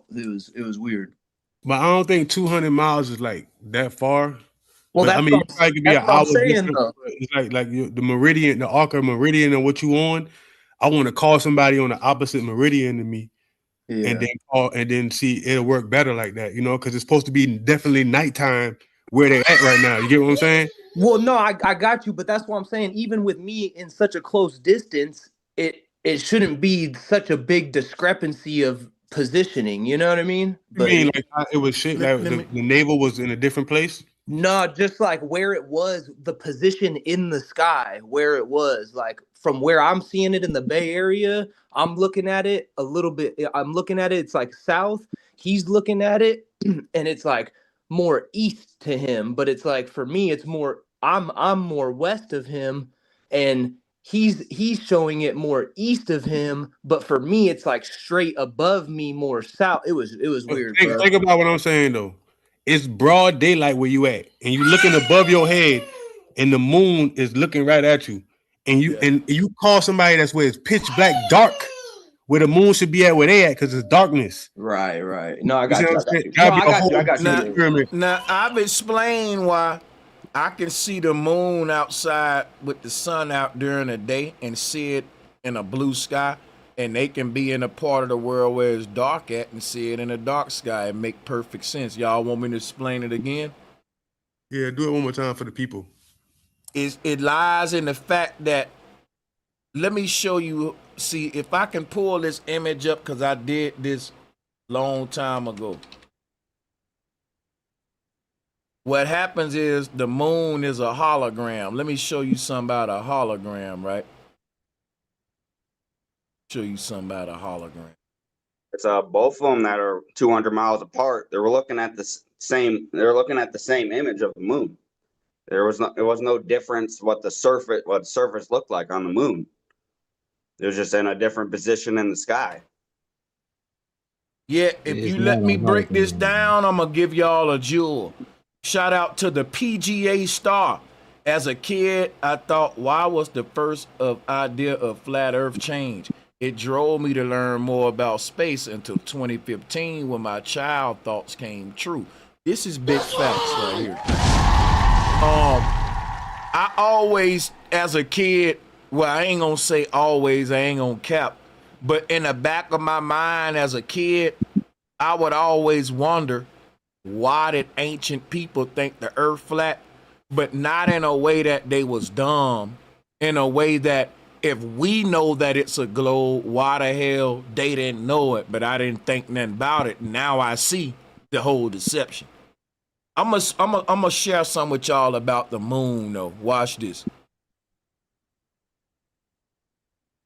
Are y'all familiar with the scientific concept of this form of holography that exists, to where they got these holograms out there, and no matter what angle you look at that shit from, it's the same. It's weird. It's like they got these hologram sculptures, for example, right? You can walk and do a 360 around these flowers, and it'll look the same even though you walking around it. Now you thinking, well, damn, shouldn't I see a different angle? No, it's like an illusion. And I'm trying to find a photo. How many of y'all are aware with this I while I remember look you for this? did I that know. I before. know what you're talking about. Yeah. I remember that because you did it with like a picture of the Earth or something like. When everybody looking at the same thing, it was a hologram, but no matter where you stand at, we all could see the same exact thing. I remember that. Hey, yo, It, Yeah. Sanchez. Uh-huh. That's what happened though. If you got a globe, Go that ahead, ain't hard Sanchez. to Keep figure out. going. Yeah. We ain't even doing that tonight. Go ahead. I got a facts. question. Can you Hey, guys hear me? We y'all gonna come back to Keep globe, going, bro. Sanchez. Keep going. We y'all gonna get off that flat, man. Mute him. Mute up. Mute up. Yeah, man. We know. I let everyone on. I try to, but I'll say this. I think, because I'm gonna find this example. I forgot the name of what they call this particular effect. Um, but what happens is you will turn this thing and look it from different angles, and it won't change. Like, someone send me a fucking link. I'm gonna save this shit, because what happens is very similar to what we see with the moon, to where no matter, think about this, right? everyone on the earth see the same face of the moon.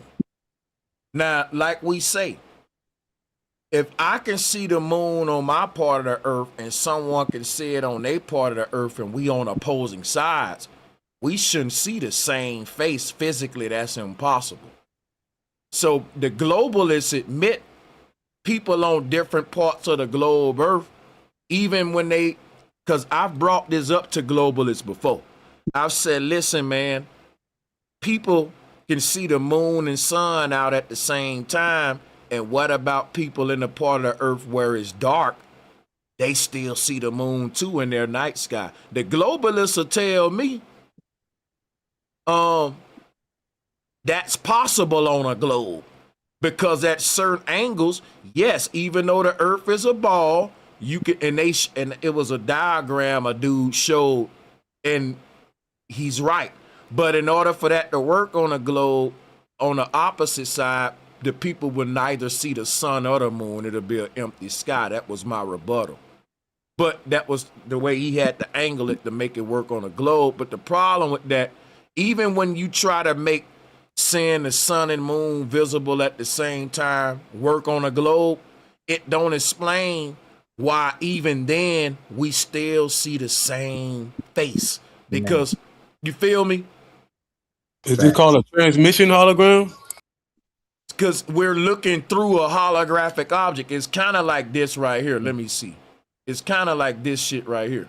You see this? And this is why, this is why the people on the dark side of the moon see the black sky through the moon. And the people on the daytime side of the moon see the blue sky through it because of this effect right here. Now look, it'll also explain why we all see the same face. Because look, if you go on the other side of this holographic 3D hologram, you will literally see the exact same face inverted. So, and because it'll take me so long to articulate this illusion in my own words, I'm showing y'all this little Giphy to show you like what the moon is and why we experience it the way we do. It's a 3D hologram. Hey, yo, Sanchez, can you hear me, my brother? Mm-hmm. All right. This is what I wanted to tap in on. And I wanted to tap in about 5 years ago because I have been listening to you. And you correct on almost everything. If I can agree with you at least 90%, I mean, you on one, right?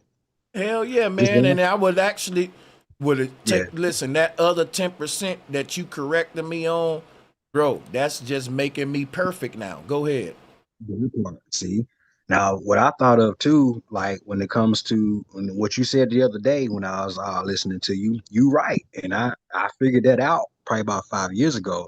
It's like you can both be right at the same time. As far as the flat earth, it's flat because that's why they call it an airplane. A plane is a flat surface. If it was really round, they would have called an airplane an air round instead of an airplane. So that lets you know that it's primarily flat. Of course, you got round parts like a mountain and stuff like that, but it's round too. That's the outside part, like you said, the disc. That's the outer walls of what you want to call Antarctica and all the other stuff. You got all type of things out there. You got Agartha. You got other planes that people live on that we don't know about and that they didn't map out. So you right on that. Now, what I thought about 10 years ago, I'm like, now, if the sun goes from east to west, right? How is north and south supposed to see the sun at 12 o'clock directly up? That means you have to look to an angle. That means if you're up north, you got to look downward. If you down south, you got to look upward to see it. It's not supposed to be directly. Can I explain something to you about the sun? Yes, sir. The way we've been taught to think about the sun is all wrong. Guess what? This gonna sound crazy. The flat Earth did an experiment a while back, and even a lot of the physics will back this up. The ancients will back this up in a lot of cases. Hear what I'm about to say. I ain't making this shit up. When two people are observing the same sun in one direction, if they track the location in some cases, it appears to be as if the sun is projecting itself in a unique position to each observer. In other words, if people think that I'm making this may sound weird, but That's guess what I what? was saying. Yeah, Listen, that's what I was No, saying. let him go. Relax. the thing about what I'm pointing out now is more proof that the sun ain't solid, is more of a refracted reflection of some other light source, because think of like a rainbow. If we try to literally pinpoint where exactly a rainbow at, we wouldn't get a real geographic location, because It moves. it ain't that the rainbow moves, it's that the rainbow is a visual illusion that's based upon the individual perspective. So Right. you trying to pin it down to a rigid physical geographic location ain't gonna happen. And when you try to measure it, you will only be able to do it uniquely from every individual perspective. The sun treats us this way, y'all, which means that the sun is similar to a rainbow. It's sort of like a light illusion that we can't geographically pin down, if that makes sense. But I'll fall back. No, That's it just does. like the I'm video glad with you said that. that's And just like the video with the guy that had like he had like a resin object. It was like a solid like a terra. It was like a terrarium object, but it was like a resin object. And he put it down, and then he flashed the main light from the side. When he flashed the main light from the side, it made two lights. It made a big light and a lesser light, kind of like the sun and the moon, that's being projected from a main light that's making that us see the sun and the moon. So it's not really there, but it's there, but it's not the source of it's not the main source of what the light that's making that light, basically. that makes sense. I get what you're saying, because by the time it get to your retina and it flips us upside down from the back of your optic nerve, then I mean you in the past. I get what you're saying. So whatever you're seeing is not really there in real life time. That's true. What I was saying that my brother Sanchez was saying that it's possible for two things to be true at the same time, and he's right. When it comes to the flat Earth, which it is flat, because if it was round, they would call it airplane, the air round instead But of an see, brother, airplane. here's the thing. You don't got to repeat that, because what you're saying, the reason I'm not debating you on it is I've said it plenty of times. I actually teach that the Earth, Go ahead. I actually teach, right, that the universe is flat and round. So I'm in agreement with you. I ain't pushing back, bro. I'm on the same page with you. I know where you're coming from. I Got teach you. that Sometimes too. you say paradox. Yeah, I got I a call it a question. paradox, right? I call it a paradox. Yeah. Yeah. Hey, that's fine with me. Hey, as long as we got understanding, I'm cool with that. Have you heard about the double? I forgot the name of it now, but it was like they did a scientific research to where they was observing two molecules going through like Double a split certain. experiment. Double slit. What was Yeah. your point earlier That's though? it. What was your point about saying two things right I at the same found what I time? was looking for, and I'll let him go with his point. This was one of these hologram tricks I was talking about, where no matter what side, you can walk all around this thing and it's gonna look like this from every angle. Now, I'm not You know what? saying this is, I'm giving you a rough example of kind of like the illusion behind the moon and everybody's seeing the same face on every side. But y'all get the point. I'm gonna fall back. Yeah, we all three agreeing. Me, you, Sanchez, and the brother who's speaking. And guess what though? If you look at that hologram or that picture you just put up, it looked like what they have is the some of the what's called the crafts on what they call Star Wars. It looked just like it, the one you had before that one. But what my brother was saying was the double Yeah, split hologram thing that they did, to where you when you monitor certain molecules, they'll double act a slit certain experiment. way.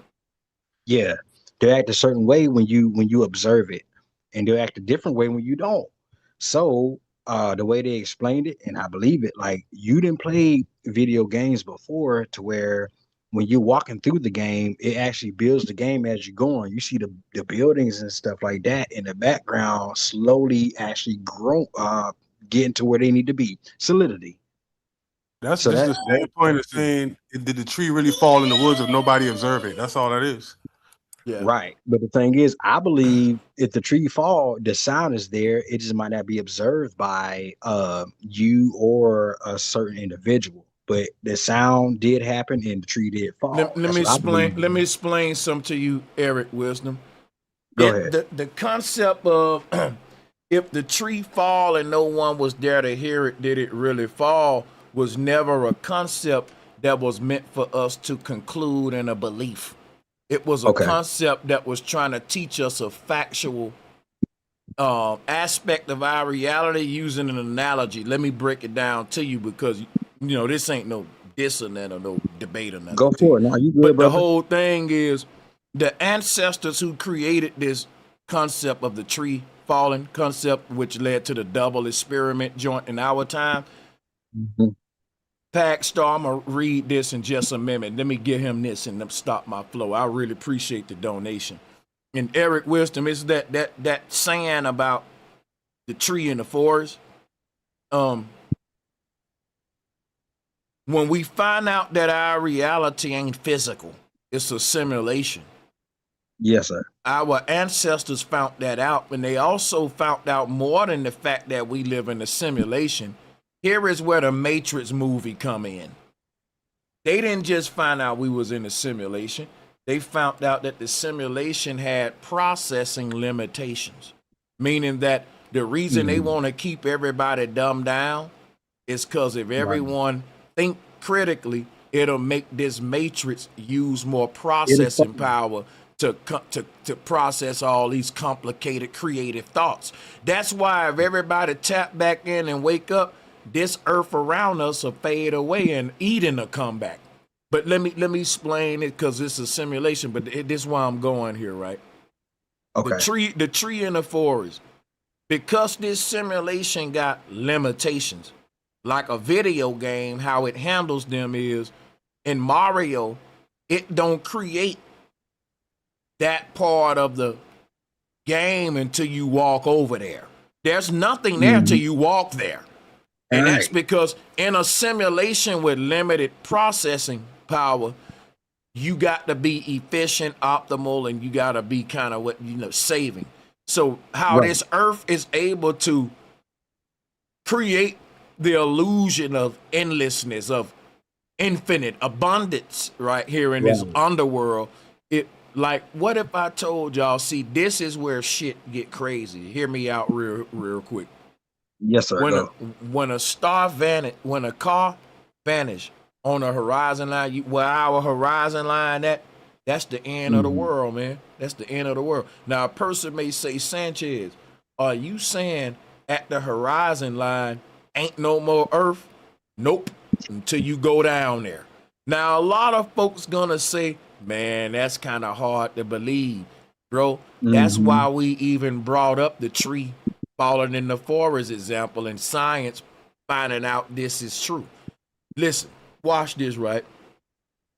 We wouldn't be able to prove what happens beyond the horizon line when we ain't beyond the horizon line. Because if you fall off that bitch, then you better prove it to yourself, if nobody else, because you might be dead. But well, go ahead. You cut me off, but and I ain't gonna lie, it really didn't help the flow of where I was trying to go with the climax, man. But I ain't trying to be disrespectful to you. But if you just let this flower grow, it'll give you a beautiful tree. It's gonna take it some time, Eric. You can't yell at it and rush it. That's kind of like how I respond. Let me do something real quick. This is fucking important, man, because y'all making me lose my train of thought.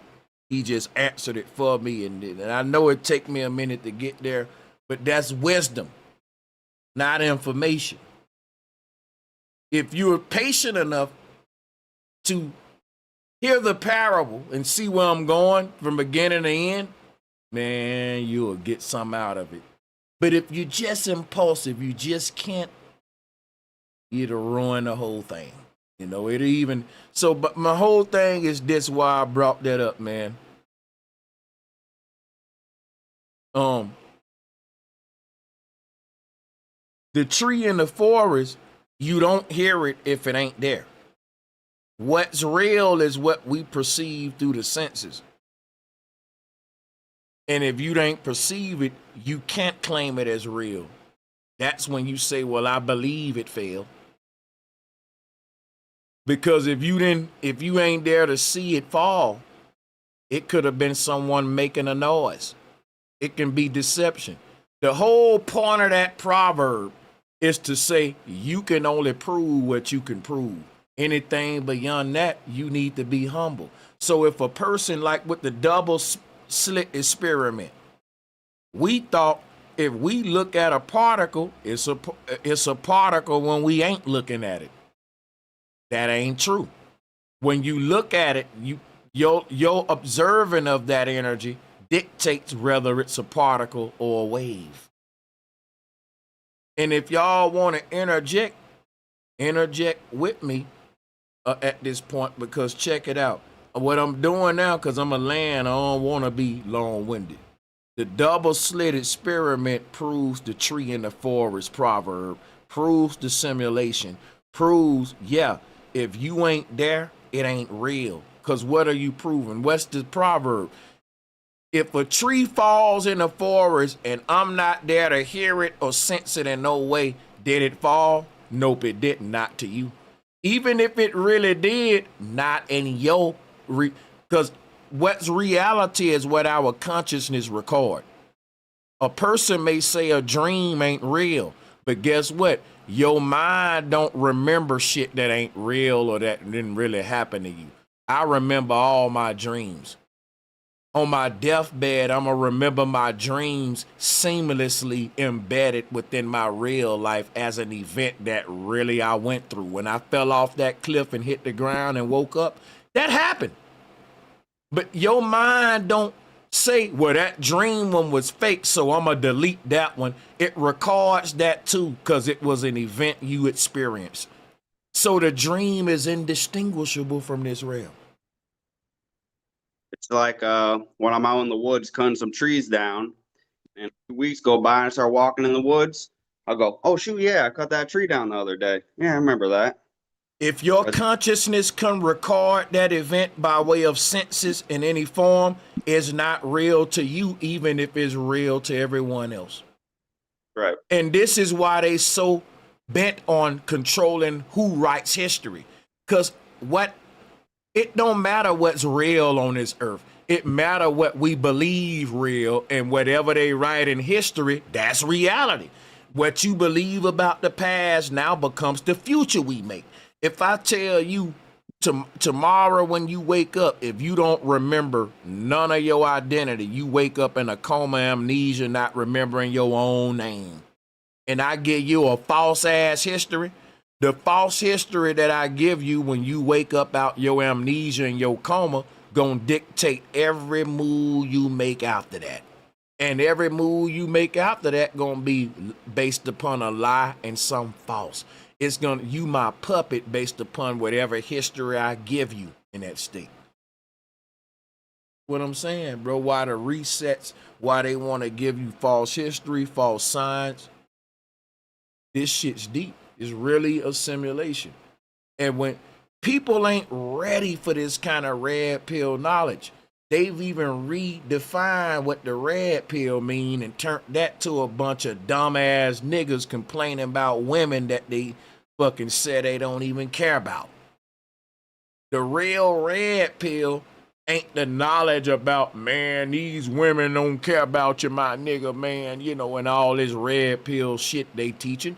The real red pill concept come from the Matrix movie. And everybody know that shit is dealing with Neo ability to not think like everybody else that don't know they in a fucking fake simulation. The simulation, it creates the reality as you go. Like a video game, as you move into there, reality will recreate the construct. We can't fathom that because we've been taught bullshit our whole life. But the shit I'm saying now, the Mayans, the Egyptians, they grew up learning that from babies. So imagine what kind of adult that created. Already knowing the cutting edge science at 1 years old. Like how we grow up in the church.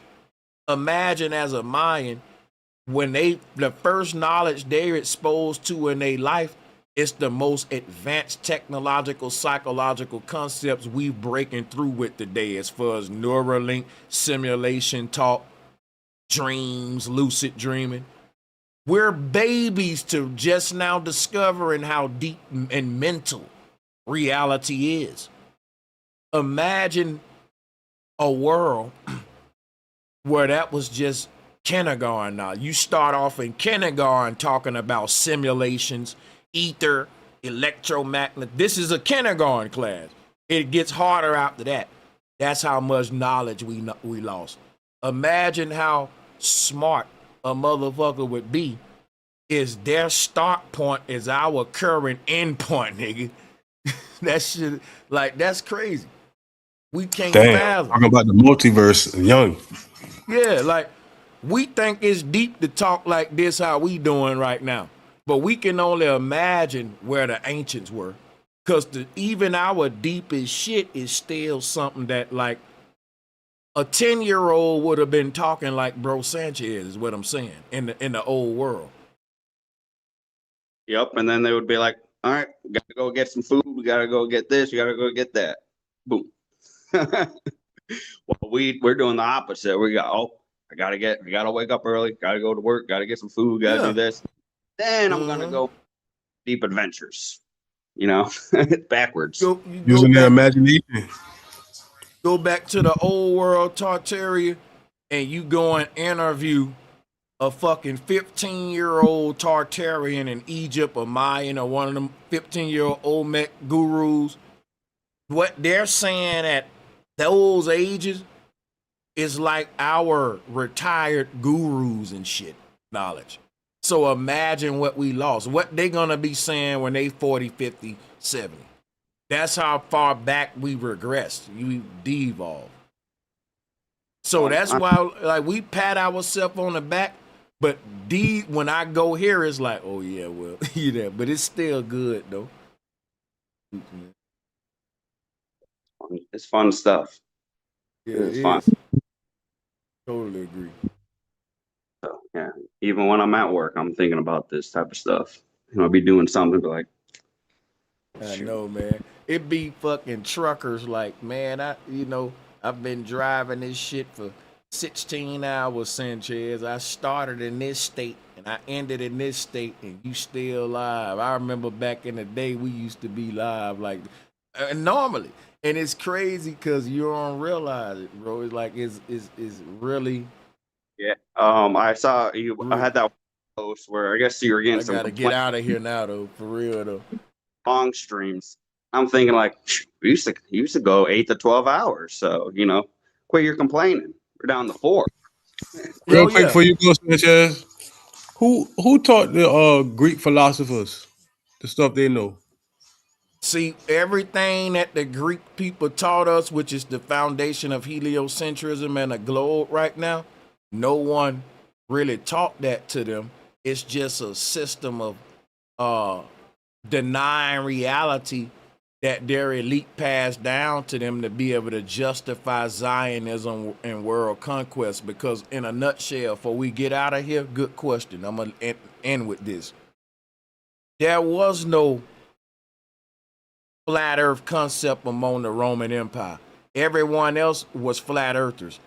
The people that took over the world said when we conquered everybody, yes, we beat them up and took their land, but they was dumb. They thought the earth was flat, and we taught them a lot of knowledge, though. You know what I'm saying? So, but the thing about that lie is that when these people went around as barbarians invading the whole world as the Roman Empire, they didn't know nothing about the spiritual realm or none of that. We taught them that. And when they got the knowledge, they corrupted it and flipped it because they didn't want to stop world conquest.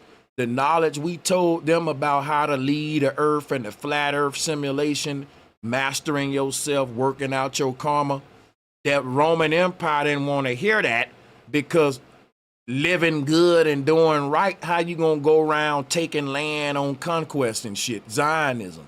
So they needed a new teaching that explained what the earth is and what we are, while saying you can still be a piece of shit, still kill, take folks' land, ball out and be rich as hell while them folks poor, and it's okay because the truth, the flat earth, it condemned that kind of behavior because it said the only way you can leave the dome is being good, so to speak. So when the Greeks took over the flat earth lands, they told those people, the new generations, the earth ain't flat, we on a ball, ain't shit out there to look forward to, it's kill or be killed, is basically the survival of the fittest, and there is no God, ain't nothing out there, you know, shit like that. So that's how you get a world where they like, well, look, we gotta colonize other planets and shit, all that, get off the earth, whoever can race and get more land beyond the earth. That's the colonizer mentality, like gaining more land. Even when I gain all the earth land, let's get some planets up here, shit like that. But it was never, none of this was our reality at first, man. You know, but I'll go more into this in the future. But peace and much love to everybody that's tuning in and stuff. That's it in a nutshell. When the Roman scribes took over, they burnt up our libraries, our knowledge about flat earth, and they gave us the new Greek concept of Venus. All of the planets are named after Greek gods for a reason. Because when they first gave us this stuff, they took away all of the knowledge. What the Romans believed was that the stars was occupied by bougie ass Greek gods that then intervened with humans. So we believe that today when we say, well, that's Venus up there, Mercury up there. Them planets don't do nothing to us, right? They don't intervene with us. So, but we'll go into that in the future. We got the Roman Empire concept of reality, is what you need to know for that question, Retton. Good question, man. We gonna fill on that one. Peace and love. We out. Appreciate it.